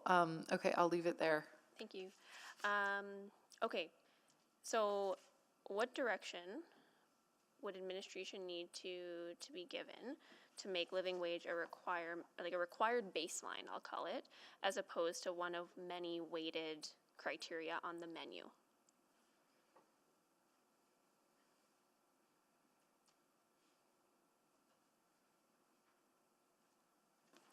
Or would it work to say, have the suggested wording approved as is, but with a caveat of anytime administration is making a decision of not making a living wage a requirement, to bring those examples to the council? Like that we make the business move forward, but then we report back on it if there is a case that living wage is a weighted criteria or something like that. Just a suggestion. Possibly, I guess. Like, what is the harm of having it in as a baseline? I guess that's just what more that generic example that I mentioned, and if we want to go into private, I can give you more insight into that. But I'm a bit worried about potential service gaps if we are not able to make those decisions on the spot for expiring contracts or some of the services we require or we are already using, and we know there is a service challenge on them. Okay. That's the only risk I can think of. Okay, yeah, because where I'm just experiencing that discomfort is if it is just one of many weighted criteria. I understand the desire for flexibility, but if we're looking at that menu, I think that should be kind of the table. And I if you agree will. with majority of cases that's going to be the case. It's just a few examples that we Okay. are aware of. Okay, well, I'll listen to what my colleagues have to say, and we of course have a referral motion on the floor, so I might come back to the mover of that to see what the intention is now that we've heard some further conversation, but I'll go to Councillor Paquette. Yeah, thank you. So, okay, I get it. I get it, but I just don't understand. I don't understand why we can't do this work while still keeping the policy as is. That's where I guess my stumbling block is here. Why can't we do all of the things? Councillor Paquette, good question. There was an attachment, private attachment with the legal opinion. Yeah. I read the legal opinion, and it's not a strong one. Yeah, I wanted to suggest if it's okay to the lawyers are strong. Just yeah. But that's another piece of it that we could explore more in private, like in terms of our ability and our true negotiation powers on some of these contracts. We just want to have a more realistic look for all of us in terms of how much we can enforce a living wage on contractors without compromising the contracts itself or cities' obligations. There's so many requirements we have of contractors that some don't want to adhere to. Why would this be any different than any of the other requirements? And I feel just the enforcement piece, and we understand that is important for the council, and it's important for us too. But knowing do we enforce it? Well, it's about the options and to what extent. I hear you, but do you understand? Like, just looking at it from a high level view, it's like I get all the rationale, I get all the reasoning, but from a eagle-eye view, it's just not scanning, and I'm trying to find the path through. I'm trying to understand this. I think I'd maybe just go back to remember the policy that was written applied to employees and contracted services only. Right. And so could we enforce that? Absolutely. There's a mechanism that we could go through. We could audit the contracts. We can enforce that. If we put it on the sustainable procurement side and it becomes part of our expectations and we expect people to report on it, that is another mechanism which to hold them accountable and hold them accountable from the commencement of the contract. So can we do both? Yeah, I think you can do both, but I guess my issue with both is, like, I'm not sure what you mean by both. Why don't we also add it to the sustainable procurement side and keep it as is as well? Like, just expand. Except for the conflict that gets created when I have a policy that has employees of the city of Edmonton and then employees of some contracted services, but not every supplier. Okay, so I guess that's where my question is, why can't we expand it so that it does work instead of... I think that we are expanding. I do truly believe that we're expanding it. There is like a disconnect happening here, and I cannot figure out what it is. I do think that we're expanding it. We're expanding living wage requirements into the sustainable procurement. Well, we're making it flexible. So I take your point on the mandatory versus, but so we're putting it on the sustainable procurement side. And it's going to apply to a wider range, and it's going to be a menu option. And then what that does by default is it makes our living wage policy an employment policy. I feel like part of what we're struggling with, or what we were originally struggling with, is we had an employment policy that we were trying to apply to a supplier. So and our we own want policy that we're supplier trying to apply to. over on one side and employment on another. All right, so we keep our employee policy, but now we also want to add the sustainable procurement options, but not make it a requirement. And I guess that's where the disconnect is, right? Make it a requirement where it makes sense to make it a requirement. And for that we need to understand, I think as council, we'd probably need a list of what that means, but that would probably have to be delivered in private, I'm guessing.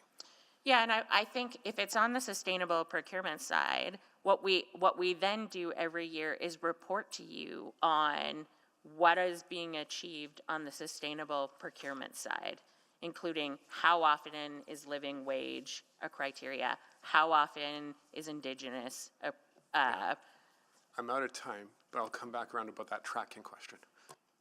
Thank you so much, Councillor Paquette. And just before I go to Councillor Hamilton, recognizing it seems like there's a lot of interest and potentially some more rounds and looking at how much we have on our agenda, I just want to put that out there for colleagues. But I'll go to Councillor Hamilton before I might propose some options. I came on to propose some options as well. So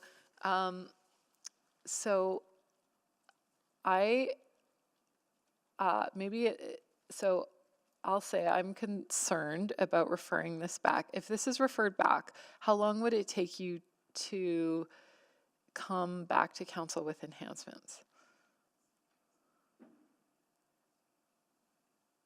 I think we'd come back in the fall. In the fall, so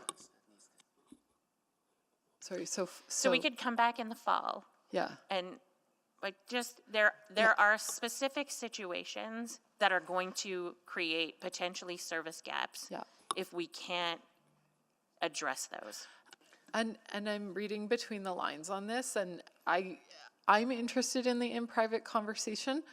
It may be, and I'm not sure which way this is going to go, but it may be helpful to have it at the council level. But what I'm hearing is that there is a gap right now that you are trying to fill in the gap between the living wage policy and the gap between and how we procure goods and services to the city of Edmonton. And this, what you're doing right now is seeking to fill that gap. Notwithstanding that second and no less important conversation about whether living wage shall be required or may be required. But I guess my concern is this an example of perfect being the enemy of good? And I mean that if we wait to, like, how many contracts are we signing between July 1 and arguably November 1 that where any kind of living wage mechanism wouldn't be applied at all because it's not written in the policy?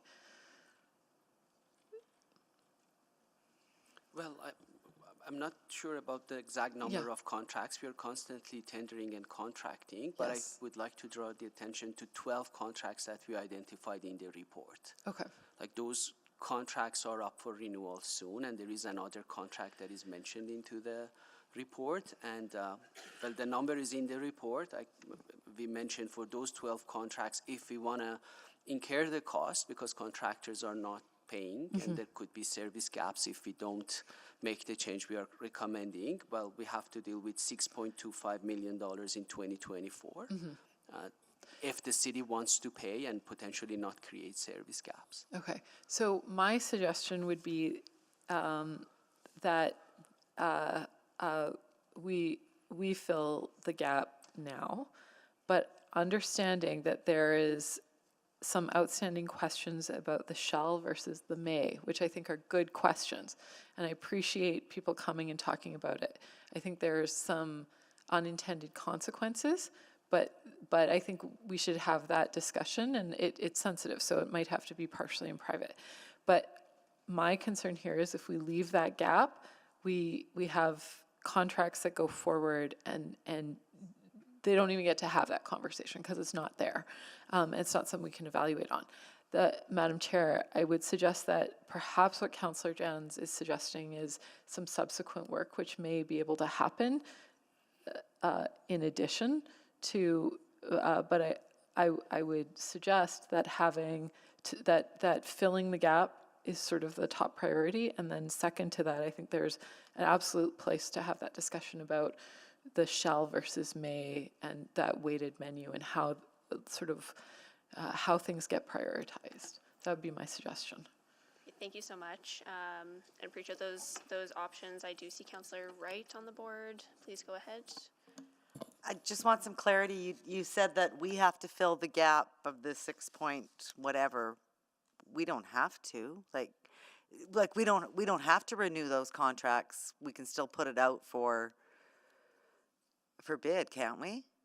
Well, that's where the potential risk for service gaps may occur, like putting the new procurements together takes time to do the scope, and we wanted to do it this time more with that holistic sustainable procurement lens of what are the social and economic outcome we want to achieve. So it takes time to figure out all those details, update the contracts language, and put those contracts out.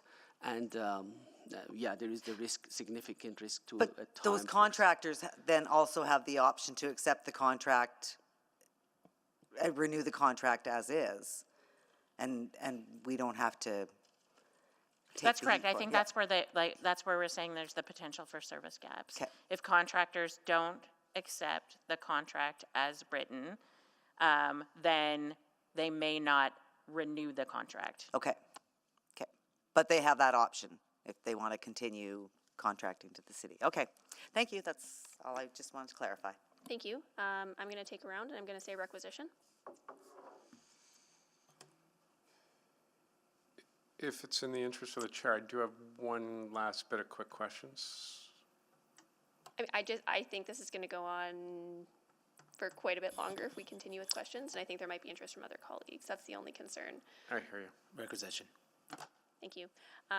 Okay, so this item is going to be requisitioned up to City Council. I really appreciate the conversation today and all the dialogue and all the input from speakers and administration. But again, it does seem like there's going to be an even more questions and conversation and debate on this one that would be more appropriate for City Council. So thank you, and this will be at the July... The next City Council is July 3rd, 4th. Can I just confirm that the two requisitioned was Councillor Salvador and Councillor Jans? Yes. Thank you. So sorry, July 3rd and 4th? Great. Thank you so much. Really appreciate that, everyone. Which means we are going to be done with this item for now. And moving on to item 7.4, which is the Research Park Economic Development Opportunities. And I believe we have one speaker on this item. Does administration have a presentation or short opening remarks? We'll just give them a moment to get down here.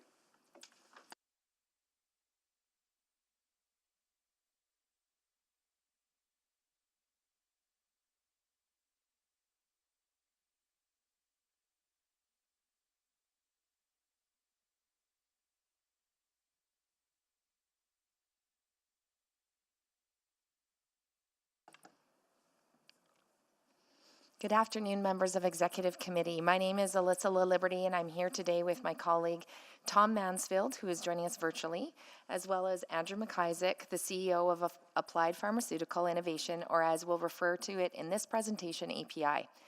Andrew and I were the co-chairs of the advisory group. I would like to take a moment to thank all of those who participated and their respective organizations for allowing them time to devote to this work. Throughout this presentation, just as in the council report, we'll use the abbreviation ERP when referring to the research park. Next slide, please. Between June and November 2023, the advisory group met monthly. Its first deliverable was the creation of a vision statement that reflects the ERP's strengths and opportunities. Next slide, please. Using this vision statement as its guide, the group began the prioritization of the list of actions found in attachment 2. 6 of these options and actions were deemed to be most important and or hold the most opportunity.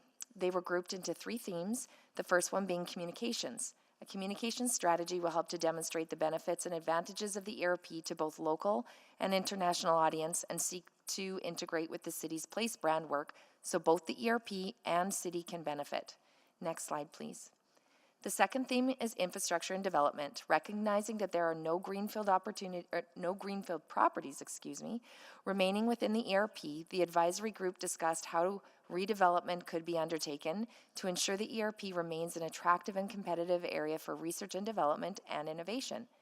An example of this could be renewed and expanded telecommunications infrastructure to support data-intensive companies. While the financial incentives can always be attractive, the advisory group understood that they are likely to be limited, at least from a municipal perspective, but that other in-kind incentives could help. For example, incentives to attract and retain staff could include enhanced transit service to and within the ERP.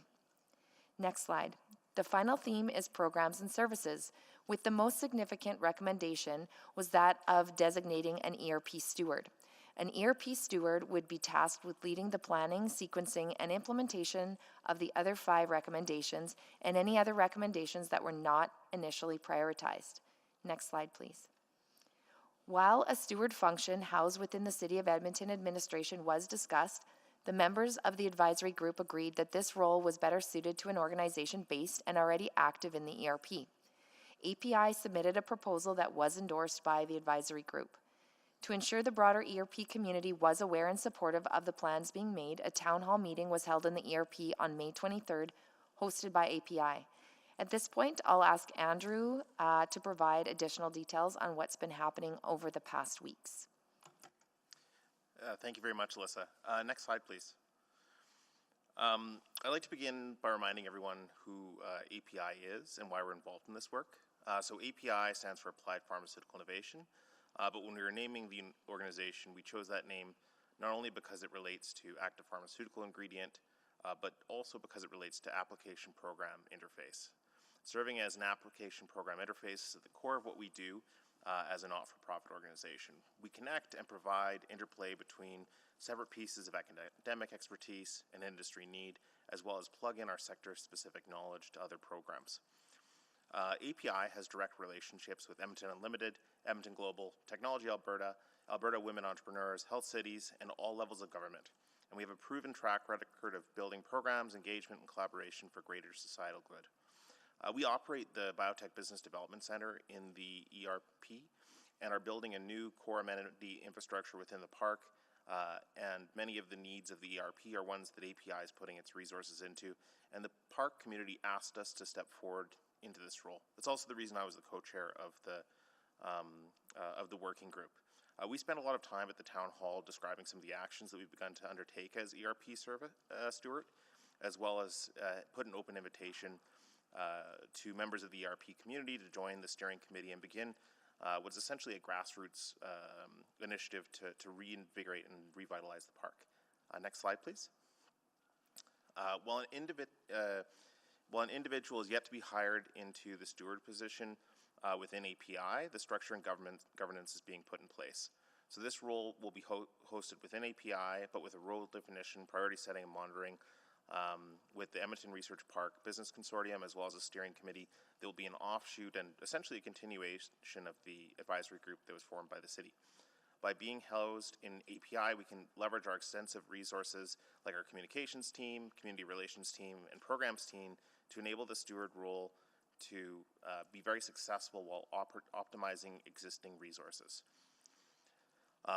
Basically from this front, API is good at building coalitions around economic development, supporting innovation, and working with these partners, which makes it easy for us to support this role, and we are a large constituent in the park. While mobilizing the steward role, API began to undertake a couple of priorities as identified already, and these include launching an updated website with modern branding for the park, preparing an intranet for ERP communities and companies. Next slide, please. As you can see, we've done a little bit of work on the updated logo design. If you visit the website here, it is a placeholder still, but already significantly improved over even what was there in the past as we look to bring the park forward into the next decades ahead. Unrelated to the work of the advisory group or API, but demonstrating the continued growth of the ERP community, a daycare will be still opening up soon within the park with 130 daycare spots, making it more convenient for parents to work in the ERP. This demonstrates the grassroots nature and community building that the ERP is known for and that we're proud of. I'll turn it back now to Alyssa, who will conclude the presentation.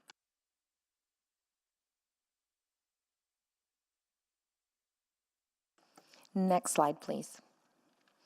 Beyond the outcomes and next steps we've just described, it's important to point out that the establishment and work of the advisory group have helped strengthen working relationships between ERP-based companies, and organizations, and city administration, as well as Edmonton Unlimited and Edmonton Global.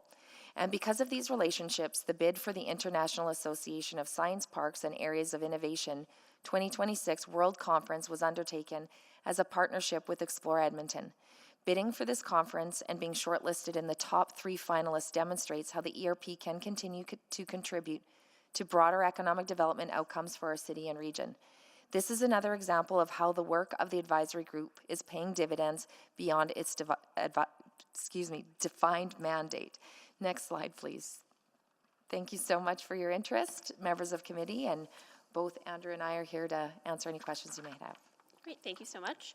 And I'm going to check in with our speaker who looks to be remote, Rajan Gupta. Yep. Hi there. You have 5 minutes. Please go ahead. Okay. Thank you. Yeah. The reason why I'm over here is because I was part of the advisory group, and it was very nice to work with Lisa and Andrew and the other team members, as well as other industry people. I won't take much time. I will just try to put my word like how we need to change at the ground level. So one ground level is we are looking through this research park as that we will have a world-class infrastructure. And once we think that we will have an infrastructure worldwide or world-class, it will definitely increase the traffic into the area. But what I have seen just recently over the last 2 months, that city has put a restrictive parking ban onto the streets of the research park. Like, why? Like, on one hand, we are trying to enhance the infrastructure. We're trying to bring more businesses into the research park. But on the other hand, we're trying to bring in restrictive covenants, which are not present anywhere else. And it's not going to change the research environment in the research park. Like, when I travel to Europe or US, you see all these research parks, there's hardly any covenant. It itself is a city in itself where everything is present within the research park. So I feel it's a big detriment to enforce parking ban within the research park. So examples of increased parking, just around the corner, we have South Edmonton Common. It's full of parking all the time, just because. But even if we have only 15% of the research component for the research park, I strongly feel that to increase the traffic, to increase the business, to increase the interest of the investors, we need to have this traffic or parking ban lifted. And I think council should have the right to forfeit this new parking ban. Restrictive covenants, I know right from the beginning of the meeting or the advisory committee, it was proposed that restrictive covenants will remain and we have to work around these restrictive covenants. What does that mean is that we are working to enhance the business exposure to research park with our hands tied. So even though I believe Andrew is a good leader who has taken the initiative to take care of the research park initiatives, but I definitely feel, and I also thank the council who took the initiative to have this advisory committee, and we are here as of today. So even if restrictive covenants are in place, I would still request the council to consider having regular reviews every year or every 2 years, how to change the landscape if there is not much improvement what the city is intending to do. Thank you. Thank you so much. Any questions of our speaker? Councillor Tang? Yeah, just very quickly, thank you, Rajan, for taking the time all day to speak your 2 cents here. Thank you very much for raising that. I just want to clarify, you are aware that some of the parking restrictions has to do with the original restricted covenant to the park, correct? That's correct. Okay. And I imagine the advisory group has talked about the possibility of changing or removing restricted covenant as part of the overall discussion and the challenges that come with that. Is that correct? That is correct, but my question is, why parking ban just now over the last 2 months? Why not in the last 30 years when it didn't change anything? Yeah, that's a very good question, and I'm happy to communicate further with you offline. It was actually related to a very specific property and some of the parking challenges on that property within the park that sort of ultimately implicated the rest of the park, unfortunately, and created some challenges for other users as well. But I'm happy to take that offline with you, but appreciate your point. But overall, other than the parking challenges, do you feel there's adequate parking generally? I missed something. Do you know, other than that very specific challenge with parking the last 2 months, do you feel there's adequate parking in general across the park? Because it's a fairly large space. I don't think, because just over the last 2 or 3 years ago, city took out the parking requirement for the businesses. So everybody, whosoever came after us or after that requirement, they didn't have to worry about the parking requirements, and they build their buildings accordingly. But all of a sudden, this parking ban comes, it becomes a more issue, not only for me, but I would guess for others also. Yeah, like I said, I've been following that particular room very closely, and it affected lots of different users like yourself in different ways. But happy to take that, happy to dig into that a little bit further with you. Thank you for being here today. Okay, thank you. Great, thank you so much. Now we'll move to questions of administration.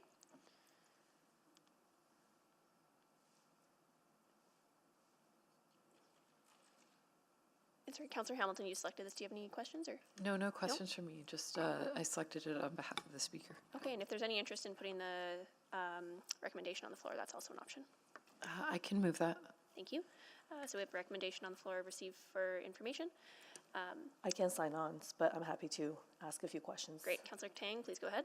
Yeah, thank you so much for this presentation. I really appreciate it, and great to hear about the bidding for the international, what was it again? The International Association of Science Parks, which is the global representation of all science parks and areas of innovation. When might you hear back about that? So a member of our team, a member of Explore Edmonton, a member of hopefully the Research Park Business Consortium will go and pitch at the World Summit in Nairobi this September. And then we should get response back, hopefully relatively quickly. The conference will be in 2026, which is nicely timed because that's when a lot of the redevelopments in the park will be coming online. So we'll be able to really show off the movement and the momentum. Very exciting. I mean, best of luck on that journey, and hopefully we have some positive news. And for being the steward of the park, does that mean you're using your existing resource?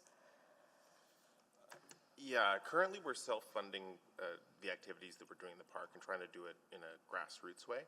API, generally speaking, because we do this already as an organization, there's an economy of scale of it and ability to do it relatively cost effectively using our existing contracts with the website folks we use, all that sort of stuff. That's great, thank you. And then beyond, I guess just for stewarding, a steward, city is still the park authority, correct? That's correct.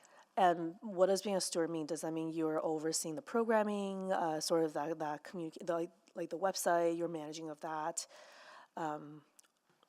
So in the working group, essentially what was decided on was there were 6 priority action points that needed to move forward. And the discussion came up, well, we need a champion who can help actually be the one to steward this along, which then began to take shape the role of a steward that would then take on those priority areas from the report that the committee was tasked with looking at. Okay. And so really serving as that and as a voice for tenants, so we can work with folks like Dr. Gupta to figure out what we can do more broadly, not from the city side, but from the park self-organized side. Great, and again, I think that conversation, let's keep talking about it after this is over. And then for the advisory group, is it kind of done after this report then? This is ultimately the responsibility, right, is to provide these recommendations? Yeah, the formal gathering of that group has concluded. However, with the role that Andrew and team are playing, and as well as the business consortium right in ERP, many of the advisory committee members are connecting as part of that broader work. Excellent. And then there is also a business consortium, which is more like a grassroots network that will continue on, correct? Yes, and actually, so the working group that was formed by the city was chaired by the city, and then they voted in me as the co-chair. The steering committee that's moving forward is API, but we've also had now that sort of the representation from the business consortium as the co-chair of that. And so it's sort of moving it from the city-directed level to the self-organized level. Right. And by being the steward and moving forward with those 6 recommendations, which, you know, it's going to take time, didn't expect this to be overnight, but you envision just further putting the research park on the global map as an economic hub? Well, it was really good to be here this morning with the talks about the industrial areas. I think the research park can be a core asset that helps redevelop all light industrial, especially in the life sciences, but also in all other of the priority areas that we have as a city. Yeah. And so we're really looking to revitalize the existing park, look to figure out areas that can tie into it, and really set it up for monumental success in the decades ahead. Yeah, I was thinking for all the talks this morning, like, this is actually such a good case example of what that could look like in a smaller scale for that entire morning of discussion. You know, I think I'll stop here. I would like to speak to it at some point. I realize we're up on time. I don't have any further questions to the delegation or anything, but just want an opportunity to speak to this at the end. Thank you. Great, thank you, Councillor Tang. And not seeing anyone else on for questions, but also recognizing we're at our break, I wonder, knowing that we have a time specific at 3:45, it would just be prudent to wrap up now. So if there is anyone who would like to speak to this, sign on now. If not, I'll go to Councillor Tang. Please go ahead. Okay, I wasn't ready for that, but okay, I will speak to it now. Anyways, I'm just very grateful for all the work, administration, API, the advisory group, the business consortium who I have been in touch with for the last 2.5 years, for all the work that you've had going into this. The research park is based in Warragata Hill. You know, I've learned about it a very long time ago. I find it has a very unique history, and like it was said, it's a bit of a reflection of that industrial action plan, but at a smaller scale. And there's so many things I think happening on the research part. I think the action plan could actually learn from things like the BioLease Tech program. It's very sector specific. I think it's actually speak to that action number 8 in the industrial action plan, kind of talking about that clustering effect. And this is why I actually ran on a mandate to reinvigorate the research park, not just for the economic prosperity of the city, but actually of the region. And, you know, when I think during the last council, when EDC disbanded, you know, one of the unintended consequences of that was a place, an economic hub like the research park actually lost some leadership. And I think it's really unfortunate because over the years, as I've heard from many of the businesses in the park, they felt really neglected by the city.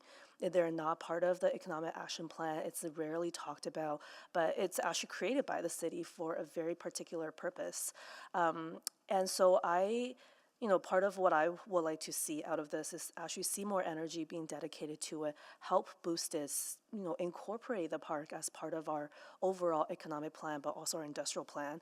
And I think, thanks to kind of this collective effort, I think you're there, but you're not there yet because there's 6 actions that's going to take a few years to kind of really come to fruition, and I have lots of confidence just in the efforts that's been put forward.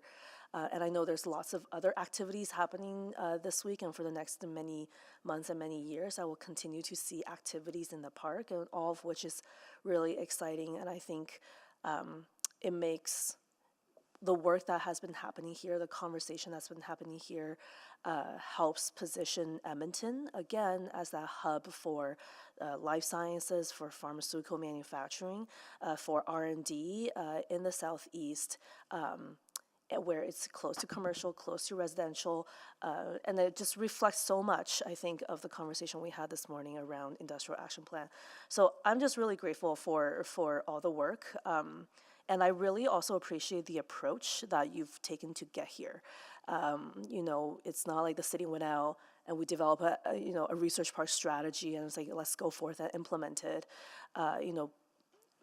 Back then when I spoke with then DCM McCabe, it was like very specifically, we don't want another strategy. We want actions. We want incentives. We want things that will spur, activity right away. And I think I've been feeling really content seeing those activities happening. And hopefully we're building a bit of a model for how we can spur economic development activity moving forward. That's action oriented. That's outcomes oriented. So thank you for all the work, and I'm really pleased with this recommendation. Great, thank you so much, Councillor Tang. Councillor Hamilton, anything to close? Okay, please vote.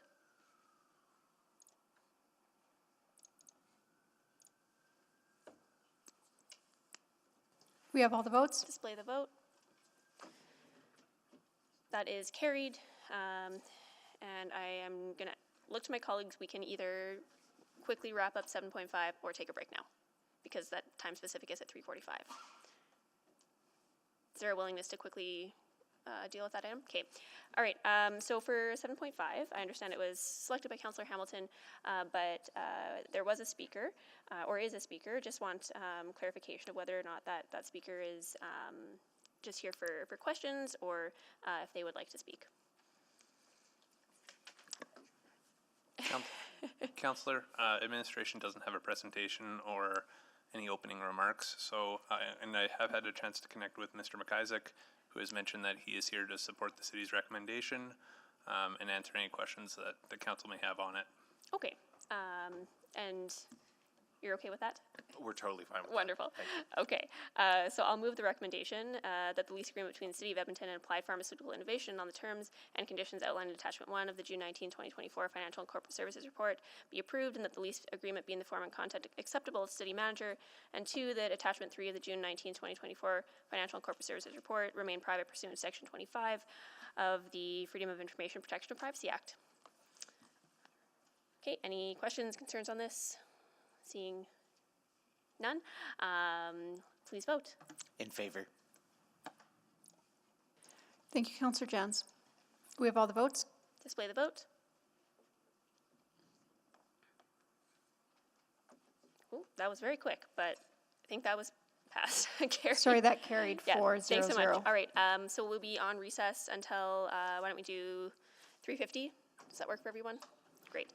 Okay, see you shortly, and we'll be back to deal with item 7.9, which is our folks from the BIA. Thanks.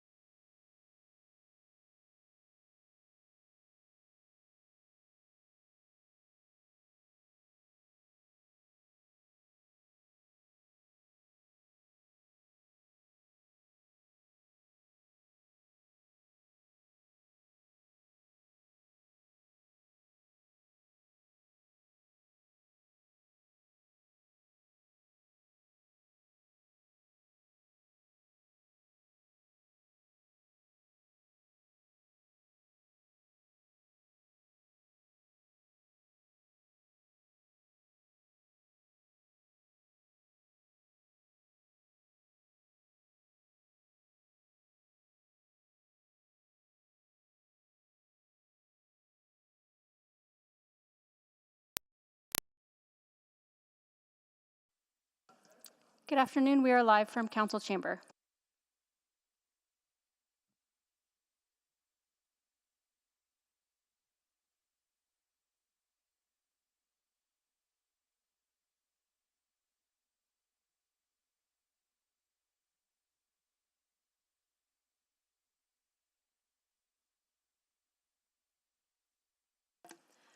All right, good afternoon, everyone.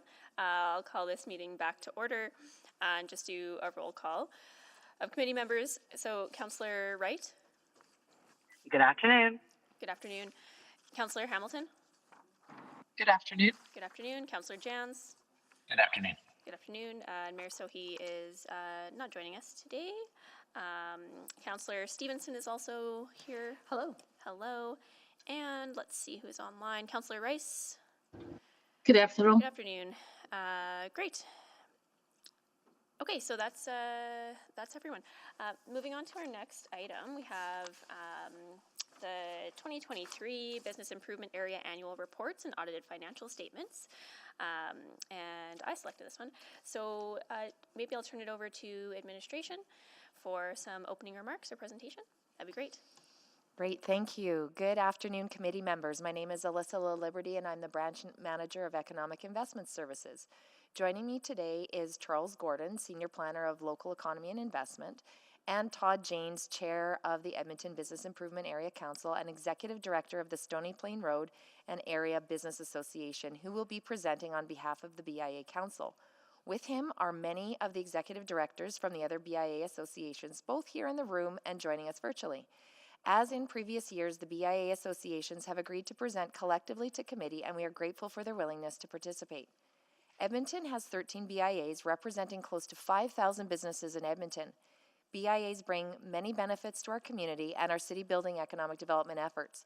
You'll remember that BIAs are funded through the levy board members set, and then members pay to help run their operations, events, programming, and services that BIA delivers. In 2024, this has resulted in member businesses investing almost $4.4 million in our 13 business improvement areas. Before we hear from the BIA Council, I'd like to reiterate the appreciation for the continued investment in Edmonton's business community from the BIA members, the volunteer BIA boards, and the executive directors. Their efforts ensure these associations are key partners in building our city and community. Todd, over to you. Good afternoon, members of the Executive Committee of City Council and Councillor Salvador for chairing this great meeting today.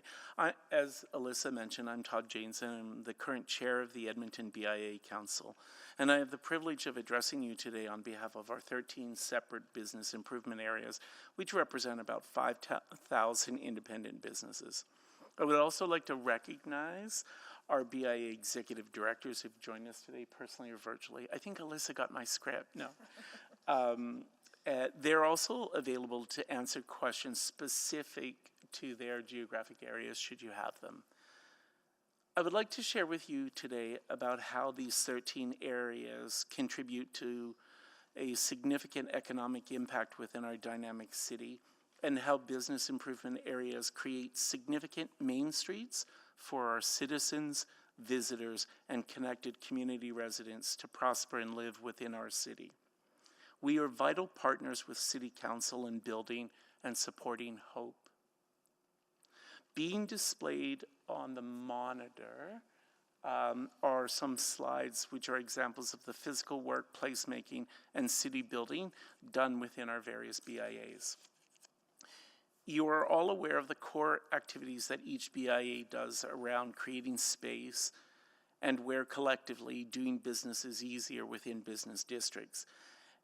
And much of this work is animated and articulated within our annual reports that you'll have read through thoroughly today. And today I want to connect the dots between cleanliness, safety, well-being, and community pride. BIAs are defined as geographical boundaries, and much of the work my colleagues do is about place management. And I want to recognize land and our collective duties within treaty lands around stewarding relationships between people and our land, and to become better stewards of our environment and peoples. I think this is particularly poignant this month, which is National Indigenous History Month. Sorry, I lost my place. Ironically, because we're talking about creating place. A lot of the work that BIAs do is to create spaces, I found it, for all of us to gather, to celebrate, to engage in commerce, and connect with others on a human scale. The majority of our BIAs, or main streets, have histories of these collective gathering spaces, and my colleagues and I take deep responsibility as we navigate how to honor land and spaces for people to gather in respective ways for everyone. The work that BIAs do is above just supporting businesses. The work also benefits neighbors and residents throughout our city. Main streets are gathering spaces for Edmontonians and sites that bring relatives and visitors who come to visit. Some of our main streets are growing in their awareness and the attraction for national and international travelers as well. BIAs are also sites for democratic and celebratory gatherings and are often places where infrastructure gets many pedestrians that wear this infrastructure more than, say, a residential neighborhood, which has a renewal period of about 15 to 20 years. We believe that the life cycle of Main Street should be reviewed and adjusted to meet a different level of attention and priority, similar to the current practices we have with snow and ice. As a council that weighs the concerns for inconsistent infrastructure maintenance, I know you are keenly aware of these issues, and in most BIAs, these infrastructure concerns are multiplied. Investments in our BIAs are also strong strategic investments in the larger city infrastructure and in our places. Sometimes it isn't new money that we're looking for, but rather a repositioning of existing funds, and similar to the partnerships with, say, city operations, parks and road services, and things that we celebrate, like with Capital City Cleanup and their community standards and neighborhoods. Their leadership with the BIAs under the litter reduction grant has had significant impacts. And it's not new money, it's a reposition of existing funds.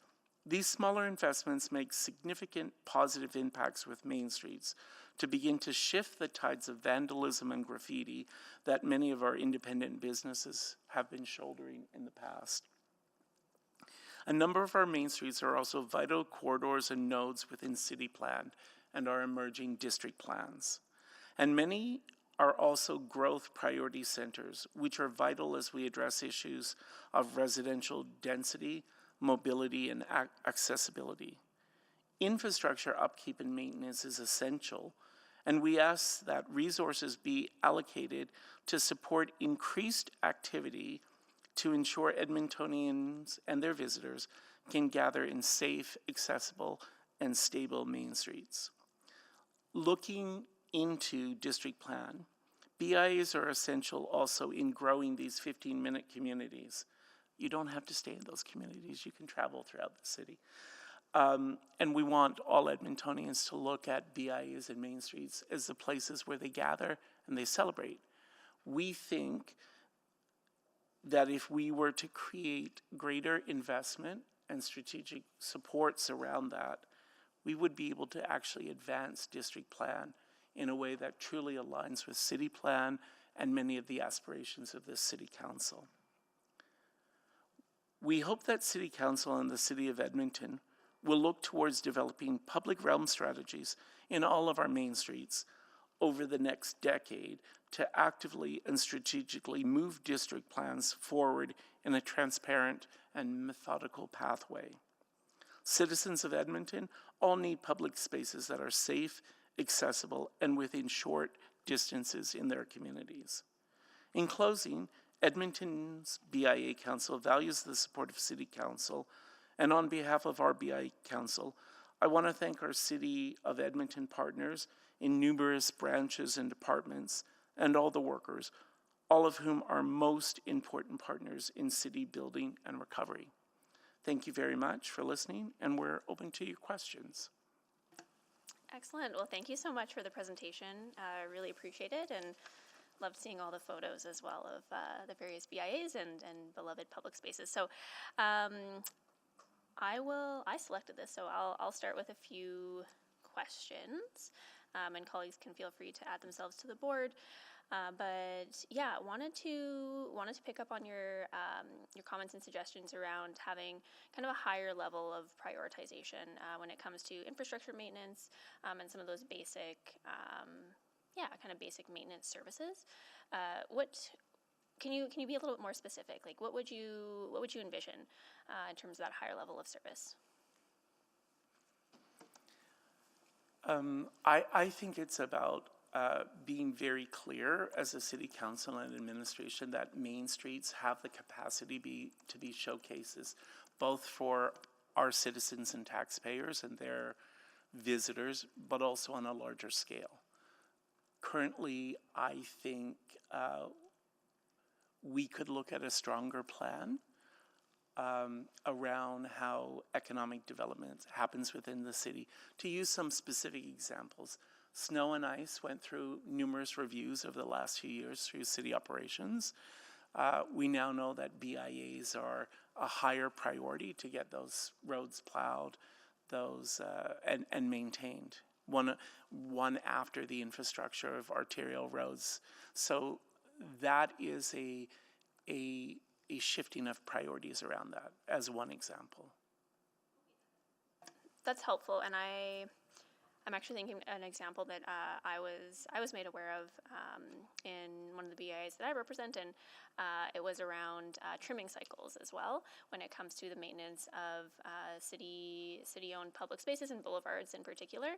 I guess, is that kind of also along the lines of what you're thinking? Yes, and certainly all of my colleagues could speak about that as well. I think we're looking at a different refocusing of attention around BIAs to look at it as major growth corridors, both in terms of residential density, because we've discovered that, if we keep building out, it's going to cost more and more to maintain or even to have those simple infrastructures. So boulevard maintenance, I would, be bold and to say every BIA or Main Street needs a public park. And if they don't have one, that could be something to look at, because Main Streets are areas of celebration of democratic activism, and they need to be places where people can go and gather and feel safe and know that they're accessible to everyone. Yeah, absolutely. Great. Well, thank you for answering that one. I also wanted to just check in. I think the last time you folks were here, we talked a little bit about just recovery from the pandemic and how businesses are faring and feeling at this point. Wanted to check in again. I think we've realized that recovery is slow and it takes a while. So what are you hearing from members? And feel free to delegate as you see fit. Yeah, I think I think we're all learning around recovery. I think the pandemic in many ways was a way to accelerate a lot of technology or other things. And I think we're learning new pathways around this, both in terms of economic development and in terms of how customers interact with it. If you look at retail reports and other behavioral patterns around that, retail, bricks and mortar is coming back. It's coming back in a different way because people really value that interpersonal relationship. And I think maybe I would ask Cherie Klassen from the Old Strathcona Business Association to support or to offer her comments. Sure, thank you. Thanks for that question. I think further to Todd's point, I think all of us are going to be very different in terms of what our businesses are experiencing. Certainly weather has a big sort of impact on our main streets. When the weather's nice, patios are busy. but what we are hearing is that consumer spending is still down. Any business that kind of is, I guess, non-necessity or more of a luxury type item that they're selling are certainly taking longer to recover. I think just the overall cost of living for most folks, their spending dollars have to be stretched farther. We're even seeing that in Old Strathcona with the hockey playoffs. We're not seeing as many people coming out to the bars. More people are staying at home. And overall, that overall kind of trend is definitely down.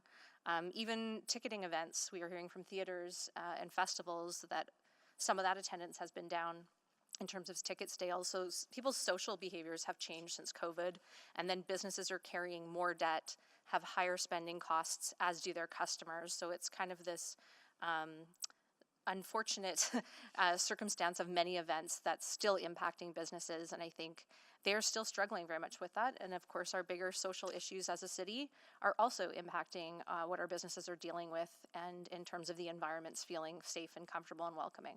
Yeah, absolutely. Oh, and I'm over time. So I'll go to Councillor Stevenson. Yes, thank you very much. Really appreciate all the great work that is presented to us today and that goes on every day in our BIAs.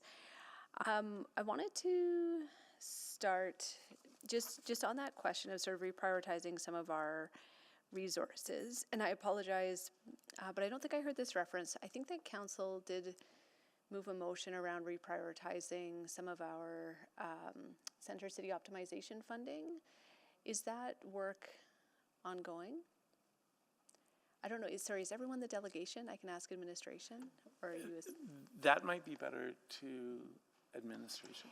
I would look to Caitlin if she's on the line. Hi, Councillor Stevenson. Do you mind just asking the question one more time? Sorry. Oh, yeah, of course. So this is just a follow-up on the motion that was passed around looking at different delivery options for the center city optimization funding moving forward. I think we motioned around looking at potential partnerships with nonprofits and the BIAs to sort of take that same pool of funding, but to broaden where it's used.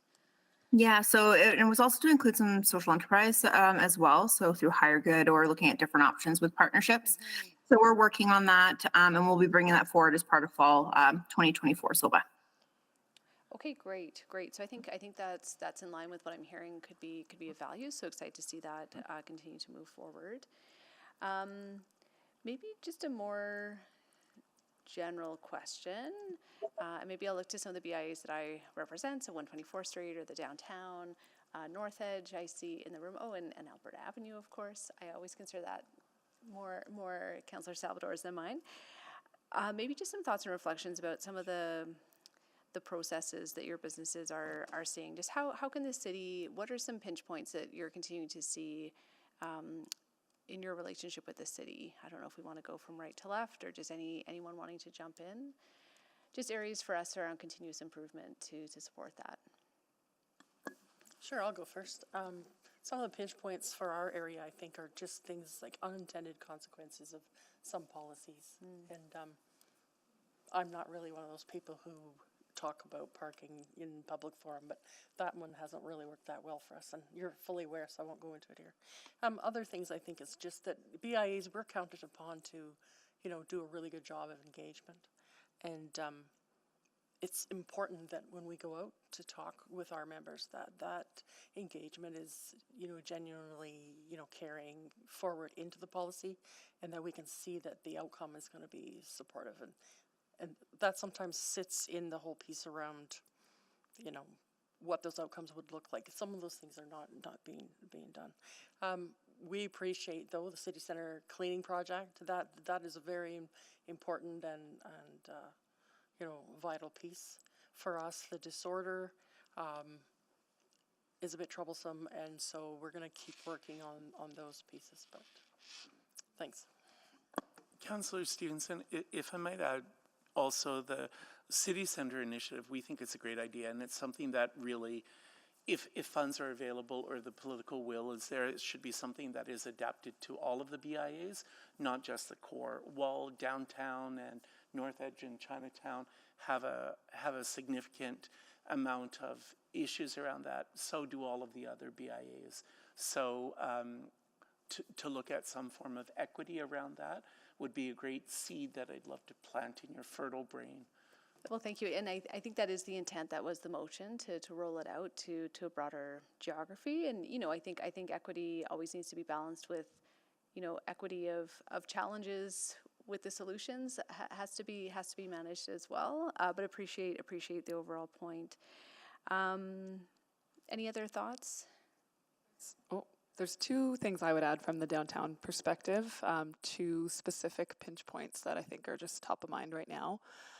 One is our parks and public spaces, and I think my colleagues who also have parks and public spaces in their BIAs would agree with this, that we're in a situation where we need to be looking to other larger cities that are big cities, because we know have big city problems, about what active management of our parks and public spaces needs to look like to have safe and inclusive public spaces for everyone.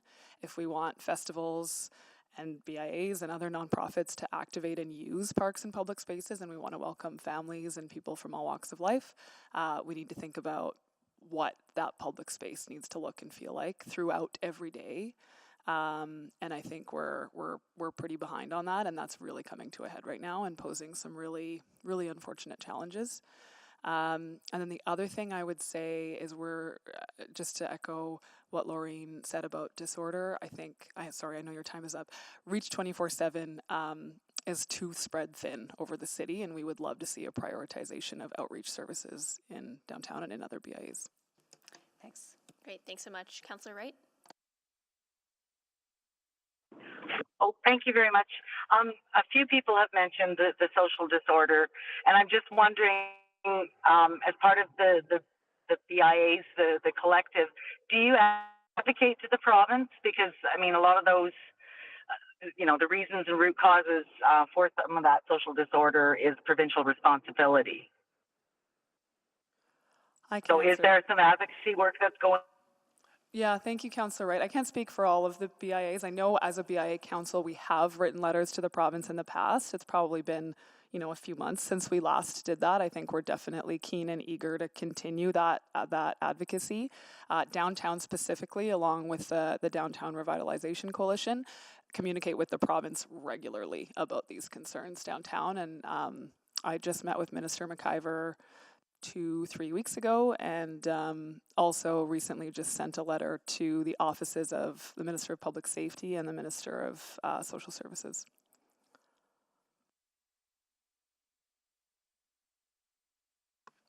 I can speak to that too a little bit. It's Cherie Clausen with the Old Strathcona BIA. Thanks for that question, Councillor Wright. Last fall, our BIA launched a letter writing campaign to our membership, which was targeted at the time to the public safety committee that the province had created, and I think that was a time of transition. But we were asking for some support specifically addressing safety and community well-being, so things like investment in 7-day-a-week policing, the development of street outreach team, and some expanded grant programs. We were not very successful with that, but it is advocacy that we have done as well. So I think us revisiting as a BIA council as a whole and maybe looking at supporting larger City of Edmonton advocacy around these bigger issues is something our BIA council has done in the past, and I know that my BIA would probably be interested in exploring some of that.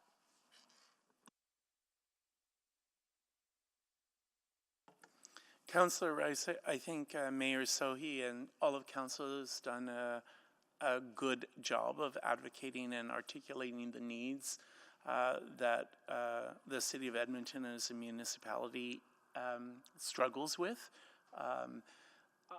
I think these issues are large and they need probably further engagement around them. And certainly we would be looking to be a willing partner with council if they have specific issues that they feel, or we would be more than happy to engage in a process with administration around some of those issues, specifically how they impact local businesses, how there are gaps, whether it's within city policing or within outreach. I think the issue is getting better. It's not going away. It will require a long, arduous consistent support for that.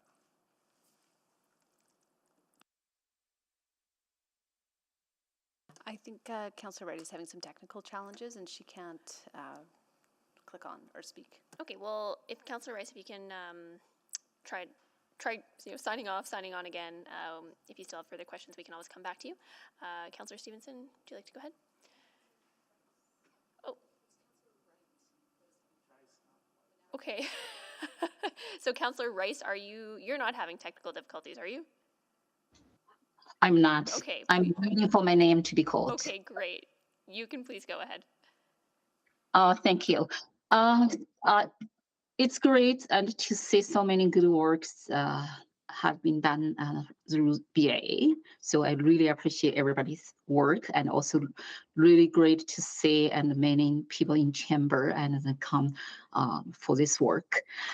So my first question to the BIA Council, and for the BIA's model, we used to apply it for 13 BIAs. Do you feel this model and could cover and then wider scope and for some business, and because we have many business area and across entire city and they may not under BIA scope. So I just want to get a sense from you, and do you think this model could be expanded to apply for more business area and to support the local business?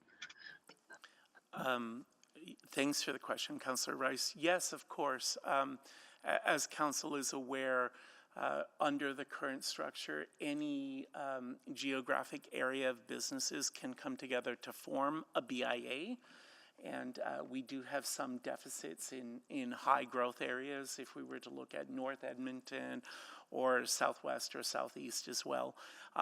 Those have to be generated by those individual or collective businesses.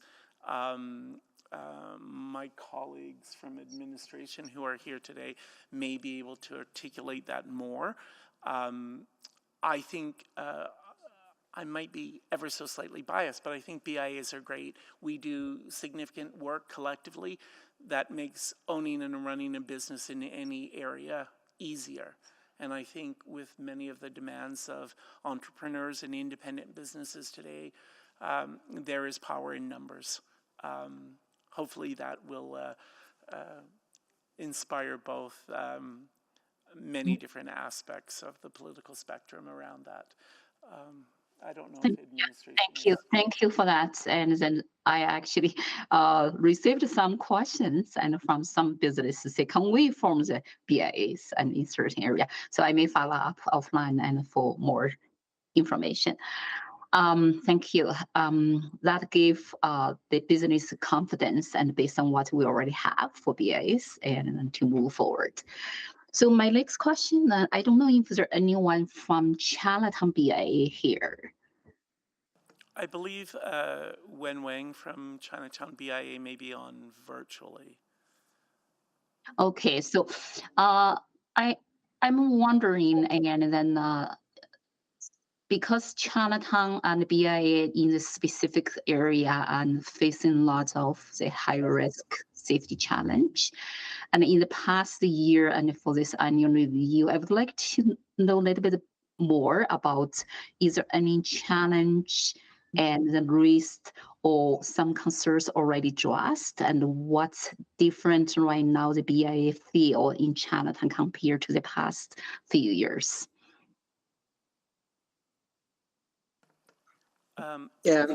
Councillor, Wen, you're on. Excellent.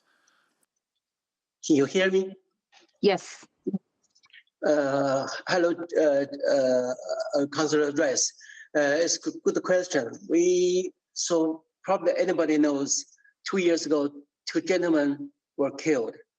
After that, the city supported our 800,000 security. That fund is gone. The remaining our levy money can last by the end of August. We are thinking probably either Chinatown Transformation Collaborative Society can cover the rest of the year and for the 2025, probably city can support. From our experience, our private security works well. Last year, on average, our security answered 400 and some calls on average. Now we have a new security company. They started May 31st. We don't have a big funding constraint for the remaining of this year, but next year we don't have any external support yet. Okay, thank you for your answer. I will follow up later with you. Okay, thank you so much. Also, I talked to Councillor Stevenson a few weeks ago. I hope the City Council and the City Administration will help. Great, thank you so much. I'll now go to Councillor Wright. Can we hear you? Thank you. Can you hear me this time? Yes, we can. Go ahead. I'm sorry. I don't know if you could hear my question before. No. No. Okay, because I didn't hear an answer. So okay, I will ask it again. It is in regards to the social disorder, and I'm just wondering, as far as advocacy work that the BIAs do as a collective, is there any advocacy to the province to help with the social disorder? Because those are, I think, provincial responsibilities. And just for clarity, I think we did get an answer from our folks over here, Councillor Wright, but you might not have heard that. No, I did not. Maybe just a very brief summation there, that work is underway on the advocacy front. Councillor Wright, sorry. It's because you're not in person, so I can't see your wonderful smiling face. There has been advocacy work, as Council will know. For several years, BIA Council was quite supportive of the request for permanent supportive housing and staffing. I mentioned earlier we applaud Mayor Sohia and all of Council for their clear articulation to the needs to the province. I think the approach needs to be perhaps more collaborative in that nature. And we are certainly from BIA Council willing to be a strong partner for that. I think Ms. McBride would also like to add to that. Yeah, thank you, Todd, and thank you, Councillor. I'll just reiterate what I said earlier, which is that for downtown, we are constantly advocating to the province, either informally in conversations with people we know within GOA and different ministries, ministers and ministers' offices, or emails on occasion, letters on occasion, and formal meetings once in a while as well. I just had one with the Minister of Municipal Affairs a few weeks ago. Okay, and that includes, so not just the supportive housing, but also the mental health and other considerations like that? That's the focus, yeah. We're always meeting with Ministry of Mental Health, Ministry of Social Services, Municipal Affairs, Public Safety, everyone who touches this work. Okay, thank you very much for that then. And then I was just, there was talk about the parks in the areas of the BIAs and that. Like I know out in the burbs, which doesn't always have good cell service, so the community leagues and that work with different organizations to come together for the community-led construction projects. Would that be something that the BIAs would be, I guess, maybe interested in doing or partnering with the community leagues in their area? I think a number of our BIAs are active participants with community leagues. Sometimes we provide extra administrative support and efforts around that. I think we all see public parks as public spaces. It's to ensure that those areas are highlighted, that they're accessible to everyone, and it aligns with certainly city plan and district plan and the work that this current council is starting to do around that. Okay, perfect, great. Thank you very much. That's all I have. Thank you.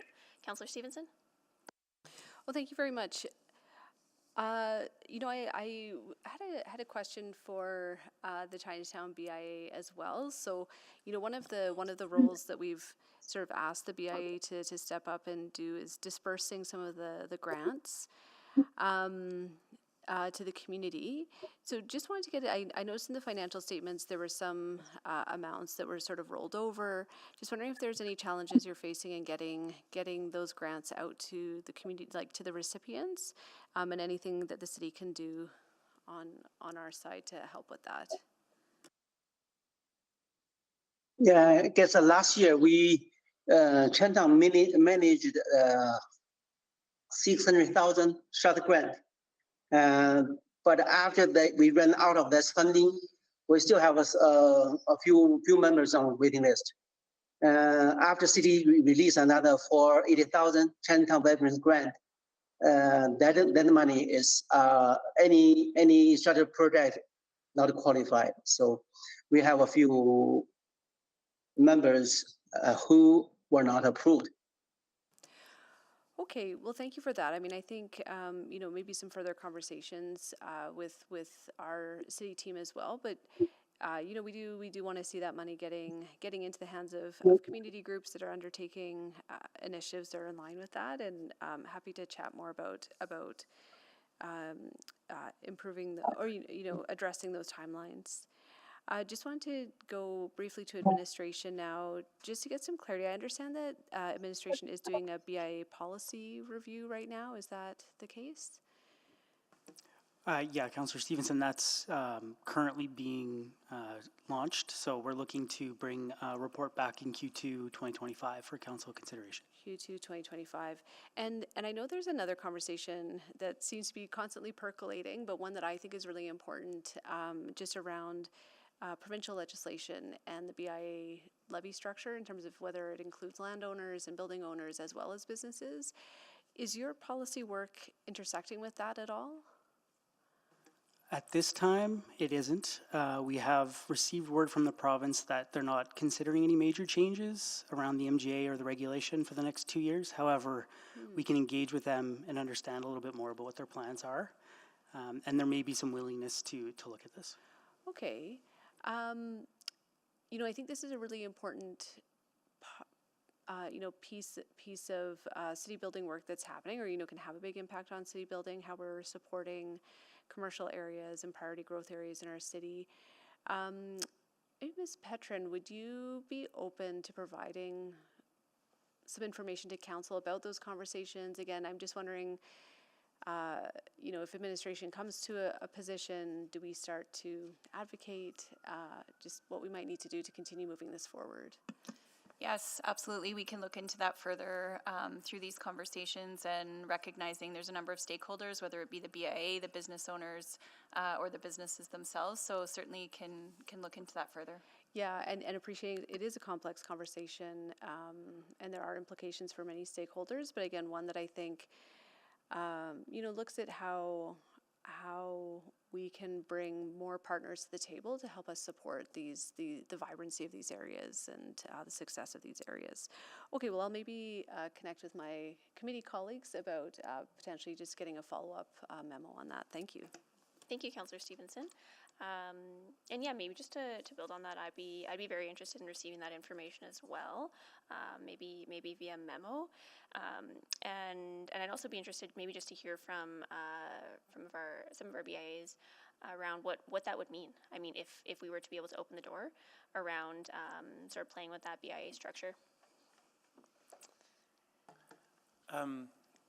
I think we would be both. I think mainly we would be curious about opening up MGA discussions on a larger level, certainly within the parameters of the levy being applied to business owners versus property owners. Yeah. I think certainly in each of our BIAs we may have a random one or two problem properties, and as we've seen the work done in residential areas, if there was some opening around that, because all of our BIAs can do great work around placemaking and modification and events. But if you have one problem property on your main street, it's kind of like, you need to get that tooth fixed. And we have very little capacity to find out who they are and to then advocate that in any way. So I think we would be very interested in even not opening the MGA, but looking at how we can leverage knowledge and learnings from the residential problem properties issue and how that might be extrapolated into commercial properties as well. Yeah, absolutely. I think that's a really good point. And I'm sure a number of you know that that's a keen interest of mine as well. Segue. Yeah, absolutely. So maybe at this point, just for efficiency, I will put a motion on the floor here. Actually, you know what? This might be better made as a subsequent, I'm realizing. The recommendation in the report is receive for information, which is not required. So I would work if recommend it's just replacement? going with the motion, yes. Perfect. Okay, so I'll move that administration provide a memo to council on the current business improvement area tax levy arrangement and potential changes to provincial legislation on the levy structure. Perfect. And yeah, just to very briefly introduce, I think Councillor Stevenson spoke well to this, but being able to look at additional options for ensuring that our BIAs are well supported and supported in a sustainable way that enables them to continue doing the excellent work of city building and creating vibrant main streets and all the excellent things we've been talking about today. So this will just provide us with some more information around what conversations are currently happening and how we might be able to better advocate alongside our BIA partners in this regard. So I will leave it there. I'm not seeing anyone else on the board for further questions, but I think some folks might want to speak to this, so if you could sign up to speak. Just look to see if there's committee members. Not seeing anyone. Go ahead, Councillor Stevenson. Thank you so much. Just really want to take the opportunity to thank each and every one of you for the incredible work that you do. Folks here with us in person and also listening in online. I have the honor of working with 6 BIAs on a regular basis, and I'm always blown away by the work that you do. I see firsthand the tremendous value that you add to the physical environment of our city, the social environment of our city, and the economic fabric of our city. So I know that there are always challenges, but I continue to see you address those proactively, creatively, and I hope that the city can continue to work with you as a partner on this. On that note as well, just want to thank the city staff for the work that they do. I hear very positive things about the individuals that are working directly with the BIAs. Unprompted, I hear about the great work and what a difference it's made. So really appreciate administration of, turning their focus to be, again, great partners with BIAs. Thank you to Councillor Salvador for moving this motion. I'm really keen to further explore this opportunity to bring more of the landowners involved. I appreciate the point around derelict taxation as well, which is another conversation that I think is coming up. I think, again, we none of us can do this alone. The business community can't do it alone. The city can't do it alone. The province can't do it alone. We all need to be working together. The social sector needs to be with us as well. So look forward for continuing to find opportunities to collaborate. So thank you again all very much for your ongoing work. Thanks.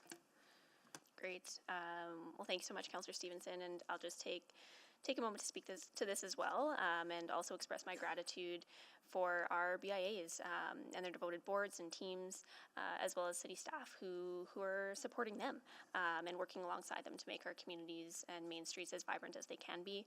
I always think of BIAs as really integral city building partners and partners in building a thriving economy. I'm continually amazed by the value you bring to businesses in your districts, as well as all the events and programming and services that you provide to businesses, as well as the wider community. I was just reflecting as the presentation was happening earlier. I was seeing all the photos and thinking about in Beverly the farmers market, the neighborhood cleanups, the Remembrance Day ceremony, or in Alberta Avenue, the night market, the festivals, the addition of a public washroom, which is really big and important, or even in French Quarter, the huge undertaking that is Flying Canoe, and all the work that goes into that, as well as some of the beautification that's happening in the district. So it is both the sort of physical, tangible things that we see that make our main streets lively, but also the work that goes on in the background to ensure that we're supporting businesses in the ways that they're asking for and needing. The success of our main streets is also a really central part of the success of our city plan. I think about how important it is that we have places where we can convene, where we can catalyze and converge, and these are the types of places that we need in our daily lives. So really appreciate all the work that you folks are doing to create a sense of place in our city. I'm thinking about the rapid population population growth that we're experiencing as well, and how so many people who are moving here from abroad and other places are going to want to spend time in these types of districts. So it helps make us a more attractive place for folks to call home, so that we can keep the talent we have here and attract more folks. So thank you so much. Really appreciate all your work. And we can vote. In favor. Thank you, Councillor Jans. We have all the votes. Please display the votes. That is carried. Great. Well, thank you so much. Really appreciate everyone being here this afternoon. It's always a real pleasure to get to spend some time with you folks. So that means we're done. Item 7.9. On to our last item of the day. See how much we can get through here. It's 9.1. Madam Chair. Yes. Didn't you have a subsequent motion? No, it was made as the primary motion, Councillor Jans. Okay, sorry. Thanks. Nope, no worries. So yes, 9.1, the emergent option agreement update, which is a private report. So I'll move that we go into private, subject to section 16, 24, 25, and 27 of the Freedom of Information and Protection of Privacy Act. Please vote. In favor. Thank you, Councillor Jans. We have all the votes. Display the vote. That is carried, so we'll just pause for a moment.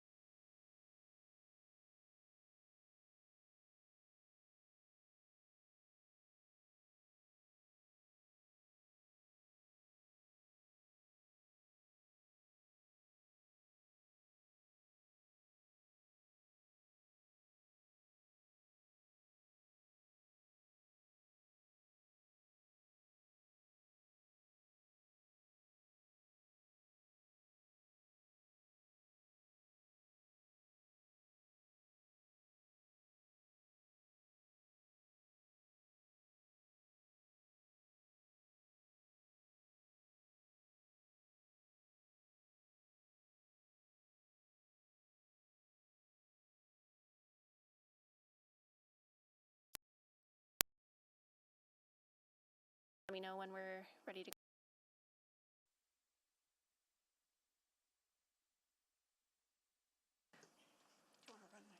Confirmed that we are in public online. We're just going to make sure that the doors are open, but we can proceed. Great, thank you.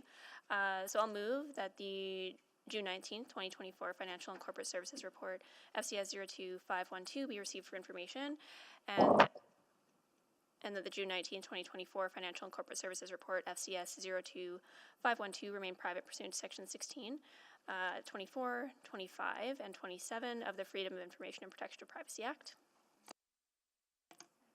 And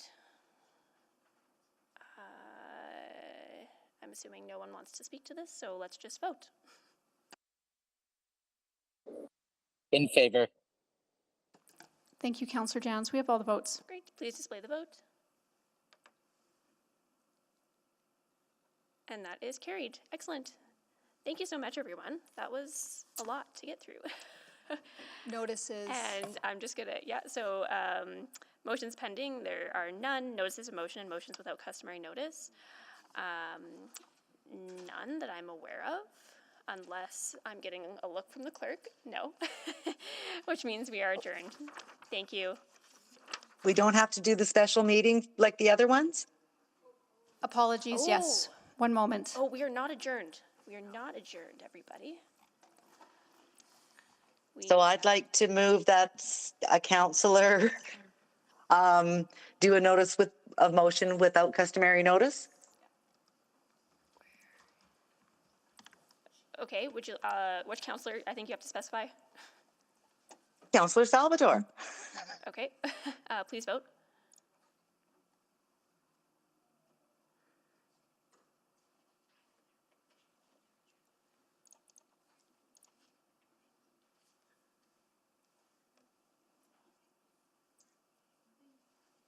Councillor Jans, are you still in the meeting? Councillor Jans looks to not be in the meeting. We'll mark him absent.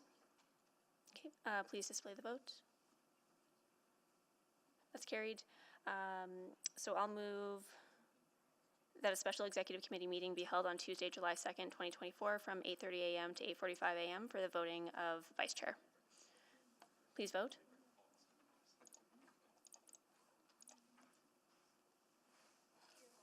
We have all the votes. Display the vote. That is carried. Great. Now we are adjourned. Thank you so much, everyone.